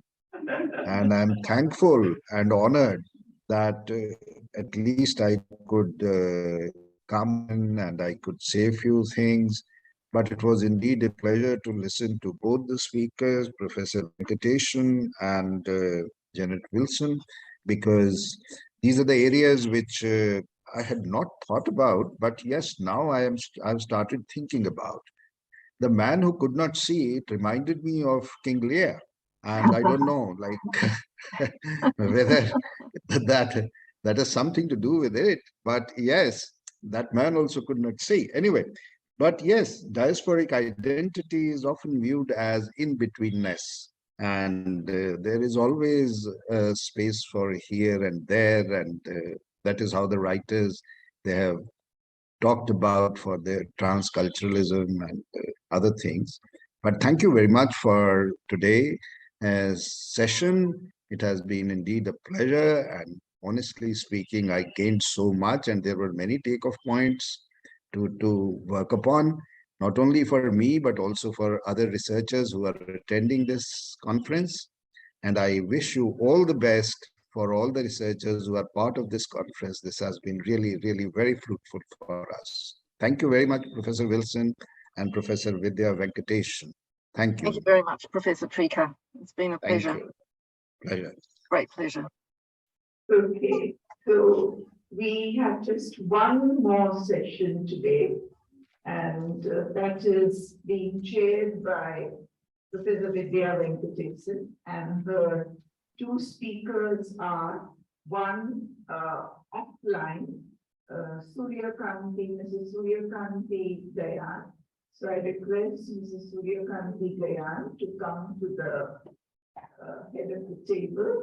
And we have Sushila Gopal online from Mauritius. Both the speakers are from Mauritius, although we are not, both the papers are not to do with Mauritius, but both the speakers are from Mauritius. All right, so Vidya has already been introduced for the paper that she read, so we will not be introducing her again. But we would like to present Professor Vidya Venkatesan with the memento. So if the volunteers can please come and give it to her, please.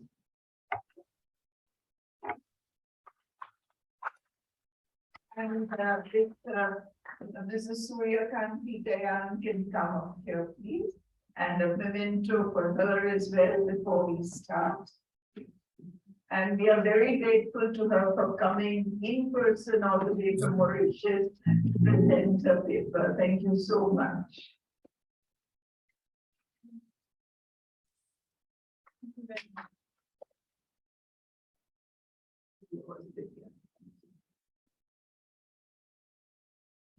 This is the last session, and I know how tired you are, but trust me, Surya has won it.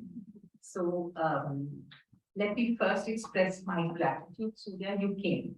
She's come just for 2 days. She's landed at 5 this morning. She leaves tomorrow night. And we really appreciate this gesture because I think like all of you people sick and tired of conferences that were called webinars with really very lonely experiences. So it feels wonderful to, have your memento and your friends, friendly faces to interact with. Tea and the lunch and the food-induced coma. All of it feels wonderful. Thank you. So it gives me great pleasure to introduce you to Suryakanti Nrsimhalu Gayan. I know everybody just calls him Surya Gayan, but I'm very proud of the Nrsimhalu part. Was formerly Director General of Mahatma Gandhi Institute and the Rabindranath Tagore Institute, Mauritius. She has obtained her BSc Honours Economics in 1973 from the London School of Economics and Political Science and studied for an MSc Economics at SOAS, University of London, under the UNESCO Fellowship in 1976-77. Her academic interests include Mauritian society and cultural diversity, cultural policy, and diaspora. Her current research is entitled Networking as Small State International Relations, Mauritius as a Case Study. Mrs. Graham was elevated to the rank of Grand Officer of the Order of the Star and Key of the Indian Ocean by the President of the Republic of Mauritius in 2013 for her contributions to education and culture. Never was an award better deserved. She has an abiding interest in Indian classical dance and now music. I know her granddaughter is very cross with me for having insisted she come. So, Surya, you will explain to her later. Thank you so much. The floor is yours. Thank you very much, Professor Jason.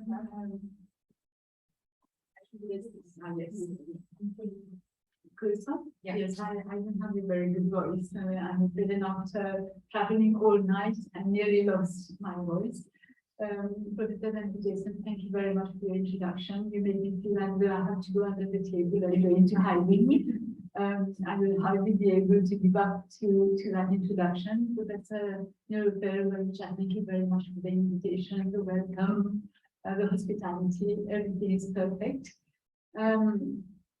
I am in the particular situation of being a retired person who's also a student, because I have registered with the University of Mauritius for a particular research that you just mentioned, starting to look at Mauritius in international relations, looking at networking and therefore not looking at foreign policy as such or sort of hardline realist approaches to international relations.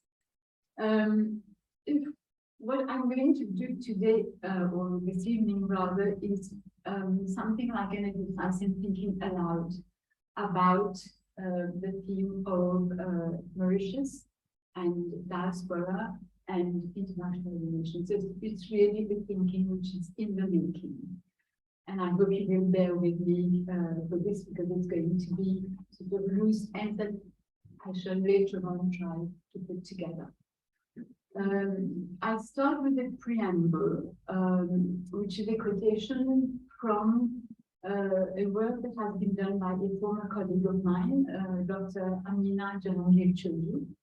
And she carried out a study entitled Diaspora Intervention and Return Migration in Mauritius.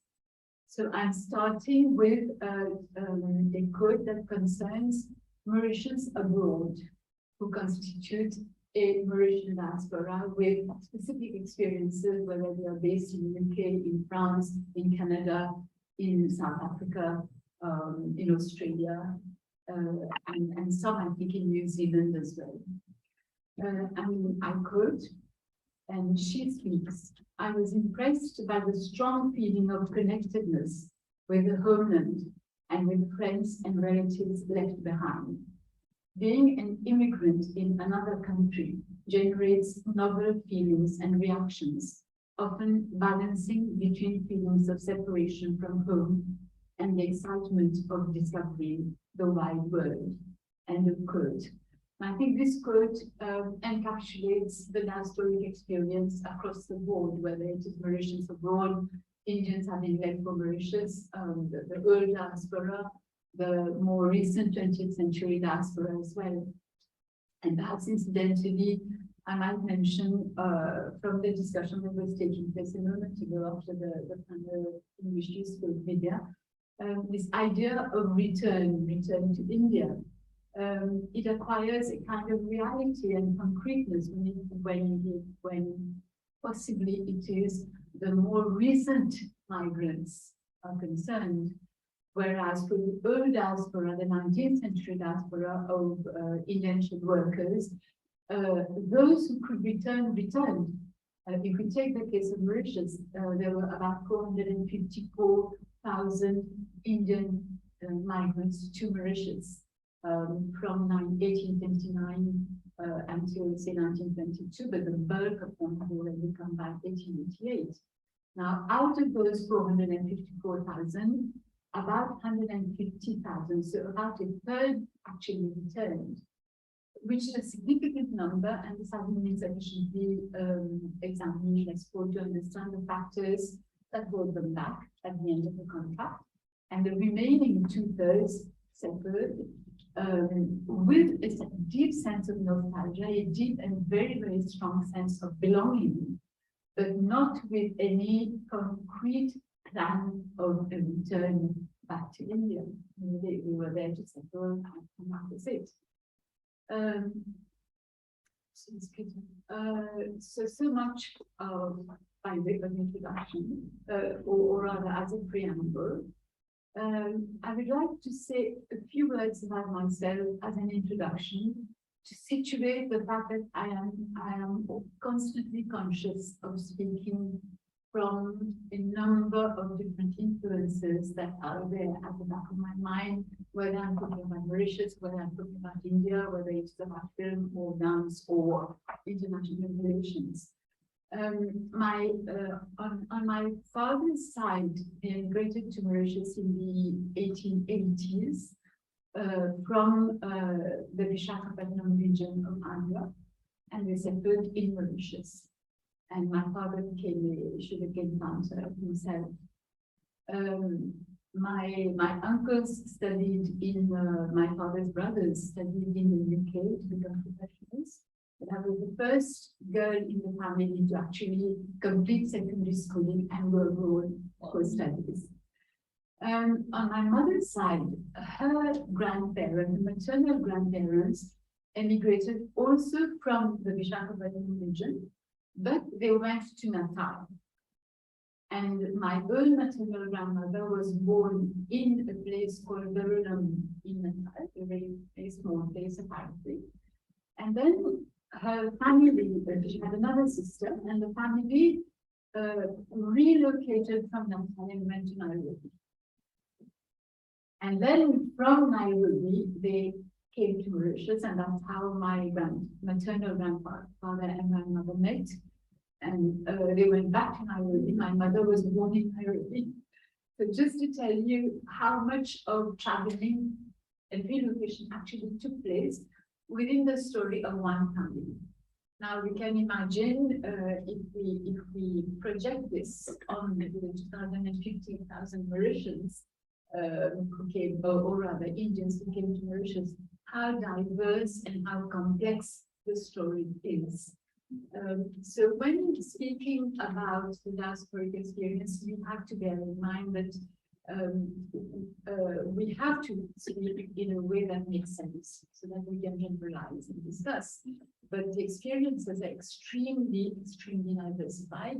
And so the family stories and family histories come to enrich our perspective on all of this. And you mentioned of my similar family name because my husband's family is from Bihar, originally from the region of Bihar, so Bhojpuri speaking, whereas we are southern Telugu speaking regions of India. So now I'm going to say a few words about Mauritius and diaspora. Quite a bit has already been said. And you are all scholars familiar with that story.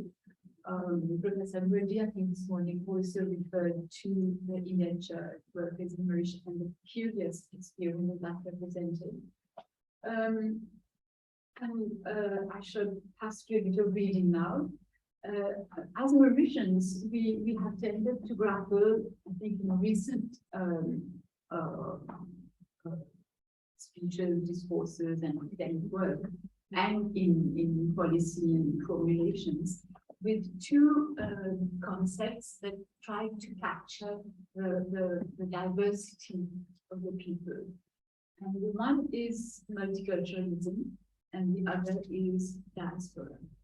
So there is a sense of an understanding that when we speak of Mauritius, we need to try to center this idea of the diversity of the country.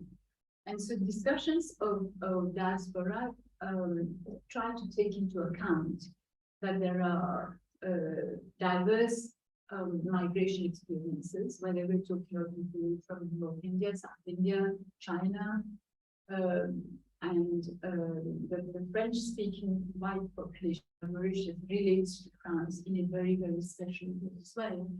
So we tend to have a diversity of diasporic experiences juxtaposed and having to handle one another and handle the relationships with those countries of origin as well. And we tend to believe, and I think there's an attempt at having an egalitarian approach to the public recognition of the identities, and that helps in smoothing the internal relationships. And that goes also with how we relate to the historical homelands of the various components of the population as well. And so India, France, and China have special status as friendly countries in our ways of relating internationally. Furthermore, as you know, Mauritius, by choice, at the time of independence, decided to be part of Africa. We joined the Organization of African Unity and now belong to the African Union. Mauritian diplomats are very often spokespersons or chairpersons of African groups in relations with the ACP-EU negotiations, in the WTO negotiations as well. And from what I've been able to gather so far, Mauritius played a very significant role in the way the AGOA initiatives worked out for the US and African countries, and Mauritian being part of that as well. And when I read articles about diasporas, I'm struck by the number of lines that end with question marks. that just gets us that there are no certainties about diasporas or how they play out in real life situations.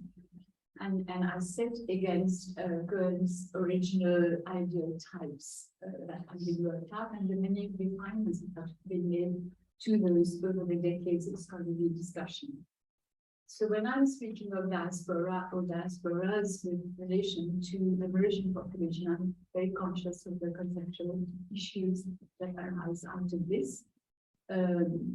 To the extent that now the totality of the Mauritian population can in one way or another be considered to be a diaspora of some sort.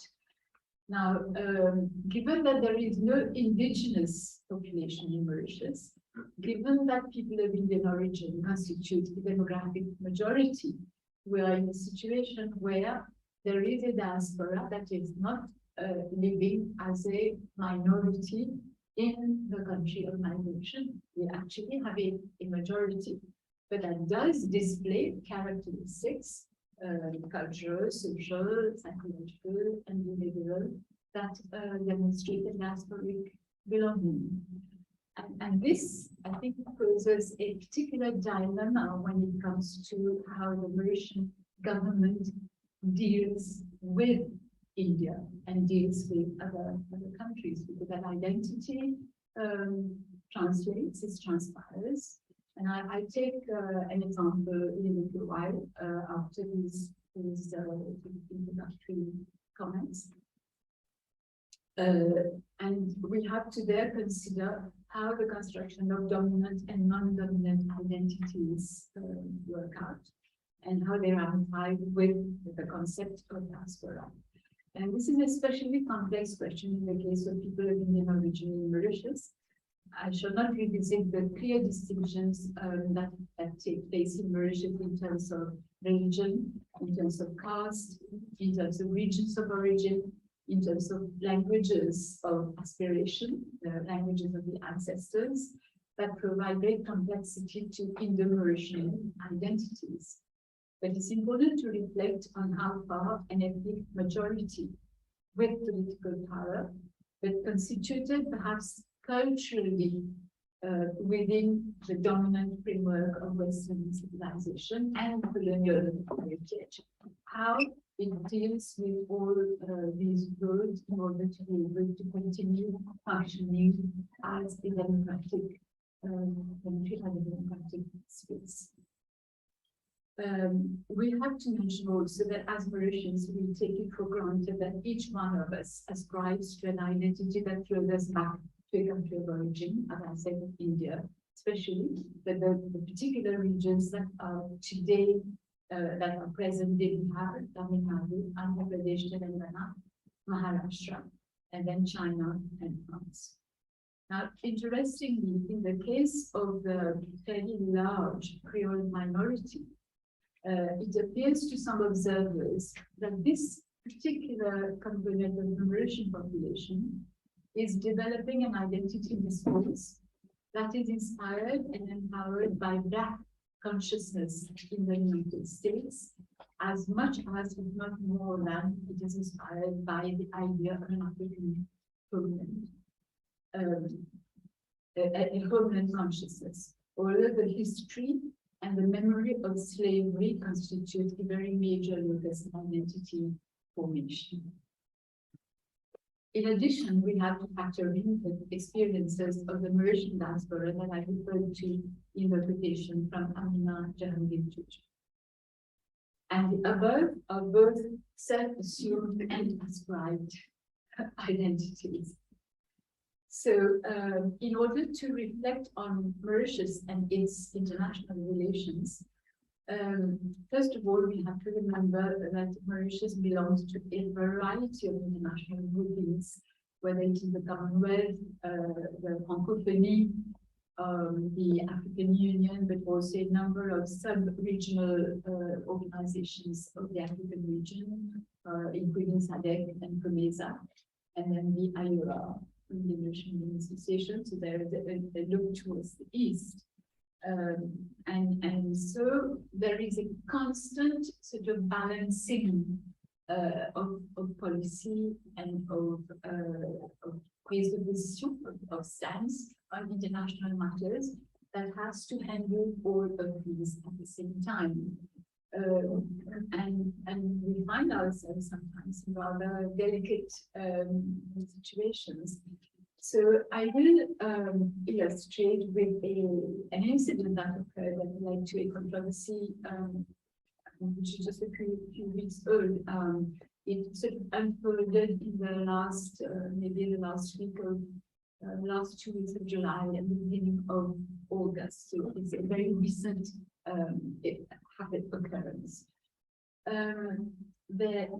It was leaked out and somehow came into the press that there had been a collection of data from internet traffic that was not authorized, that was illegal.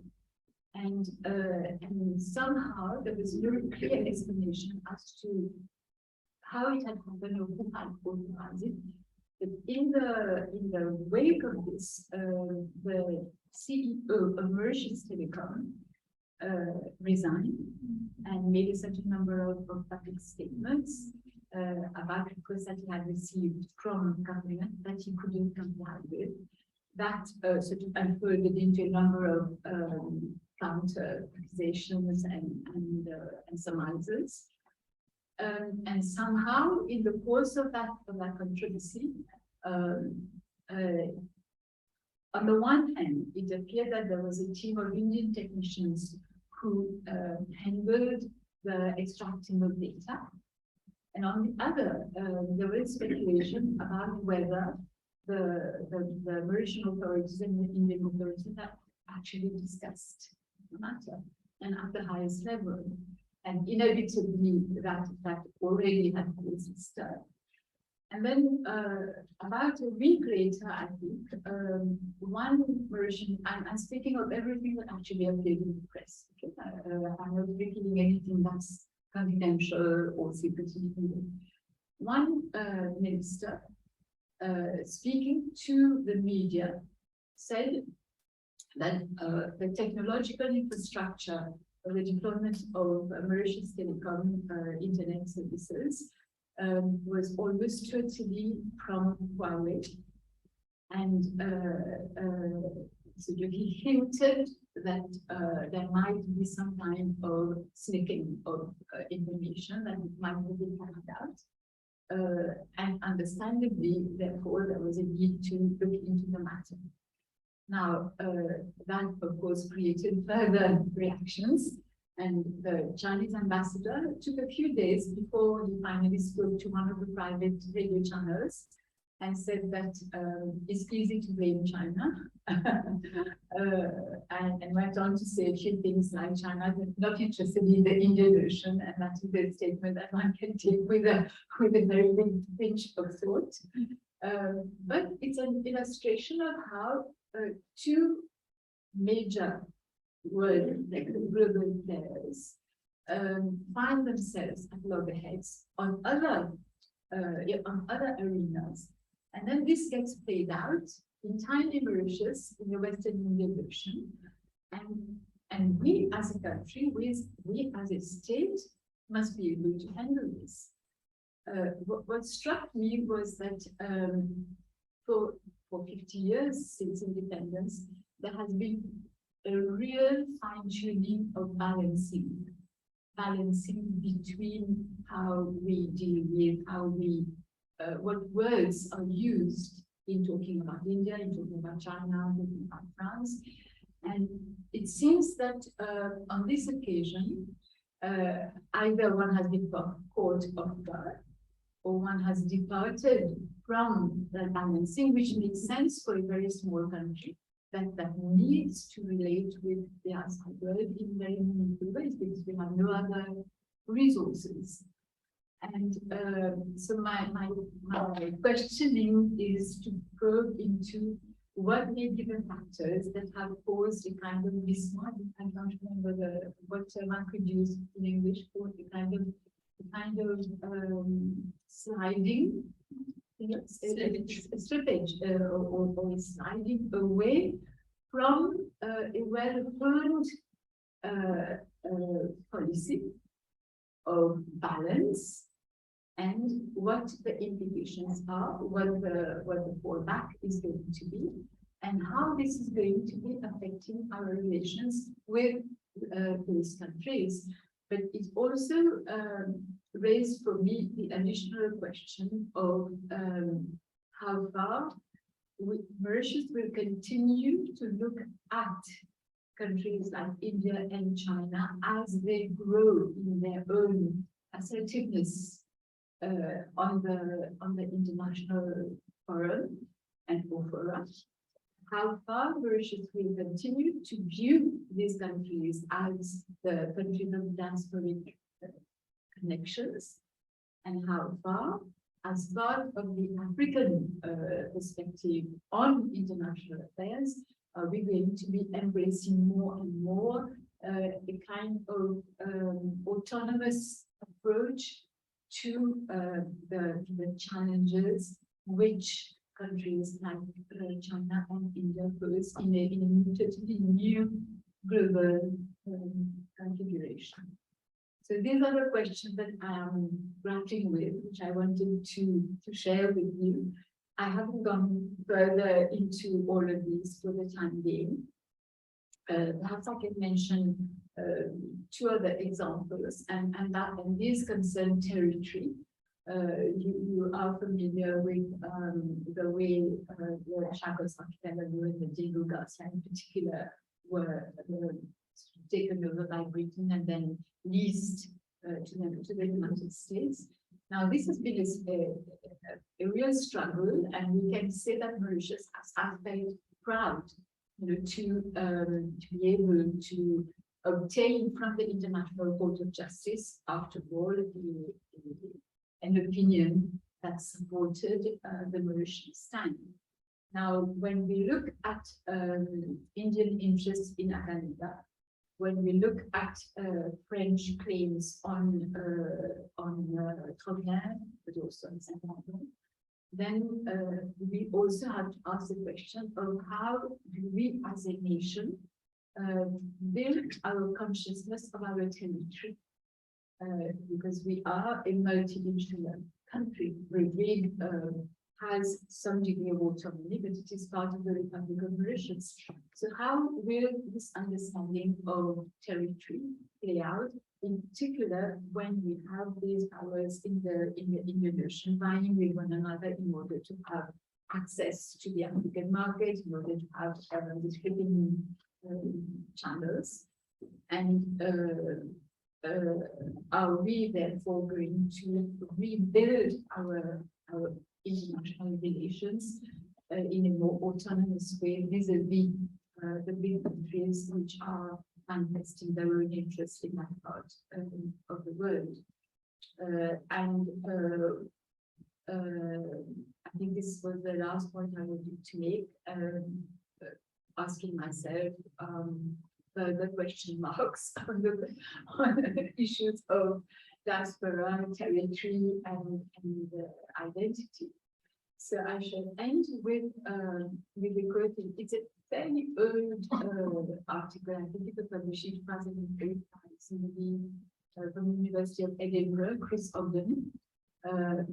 And it sort of just nutshells and binds together from a disciplinary point of view, diaspora and international relations. I quote, "In these ways, the study of diaspora displays clear advantages in helping to strengthen constructivist analysis by both reducing the risk of an excessively state-centric approach to contemporary international relations and by offering constructivism alternative analytical reference points for the study of identity. As such, diaspora inherently questions the belief that there is an unalterable bond between cultures, peoples, identities, and specific locations, a belief which constructivism continues predominantly to maintain and which constructivism will benefit from more vigorously contesting." End of quote. So while this article is about how diaspora and constructivist IR relate, and study of diaspora has continued to be enriched, the field is still contested and fertile. Examining how far and how well study of diaspora fits the problematic of relations with opponents in a transformed technological and geopolitical world may provide useful pointers to soft balancing for a world dangerously building towards hostile polarization. Thank you for your attention.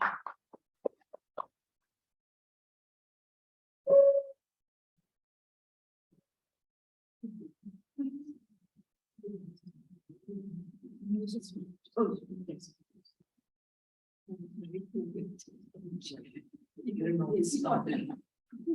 So thank you very much, Surya. That was a wonderful insight.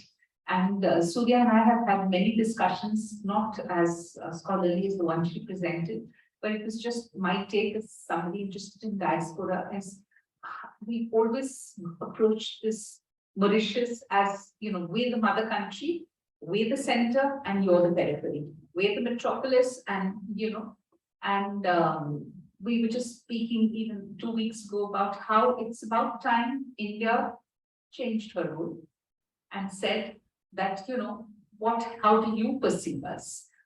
What can we do for you? Instead of going there every Apravasi Divas, cutting this thing, enjoying a good time at the beaches and coming back, let's think a little differently. So anyway, a wonderful presentation. Are there any questions? We'll take questions at the end for it. Sorry, I didn't know. We'll take questions at the end. Can we now invite Sushila ji? Okay.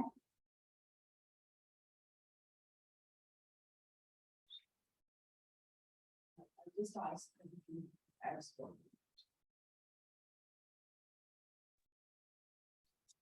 Thank you very much. It's my privilege to introduce you, madam. Can you hear me? Yes, ma'am, we can. Okay.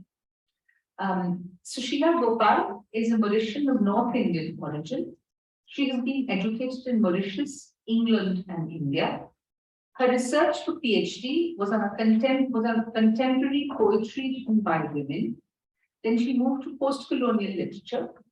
She's written on English poetry and on modern literary theories and criticism. Her recent academic writing is on diaspora studies. She was in charge of the English department at the Mauritius Institute of Education and is now a lecturer working on a part-time basis at the Open University of Mauritius. Her areas of interest include ecology and literature studies. She's a life member of the FSLE, the Indian chapter of the Association of Studies of Literature and Environment, and of Osmania University Center for International Studies in Hyderabad. She has a special interest in history and has presented papers on Gandhiji. Her short stories are published in Mauritius, and some of her poems have been published in India. She visits India regularly. She is a member of the English-speaking Union in Mauritius. Madam, aapka swagat hai. Floor is all yours. Thank you. Thank you very much. So my greetings and congratulations to Mumbai Münster Institute of Advanced Studies, University of Mumbai, University of Münster. My greetings, and I thank you, Professor Nilufar Barusha, Professor Smita Shukla, Professor Klaus Stiersdorfer, and Kirti, and Mr. Sawan. Thank you very much. The title of my paper is Abdul Razak Gurna's Use of Silence, Seen from Indian Diasporic Perspectives. Gurna, the diasporan novelist, Nobel Prize winner for literature 2021, has brought in a substantial contribution to diasporic studies. He first started publishing in the post-colonial field, then eager to make known the plight and struggle of refugees, he took up novel writing. Gurna's fictions sit proudly among a host of literary diasporic writings. Michael Bakhtin, in his Epic and the Novel, argues that the novel is the only developing genre, and therefore it reflects more deeply, more sensitively, and rapidly reality itself in the process of its unfolding. I very much like this idea of focusing on the process. This aspect seems to have fitted Gurna's endeavor most aptly. Diasporans focus on building homes in the host country. I argue that this requires a process of integration, acquisition of skills, acquisition of competences.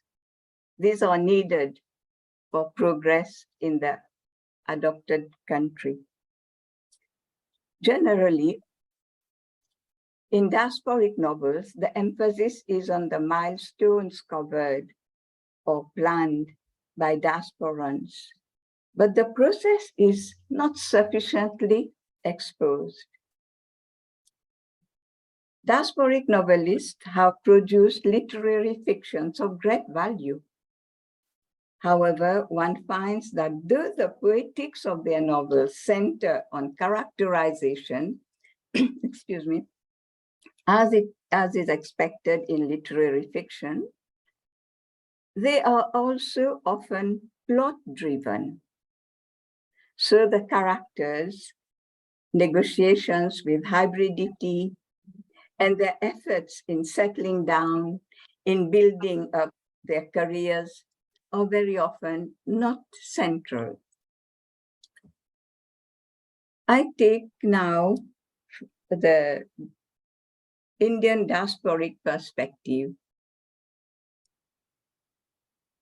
From an Indian diasporic perspective, it is Avtar Bra who has highlighted the way diasporans keep the memories of an ancestral home alive and nurture an ideology of return. Avtar Bra and Bill Ashcroft occupy similar positions in the 20th century literary criticism. The former is regarded as one of the main founders of diaspora studies, just as the latter, Ashcroft, is regarded as one of the main founders of post-colonial criticism. Avtar Bra, in her seminal text, Cartographies of Diaspora Contesting Identities, declares that within diaspora, a subtext of home is implied. She argues that home can be a place of lived experiences, but it can be different for later generations. She also propounds that an ideology of return is often sustained. She complains that the former colonial natives and their descendants settled in Britain are not British precisely because they are not seen as being native of Britain. They can be in Britain, but not of Britain. Now, this aspect is taken up by Gurna in The Last Gift. Bra also states that diasporas are also potentially the sites of hope and new beginnings. This is very interesting. They are contested cultural and political terrains where the individual and collective memories collide, reassemble, and can be reconfigured. Bra suggests that one should look at the range of subjectivities diaspora embodies. Another point of view from Indian diasporic perspective is the one taken by Leela Gandhi, who emphasizes the importance of minor narratives of cross-cultural collaboration. According to Tina Steiner, Gurna writes in this mode while structuring his novels. I come to subjectivities now. Kundan, J.A. Kundan, held that subjectivity, when discussed in relation to writing, means that the writer is mostly interested in passing on personal experience and feelings. We have seen that in the works of Naipaul very often. Later, in 2010, Lyotard, among other thinkers, believed that subjectivity is linked with language and is constituted both within and by ways of speaking. This morning, Professor Mishra did mention the role of language and the ways of speaking specifically. For Terry Eagleton, words not only denote objects, but imply attitudes also. And then we have Gabrielle Griffin, through her discourse analysis, emphasizes that language is not neutral. Today, it is accepted that subjectivity is constituted by social forces and relationships. So, subjectivity includes experience and feelings, ways of speaking, attitudes, and the implications of words. I have taken Lily Cho in her essay, The Turn to Diaspora, from a collection edited by Professor Klaus by Professor Klaus Stiersdorfer and Professor Janet Wilson. Lily Cho argues that diaspora must be understood as a condition of subjectivity. She adds that diaspora emerges from subjective process of racial memory, of grieving for losses which cannot be articulated. So I come closer to my topic, the silences. Grieving for losses which cannot be articulated. Well, besides, when diasporans attempt to become integrated into and with the host country, when they attempt to adopt host culture to develop skills and competences required, they face external power. As Michel Foucault explains, power is ubiquitous. They also face an internal power, pulling them to the home culture because of personal and collective memory. We see this happening very often. So they often comply, but sometimes resort to silence, depending on the local situations. For sure, diaspora should not be taken as objects of analysis, but rather as processes of formation. For people become diasporans. Somewhere it is said that people are not born diasporans, they become diasporans through a complex process of memory and emergence. She acknowledges that turning to diaspora means an engagement with the legacies of colonial displacement. We have, in Mauritius, we have covered, there was a conference on the British legacy. So she acknowledges that turning to diaspora means an engagement with the legacies of colonial displacement, but she also maintains that to turn to diaspora is to turn away from the seemingly inexorable march of history. Turn away from that and move towards the secret of memories embedded within the intimacies of everyday life. While dealing with this ambivalence, the diasporans fall into silence. The ambivalence maybe pushes them into silence. It is this silence that Gurna splits open. We recall Gayatri Chakravarti Spivak. We recall her provocative question on the possibility of the subaltern's ability to speak. This morning, Professor Misra did make a reference to this. Gurna shows that the diasporan desires to split open the silence. There is the desire, but it is not always easy. Silence, I come to silence itself now.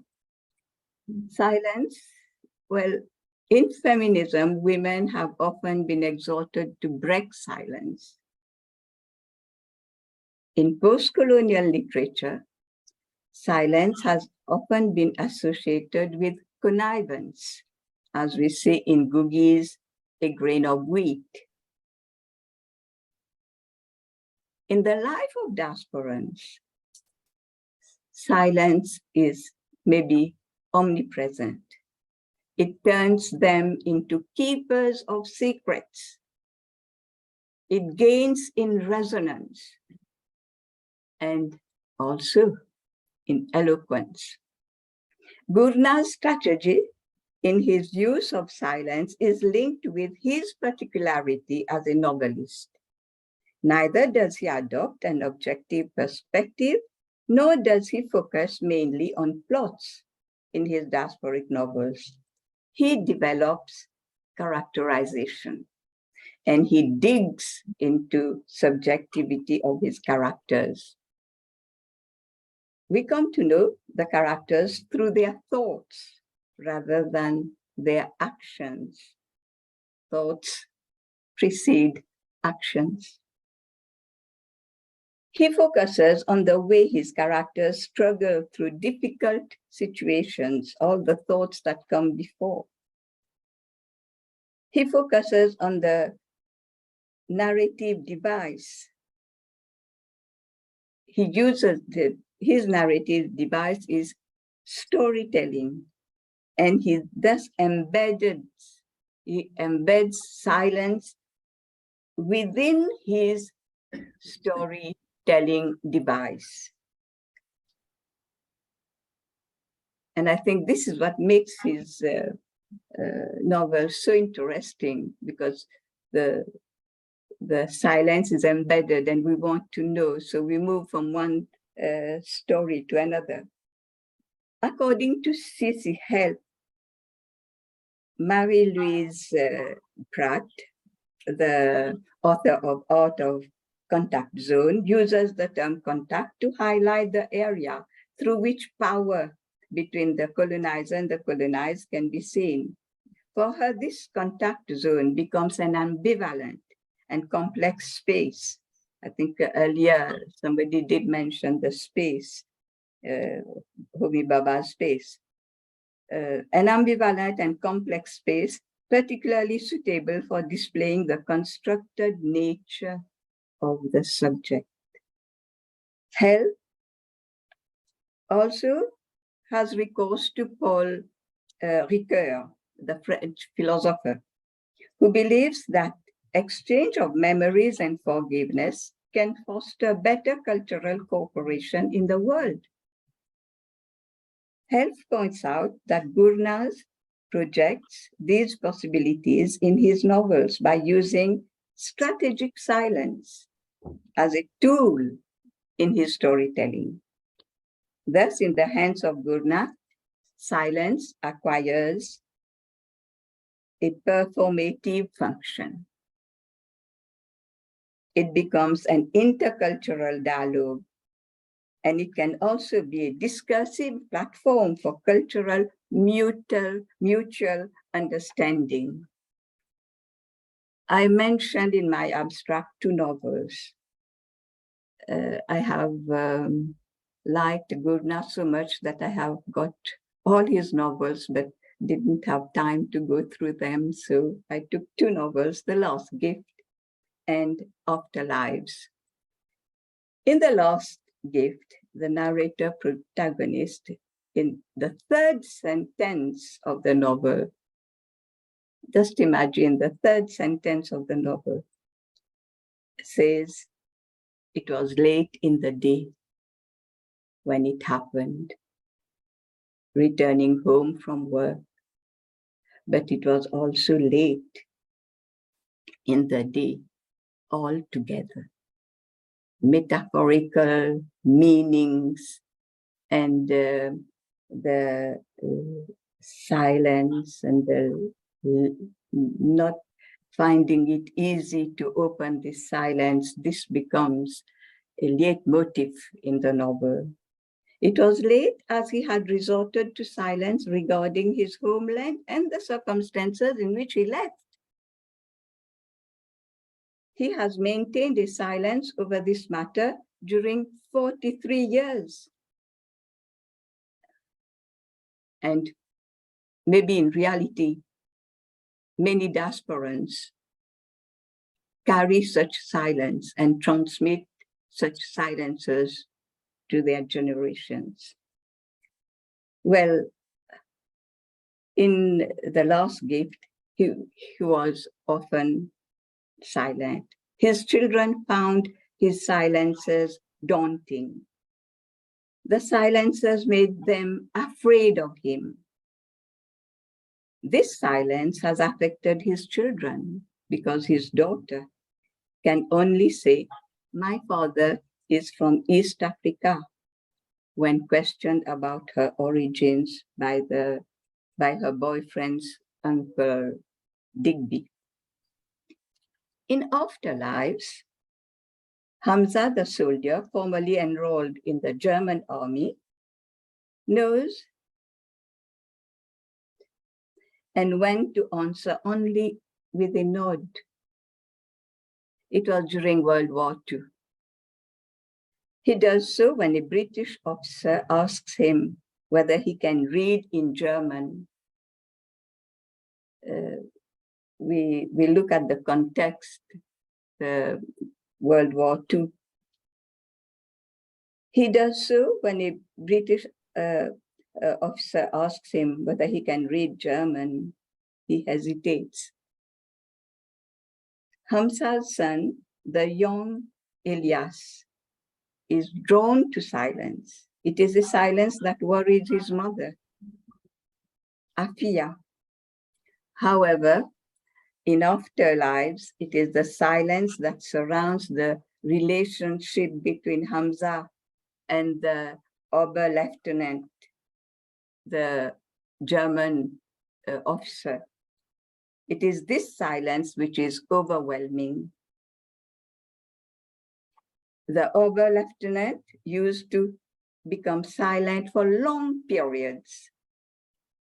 He's a gloomy officer, trying to justify his abusive behavior. And he says very shamelessly, I was born into a military tradition, and this is my duty. That's why I am here to take possession of what belongs to us, because we are stronger. Here, I think in this silence, there is resonance. A loud resonance is heard as it is opposed to power and abusive words. Another point I would like to take, silence reveals the homeostatic nature of the immigrant. We used to argue that diasporans are rhizomic, just like our sugarcane or the anthurium plant. They settle down in groups as one calls other members of his community to join him. Gurna's immigrant characters, they are also like transplanted plants, but they silently go through subjective processes of adjustment in order to survive. You see, a tree will not grow without the help of the nutrients through the mycelium growing underground. So it will grow silently.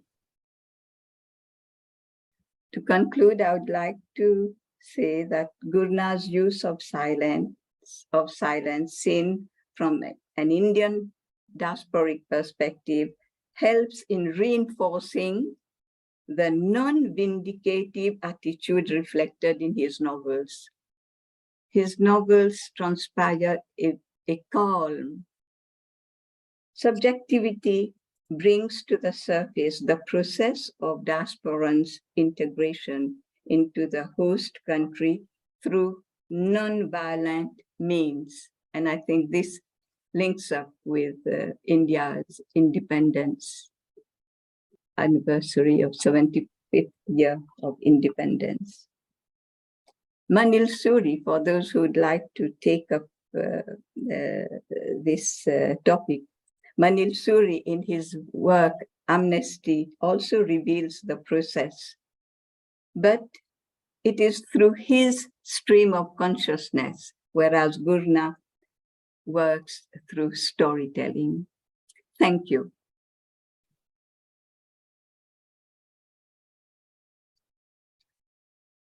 Thank you very much. I think that was a most interesting talk, and I'm really proud to have two Mauritian scholars on the panel today. Even if you are online now, hopefully the next time you're here too. And we have Mauritius with us in person in India. So with your permission, I will throw the a session open for questions. If there are any questions, we can take them now. Please. You mentioned that about 1,50,000 Indians returned after indenture. Did any of them go back? Go back to Mauritius. No, as far as I can remember, the 150,000 USD are those who actually returned to India.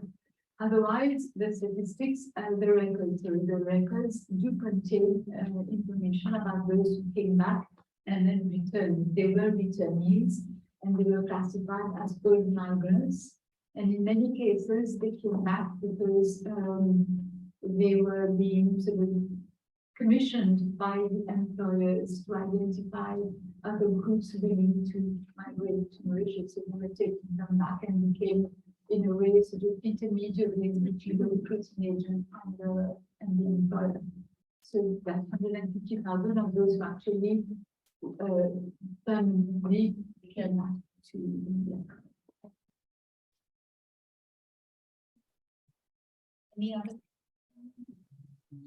Any other questions? I have one. When you say that 150,000 came back, because one also read reports of how those who came back didn't always have it very good. And that is one of the reasons why they did go back. Of course, social promotion by which they became recruiters in turn is also one story. But even these recruiters complain that at one point they were considered such bad people that they worked for the whites and, you know, they were selling their members of their own caste, community, village, that he says, you know, the priest refused to speak to me, and there are actual reports. So could you tell us something about that? I think there are from the oral history also memories of families who came back and then were not welcomed in their own village. So they then decided to return. There are very, I think, very concrete cases, you know, of families considering that because they have crossed the Talamani, then they were not welcome in the one. But since I am speaking, I wanted to mention when I'm listening to Professor Venkatesan talk about the novel and your references to the Guadeloupe experience is absolutely amazing because pronunciations vary, but you have the same sort of deities and personages from the epics, for example. They pronounce differently, they're transformed in the process, but when you go to Reunion, when we talk of the Bardon in the Mahabharata, Natapon in Mauritius also, and I was remembering how I heard and saw a representation of one extract from the Bible, and one of the characters was being referred to as Philodien. And it took me time to understand that it was Duryodhan that had been transformed into Philodien. In Mauritius, he's called Madhuban. So you have those transformations in pronunciation, but it's amazing how in so many different parts of the world there are commonalities in what has been retained and how it has been transformed. But something which also struck me when you mentioned the boy or the young man who recites text in Tamil for the dying person. Yes. Without any exaggeration, this is something that happened for my grandfather. My maternal grandfather didn't end his journeys. He finally settled in Reunion. And he and my grandmother taught many young people in Reunion Tamil mainly, because there is a larger Tamil origin community in Reunion. And when he died, it was one of the boys who actually recited those texts with lots of difficulties of pronunciation. but he felt that it was a gesture that he had to, you know, go through. It was a kind of offering, you know, for the person who had purchased. And the idea that it was an offering and also a reassurance that knowledge transfer had happened. You may proceed further. We are here to hold forth. I think what a wonderful feeling of solidarity and what reassurance. And actually in the book, the old man asks him to dance for Mariamman. He says, dance for the goddess. And he can't. He wears everything, but he's not able to dance because his feet now dance to the Damier combat, which is the Creole, which is the dance of the slaves. So he's not able to get the rhythm right. And he says, you just don't get it, you know. So some transfer has happened, some transfer has not happened. But the emergence of a whole new nation from here is, and I'm particularly glad to have Surya here, because we had gone to these temples and you realize that, for example, in the Mahabharata, the episode of the Vanavasam is what is most popular, the exile. You see, then similarly in the Ramayana, the Ram's Vanvas. You see, that's what speaks to them. And it was very beautiful to meet these priests, the gentleman who danced for us. We couldn't understand what he was saying, but there was such faith, there was such, and it was a Telugu, you know, that's the only thing I could relate to, because it was he was actually wearing paper jewelry. And today they're well off, there's no need for him to wear paper jewelry. But for him, that's sacred, that's how it was, that's how he do it. It was very, very moving to see these things, or to see Saraswati dressed in white lace. You know, for one minute, sort of blink, but you know, it is white. She's Shvetambari. She will be dressed in white, but she doesn't have to be dressed in white ISI imprinted silk, you know. She can be in white lace. So these are very beautiful things we saw, and it was a very special moment to share. We could still see the cane fields, and we said, you know, what would it be at night alone in a hut there? You know, what is the God you want? You don't want Krishna to play his flute, you know, it's quite irrelevant to you. You want the Madurai Veera who will pull out his sword and slaughter the white man. So anyway, that was it. Thank you so very much. It's been a wonderful session. And we look forward to tomorrow. Thank you, Nilufer. Thank you, Kirti. It's been a wonderful experience. And thank you once again for coming. Thank you, Madam. Thank you, Sushita. Thank you, Surya. Thank you, India. Thank you, everyone who chaired and spoke today and who participated, even if they neither chaired nor spoke. Thank to all our volunteers. They were absolutely very, very indispensable. And we now are breaking up for the day. But we have the conference dinner to which all of you are invited, where we had lunch and where we are going to have the conference dinner at 7:30 in the evening. So please join us for that. And tomorrow we shall start at 10 in the morning. Yes, thank you.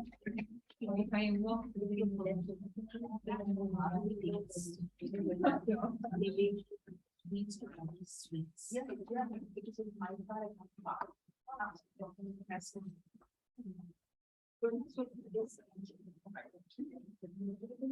delivery to